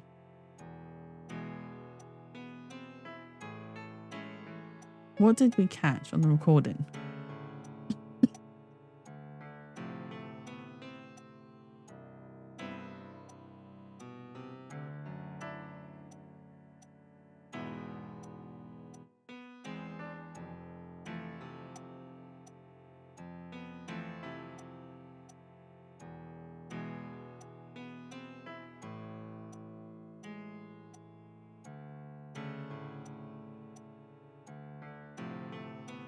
Did he miss a beat or did he play the wrong notes?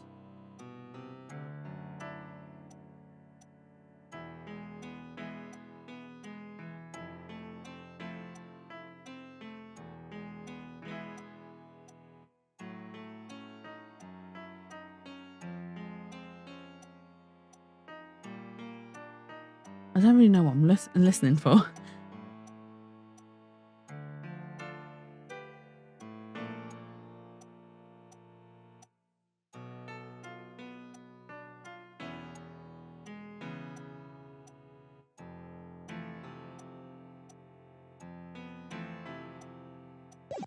Okay, I think it's in the recording. Can you prove that EnVTuber pressed that switch? I think it's in the recording. I don't know if you can call this proof per se, but I can prove it was possible. Then as prosecutor, it falls me to ask you to show us evidence supporting this. Air forehead, you're sure about this? Can't help you have no rhythm. No, that's absolutely fine, Shroomy. I think in some cases to be honest, because I don't know the piece, unless I had the music in front of me, I don't know if it's a deliberate missed beat or an actual missed beat. Accept it. There's no evidence, man. Let's see your evidence, Mr. Justice. On what do you base your claim that the defendant pressed that switch? Take that! The separate tracks. The basis for my claim is music, Your Honor. Music? What about music? Let's listen to the piano part around the time when the switch was to be pressed, right before the guitar bursts into flame.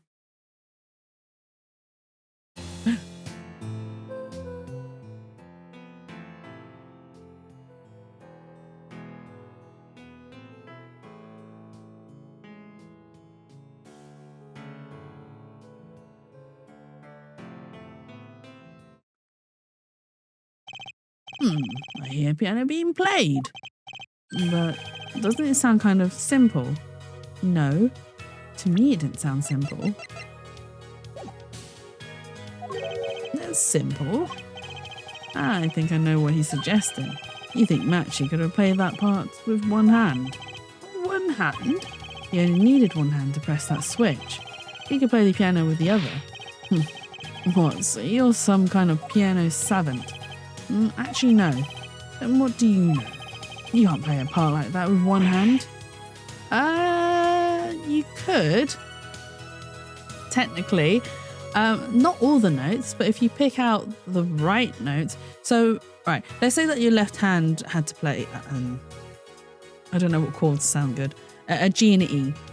So let's say a low G and E, and then your right hand had to play another. You could technically replace some of the notes with the same. So what Matchy would have had to do was use his right hand to play all the chords and then use his left hand to push the switch, because you're less likely to hear a mistake if you are playing the melody bit rather than the bass bit. So Matchy could have just subbed in some of the bass notes into the higher notes chords to then make it sound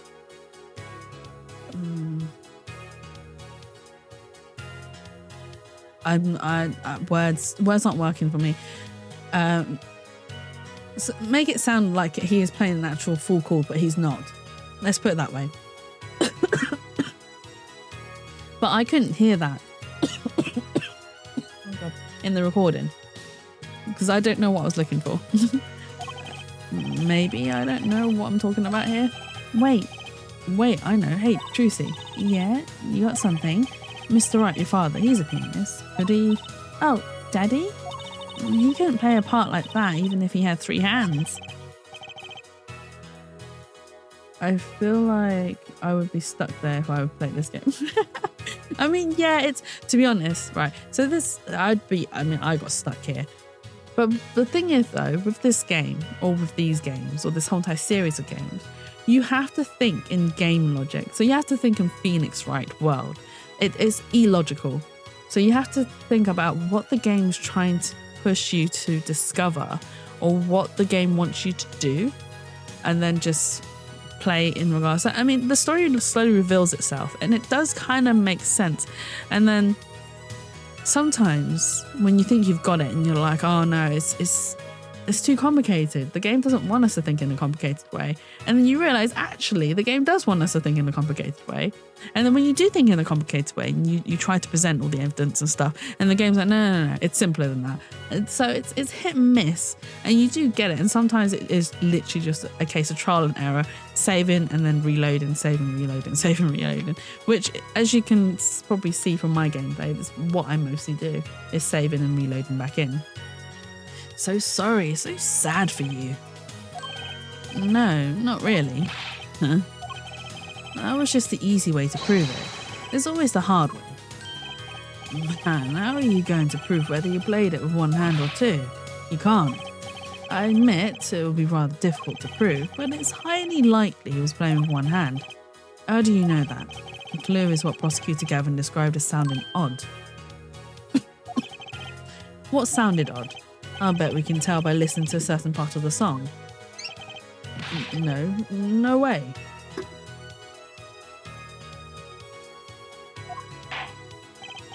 Well, it seems we've come to the moment of truth at last.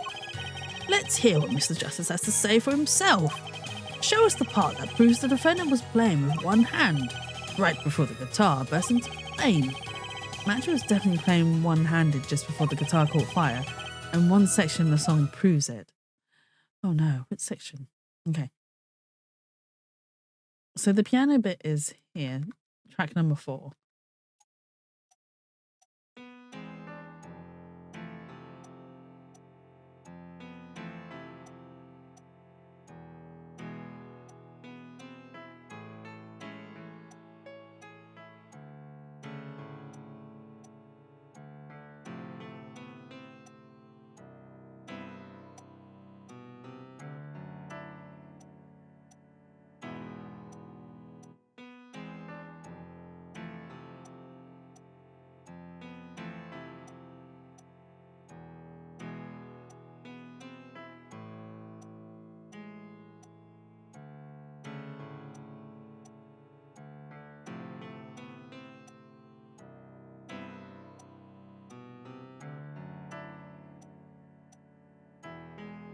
I think it's this section here.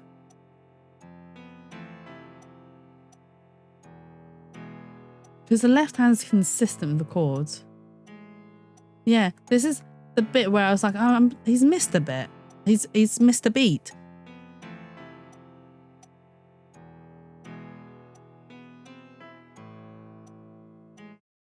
Oh. That's the section. I'm afraid I don't hear it. What's your opinion as an artist, Prosecutor Gavin? It's a beautiful song and the lyrics are outstanding. I'll take that to mean there isn't a problem with this section. That's all. Oh, wait. So what was the odd thing that Gavin heard? The switch was pressed in the first half of the second verse, right? Oh, first half of the second. I know. I just need to find a place to compare that to. First half of the second verse? Really? I suppose we don't have much choice. Very well. You claim the defendant was playing. Okay. At least I didn't lose any life there. Okay. First half of the second verse.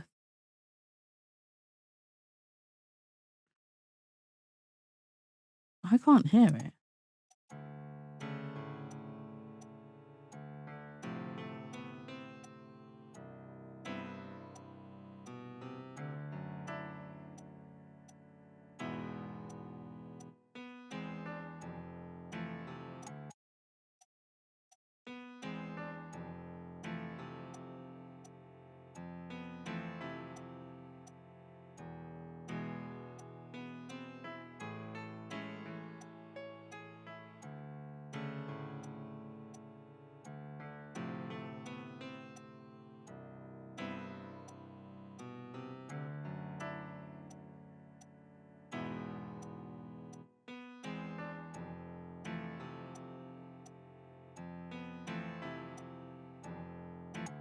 So do I need to present this bit? That's the section. I'm afraid I don't hear it. What's your opinion? Beautiful song. Okay, no. Okay, so that's so wrong. Oh my god, my musical skills are really showing here, which is non-existent at some point. Oh no. So if it's not the...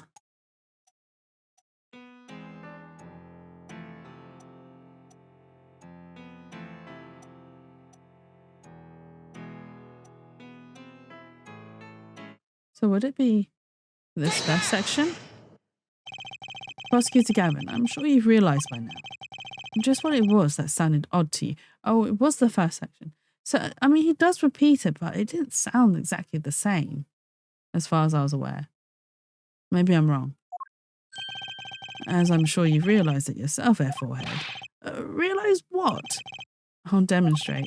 Let's listen to the part in question again, shall we? Pay particular attention to the butterfleeting melody phrase.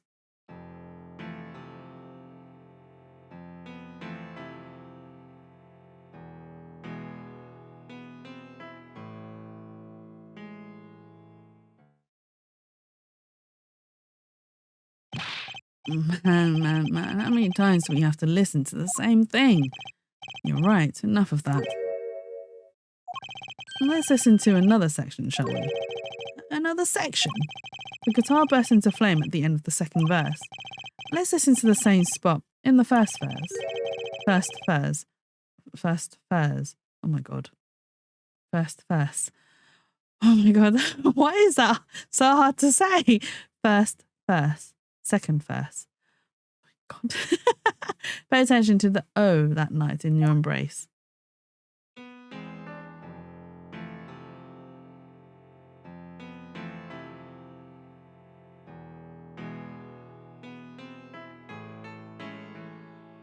Yeah, it is missing the left-hand part.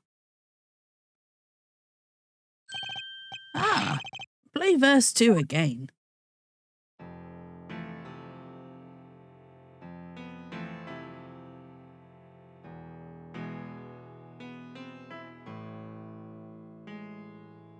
First verse, first verse, first verse. Even text-to-speech is struggling. Okay, it's a really hard 2 words to say. First verse and second verse. First verse. First verse. It sounds like I'm saying first. Another stupid English thing. They feel the same, true, but they're clearly very different. What?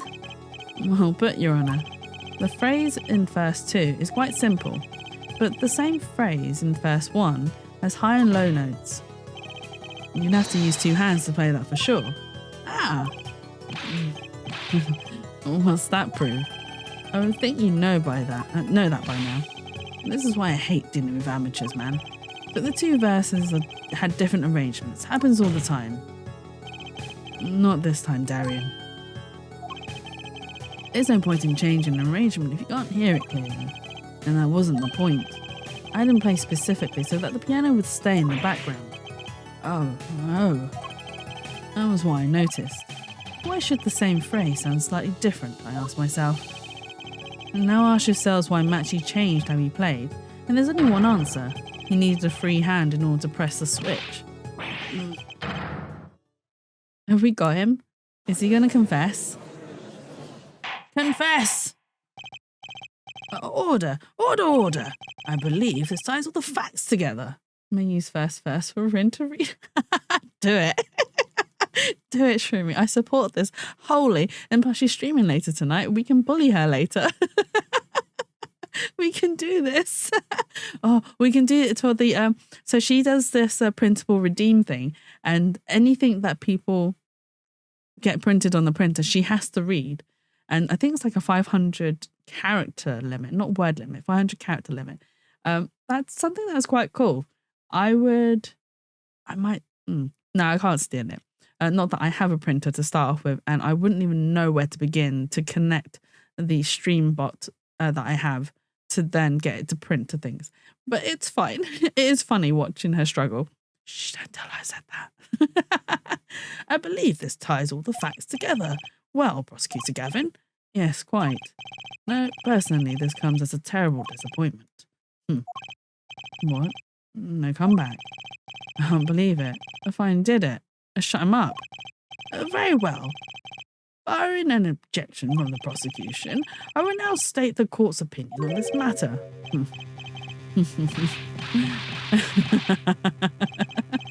Good show, Sleeve.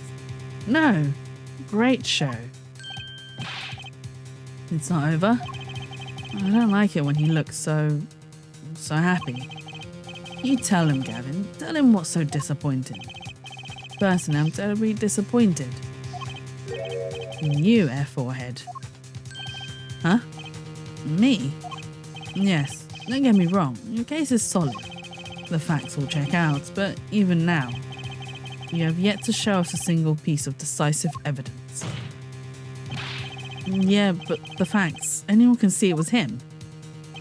Unfortunately, anyone does not include the law. I'm afraid your case doesn't cut it. But 1,000 facts might point towards the same conclusion. Yay, you claimed the taiyaki. Faye, the very, very first one that you claim is like a registry one. So from now on, when you claim a daily one, it will count. It's just the very, very first one is like a register one that says, hey, you're registered to collect these taiyakis. I just worry that people are like, oh no, Jet, it's broken. Where's my one taiyakis? I'm really sorry. It's a registry redeem, unfortunately. It's something that it has to do. 1,000 facts might point toward the same conclusion, but without decisive evidence, it's not proof. That's a rule under our current legal system. I don't believe it. It doesn't seem as though the defense has any more evidence to present. Oh, I think he did. Oh, I think if he did, we already would have seen it a long ways back. It is unfortunate, but at present, this court is unable to acknowledge your accusation. What? Oh, poor Apollo. You worked so hard, only to be told, denied. The truth is staring us all in the face. Why can't they see it? What's the point of a legal system that protects criminals? Apollo, remember what Daddy said? It won't be easy proving he did it, especially not under the current court system. So what do I do? Like I said, good luck.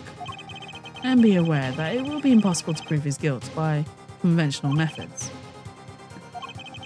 Every man has an igniter inside him. Find Darren Crescent's igniter and set it off. I wonder what he meant by every man's igniter. I think he just meant a weak spot, no? The kind of thing that a single spark could turn into a wildfire of emotion. I won't be able to press him further by conventional means. I've got to find a weak spot for this guy. Something fatal. Oh my god, Faye. Faye, you missed. So earlier on I mentioned that one of my other friends who's also into the series sent me a picture of official artwork. No. You are absolutely right. I agree with you that Hobo Nick is hot. He is one of the best versions of Nick. And I say one of the best versions because I think later on he has glasses, which is also quite hot. Suit and glasses, just does the trick for me. So in this official artwork, it's to celebrate, I can't remember. I don't know if it's like a anniversary celebration or, yeah, Edgeworth in glasses too. Oh, yes. So this official artwork had Apollo in the background, who's looking quite cute, like cutesy. And then there's Miles sat in the middle, who's in his cravat and glasses, and he's pouring tea, looking all majestic and posh and proper, prim and proper. Are you guys sus again? No. Should we? No. And then at the end, there's Hobo Nick sat there with a glass of wine in hand. But he's not sat up straight and proper. He's slouching on the couch. And he is looking rather fine. When Elfie Worm sent me the picture, I was like, Daddy? Daddy? I would call Hobo Nick Daddy. And then I also said to I'd like to touch that all over. It's so bad. And she sends me these things first thing in the morning as well. So we're like really unhinged at like 9 o'clock in the morning. Oh, I would call him Nick Daddy. I mean, who wouldn't? He is beautiful. Shroomy, thank you so much. I suppose that's a group sus. But I really think they did him dirty after like the person's change was so not reasonable. Yeah, I mean, I suppose to be fair though, they did change writers. I think for this release and is it Jewel Destiny? No, Jewel Destiny is the one after. Spirit of Justice? The one after this one. I can't remember which one it is. Jewel Destiny or Spirit of Justice. I think it's Jewel Destiny. Yeah, because it's got Athena in it. So Athena. So this one and the Dual Destiny are written by someone else. So they obviously made some changes, and it still is a good story and works quite well. But it's just the characters are a bit different. And then it's Spirit of Justice, where the same writer comes back. And it's a bit more like normal Nick. Are you going to eat dinner? No worries, Shroomy. I hope you enjoy your dinner. Enjoy the foods. I hope you get nourishment and become big, strong, and healthy. So, yeah, no, definitely. And I mean, it's also why. So Apollo has like a really big story in this game, and it's a really interesting story. But then they just kind of forget about him in the next game. It's like they don't continue his story. You don't get to learn more about him, which is a bit sad. He just feels a little bit forgotten because he has a really good storyline in this game. It just doesn't get explored any further than this. But Capcom's decision to make them independently playable games really destroyed the franchise, to be honest. There's no continuity and there's no development characters. It sucks so much. I mean, I to be honest, I honestly think it was because of the change of writers and that's why they did it. However, I still think there is some continuity. I mean, I do hope that they release more games. We need another new one. I think we need to learn more. I haven't played Dual Destiny and Spirit of Justice, so I'll be going. Well, I've played a little bit of Spirit of Justice because Elfie Worms wanted to see my reaction, but I haven't played them two properly, so I'll be going in brand new to the other two games. But I do hope that they do produce another new game, which will hopefully explore more of the characters and bring a more sort of connect it all together. Like, what's bad about making people play from the very first game? Wouldn't that just bring them more sales? I mean, yeah, it would, but there are also people who just don't have the patience to sit through 6 games. If you get what I mean. 6 games is a lot, and they're not like quick playthroughs either. They are a good, 10 to 12 hours playthrough. Excited to see me play. Yeah, I'm excited too. But after we finish Apollo Justice, we are going to move over to Miles Edgeworth because I feel like that's how the timeline develops. So after this game, we are going to play Miles Edgeworth, the first game, and then the second game is also one that I've never touched. I didn't even touch the fan translation version. So I'll be going in absolutely brand new for that one. I mean, yeah, true, but honestly, I have such fond memories of the first game. I think everyone needs to play. They really do. They honestly do. But yeah, I don't blame them if they want to just play the games out of order in whatever section they want, because yeah, it does work. I didn't either. I'm so excited to play it for the first time. Same here. I was so disappointed when I found out that they weren't going to release it because sales for the first one didn't do so well. And then they just released it only in Japan. I was just like, oh, boo. I mean, there are fan translated versions out there, but again, I was just like, no, I'm not touching it. I'm holding out. And I had good reason for holding out. No one fucking promoted it, bitch. Holy shit. Oh my God. Faye, you made me swear. You made me swear. I said all of them swear words. 1, 2, 3 swear words. Oh God. Right, that's £3 for the swear jar. I need to do 2 more, but there's a 30-second cooldown. You made me swear. So because I'm doing charity streams throughout the whole entire month, I've promised that anytime I'm caught swearing, I'll add £1 to the swear jar and I will donate it all to the all to Blue Cross at the end of the month. I swear so much I don't even think about it anymore. No, that's absolutely fine. You are absolutely fine to swear. It's just I'm not allowed to. And I did it 3 times in a row. You caught me out. There's a lot of people who come into chat and they're trying to catch me out and get me to donate to charity. I've been trying to be very, very careful. Thank you for donating to Blue Cross. The animals really appreciate it. No, I mean, I've had quite a few people come in and donate, so it's been very nice. But no, it's still a good cause. So every penny helps. Oh, we're up to £10 on the swear jar. Oh my God, I've only done 3 streams. I'm already up to £10. Oh god. Well, I suppose it's not that bad. £10 and 3 streams. I'm much worse at work. I just, unfortunately, I need a form of outlet. Blue Cross does such good work. Yeah, I've heard a lot of good things about them. So like Rin, who I've mentioned with Shroomy, she's adopted like 3 dogs from them previously in the past, and it was a charity that Tyria chose because we discussed about doing charity streams throughout the year, and we decided that we'd attempt to do 2 charity streams a year. Obviously we missed the first half of the year, so we're doing the second half, but she chose the Blue Cross, and then she asked me if I had a preference in charity, and I said I'm not really fussed. I'm happy to do any like charitable work for any charity that is worth supporting. I think the next one that we do plan to do, I did say to her, maybe we'll do like one animal-based one and then one people-based one. I'm very big on like mental welfare as well as child welfare as well, and charities. I don't know any charities. I'd have to do research. I'm very bad. I don't have like a preferred charity that I donate to, but it's just whichever that I get recommended to by people.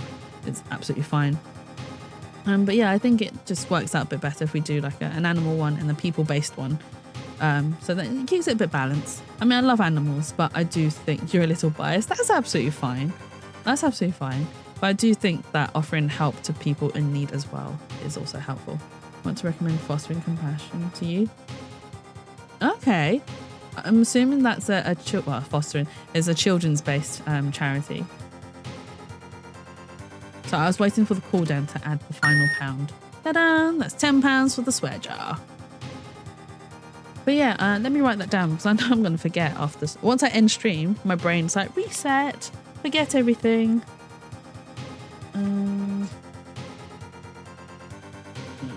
Fostering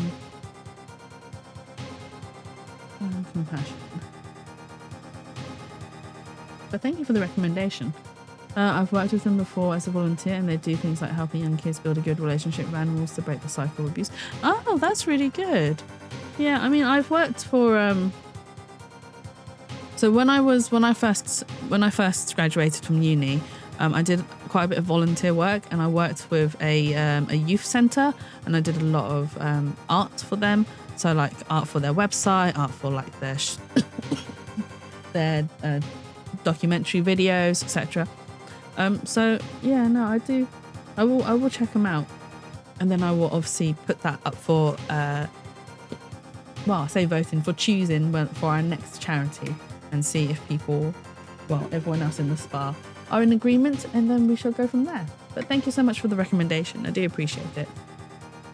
So I can get back to work now, or what? It may look like I got a lot of time on my hands, but I got no more time to play pretend with this deadweight attorney. We did a thing called Be a Vet for a day, and the kids get to come in and learn what the vets do for animals, so they can learn that they don't have to be afraid of the doctors too. Oh, that's very sweet. That is very cute. That's a good way to best word I can use, a good way to expose them to it and be like, hey, look, there's nothing to be afraid of. You know, it is a safe environment, which is good. Well, Mr. Justice, we've come this far without decisive evidence. This witness won't be coming back to the stand once we let him go. Every man has an igniter, huh? Didn't you say the better the guitar, the brighter it burns, Prosecutor Gavin? Yes, good guitars are kept dry as why. That provides the best sound. The one project that they did that hit me the most was the one where the kids did care packages for animals in the shelter. Oh, that's a really good activity, though, for the kids, because then they can have a think about what sorts of things to put into the package, and the kids would write little letters to these abandoned animals and pick gifts. Oh, that's really adorable. Oh my god, you're gonna make me cry, Faye. I don't want to cry on stream. That is very cute. That provides the best sound. Even a small spark could cause irreparable damage. Your plan has an igniter in it too, Detective. It was there from the very beginning. One of them wrote, listen well to your new parents because they will love you very much, and packed a little toy for them, and I was like, my heart shattered. I was like, oh my god. Oh, that was really cute. Do you know what? Some of the ads. No, not ads. I'm sorry, Faye. I will wait till you come back. It was there from the very beginning. What? Twice in time, Justice. If you blow this one. Twice in time, Justice. If you blow this one, he'll be out of your hands for good. Go for it, Apollo. What? And this igniter's supposed to come and burn me up? That's almost poetic there, Mr. Attorney. All the better. I'm rather fond of poetry. And I intend to hear this one through to the very end. Forehead. You are accusing this man, Darian Crescent, of 2 crimes. The murder of Mr. Latouche and the smuggling of Bourgeois cocoon. This is your last chance to prove your case.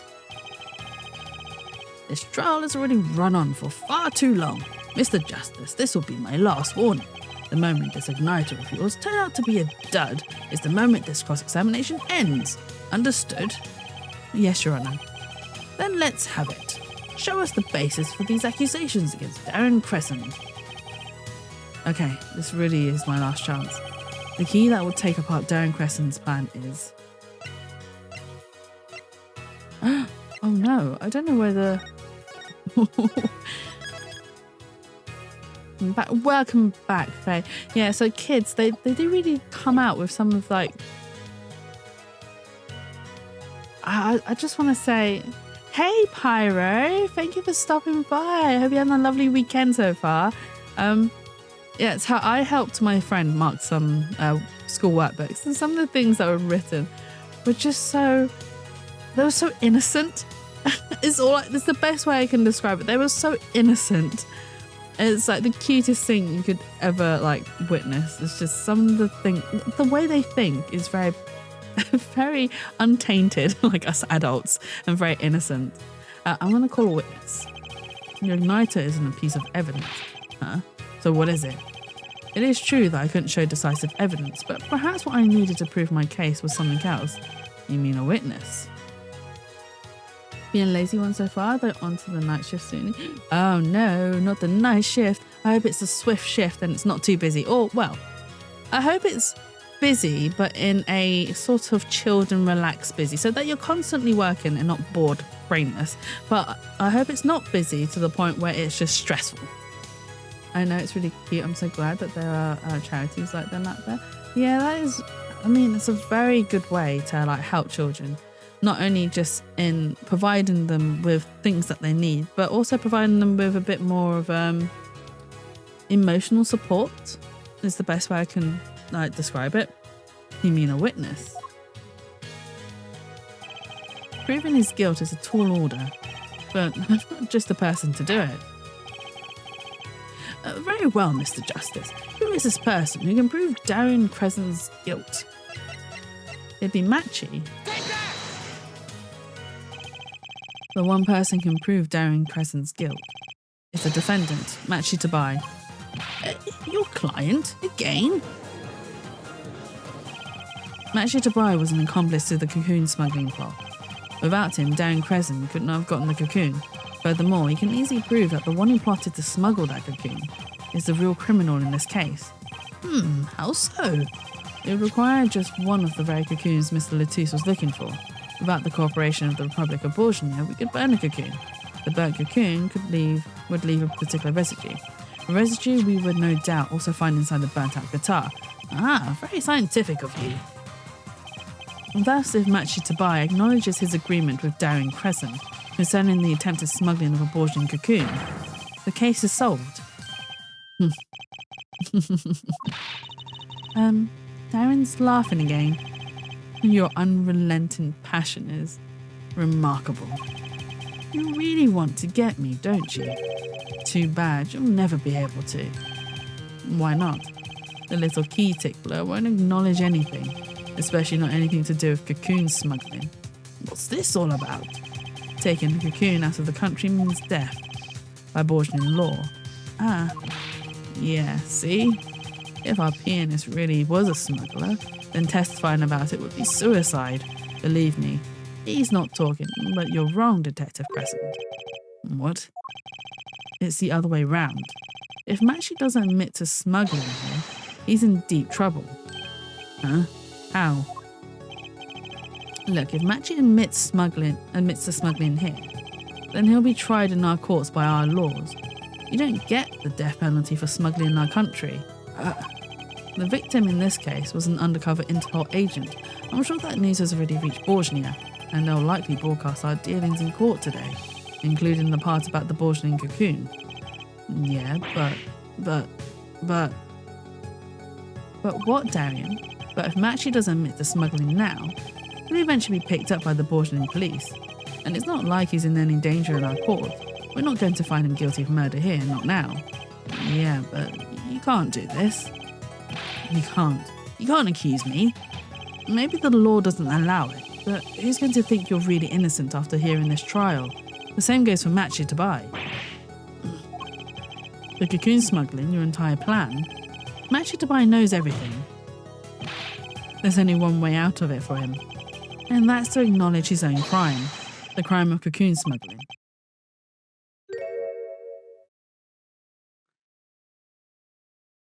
I like the way they drew his hands.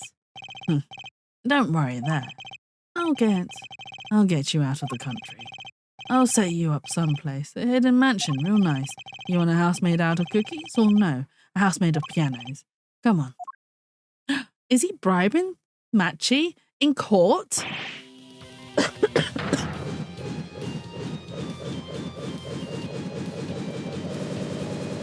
Oh, okay. Please don't talk. Oh, his hair isn't as oh, I love this animation. Let's see, Clavia, Darian. I consider that my last session with you. We rocked. I'm guessing we can treat that outburst as a confession. Uh-oh, he's laughing again. There's a kind of sick desperation in it now, though.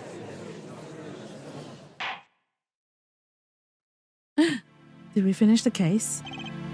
Well, have you been listening to today's trial? Yes. And you're taught? You tell this court everything.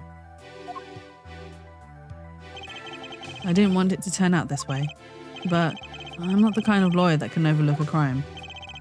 Today's trial was all for your benefit, you know. I see no reason why you should hesitate now. I knew from beginning. I knew. Oh, God. Machi. Situation I cannot explain, but money I needed. Very much money. Today's trial raises a delicate issue with our legal system. Ooh, did I push it back some? The only thing definite in a court of law is evidence. This is the golden rule, however. It has become apparent that not all things can be tried by this standard. Should another case of this sort surface, we may have to consider an alternate system by which to administer justice. Anyway, Mr. Machi Tabai, yes, I promise you will receive a fair trial by the laws of our country. And with regards to the current charges for the murder of Mr. Latouche, this court is prepared to announce a verdict. Oh, he's like a little angel, look at him. I forgot that he's got blue eyes. He's so angel-coded. I thank you. I only lie, but you see truth. You find truth. That's our job. Very well. This court finds the defendant, Machi Tabai, not guilty. Ta-da! And good timing too, because my throat is dying. I need to rest. Court is adjourned.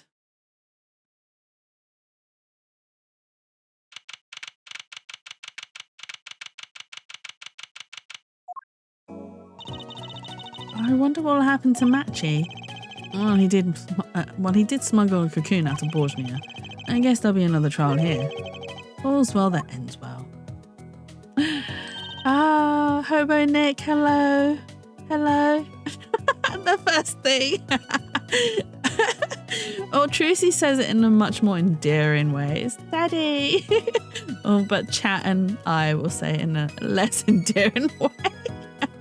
The voice change, oh my God. Sus. Why? I said it in Trucy's voice. Hobo Nick lover. He is Hobo Nick Pyro, trust. I mean, he is beautiful, gentle. Hobo Nick. Oh, that bit. Oh, Hobo Nick.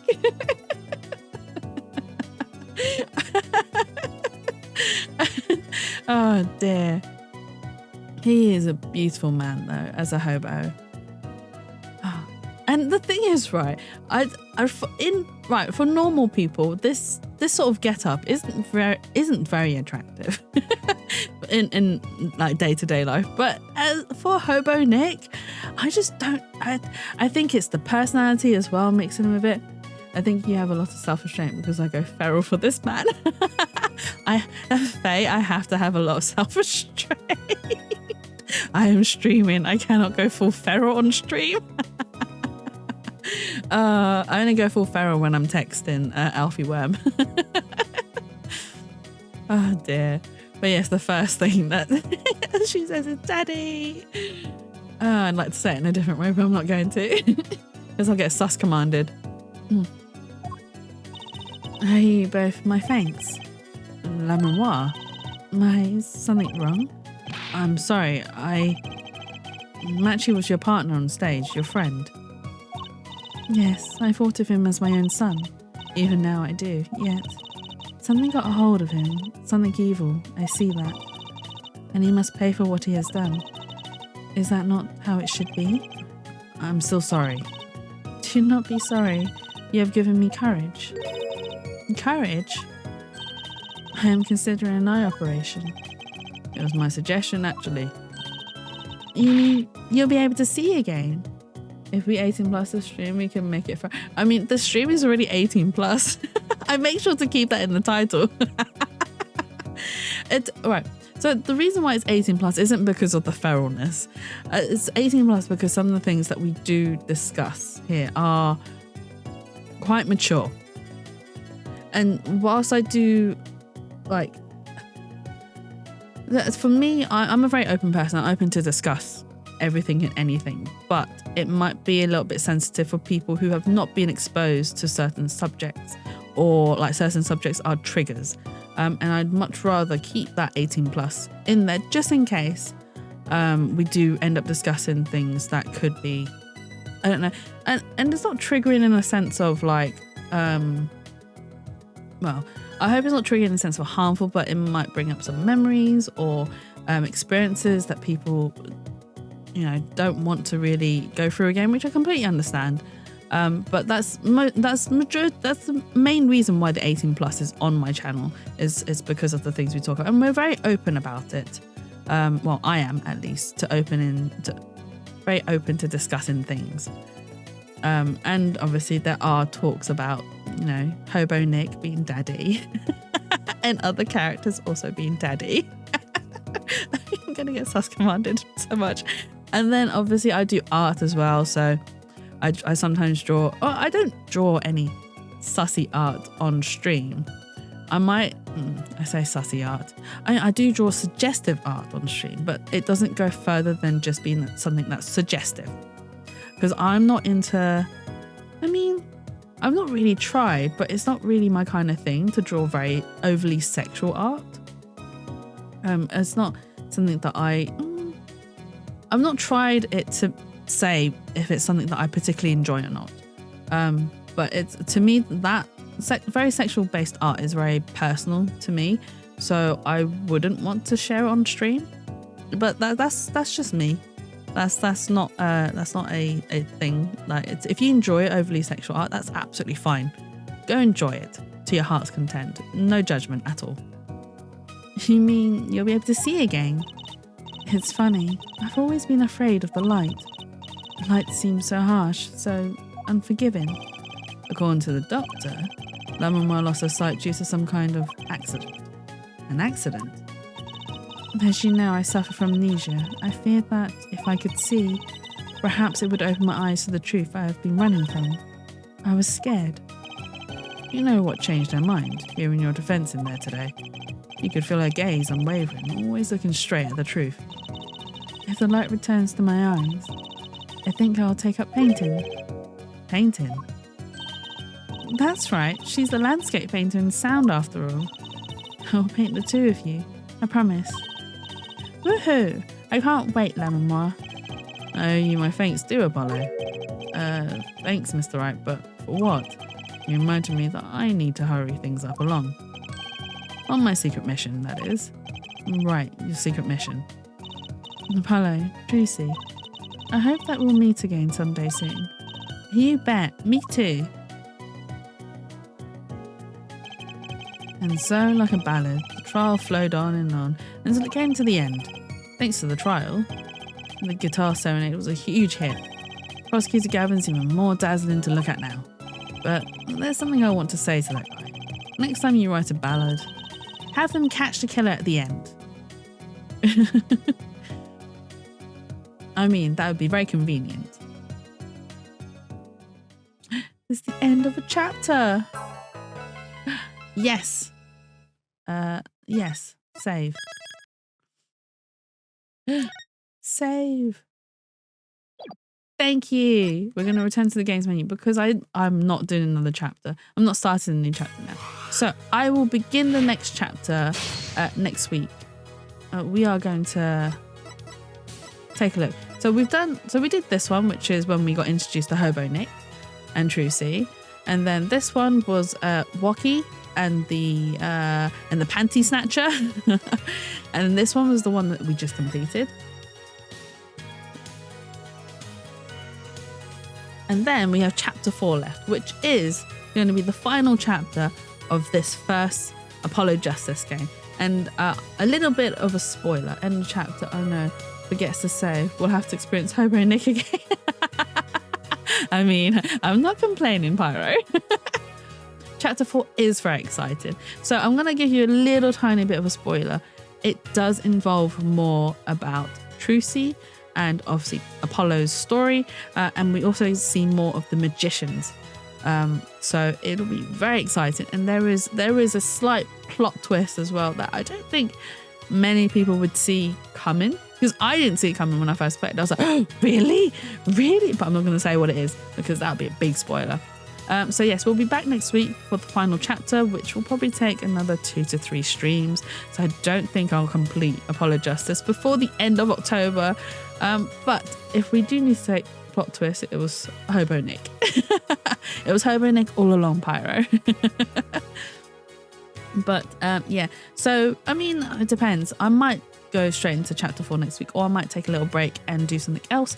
We shall see, because it is spooky season and I probably should be playing more spooky games. I am back on Tuesday with more Little Nightmares, and I'll try and do Thursdays as my chill time art time streams as well. But if not, if I don't have anything to draw, I will play another spooky game. I need to think of what though. I would say Ace Attorney with that much dying people is quite spooky. I mean, yes. I mean, with the is it Dahlia case? With that case was really spooky because she was something. She was something. She created a whole entire mass of ghosts.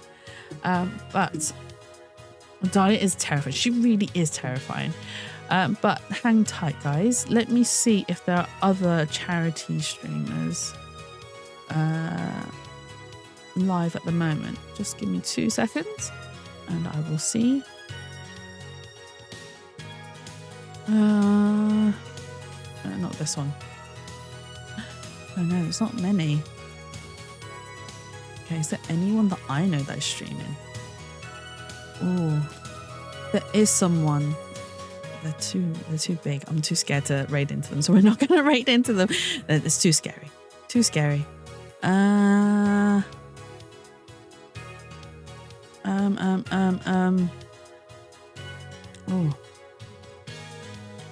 Just do it. No, I'm not doing it. You come back just to say, just do it. No, I can't do it. It's too scary. Let's go see Lex. Oh, he's gonna. Oh. Okay, fine. I'm gonna do it. It's too scary.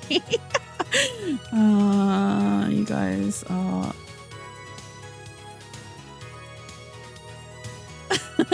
Big brave dog, you can do it.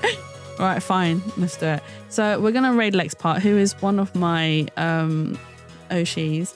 He's amazing. Has a brilliant voice. But he is playing Voices of the Void at the moment. If you are subbed, please use this raid message.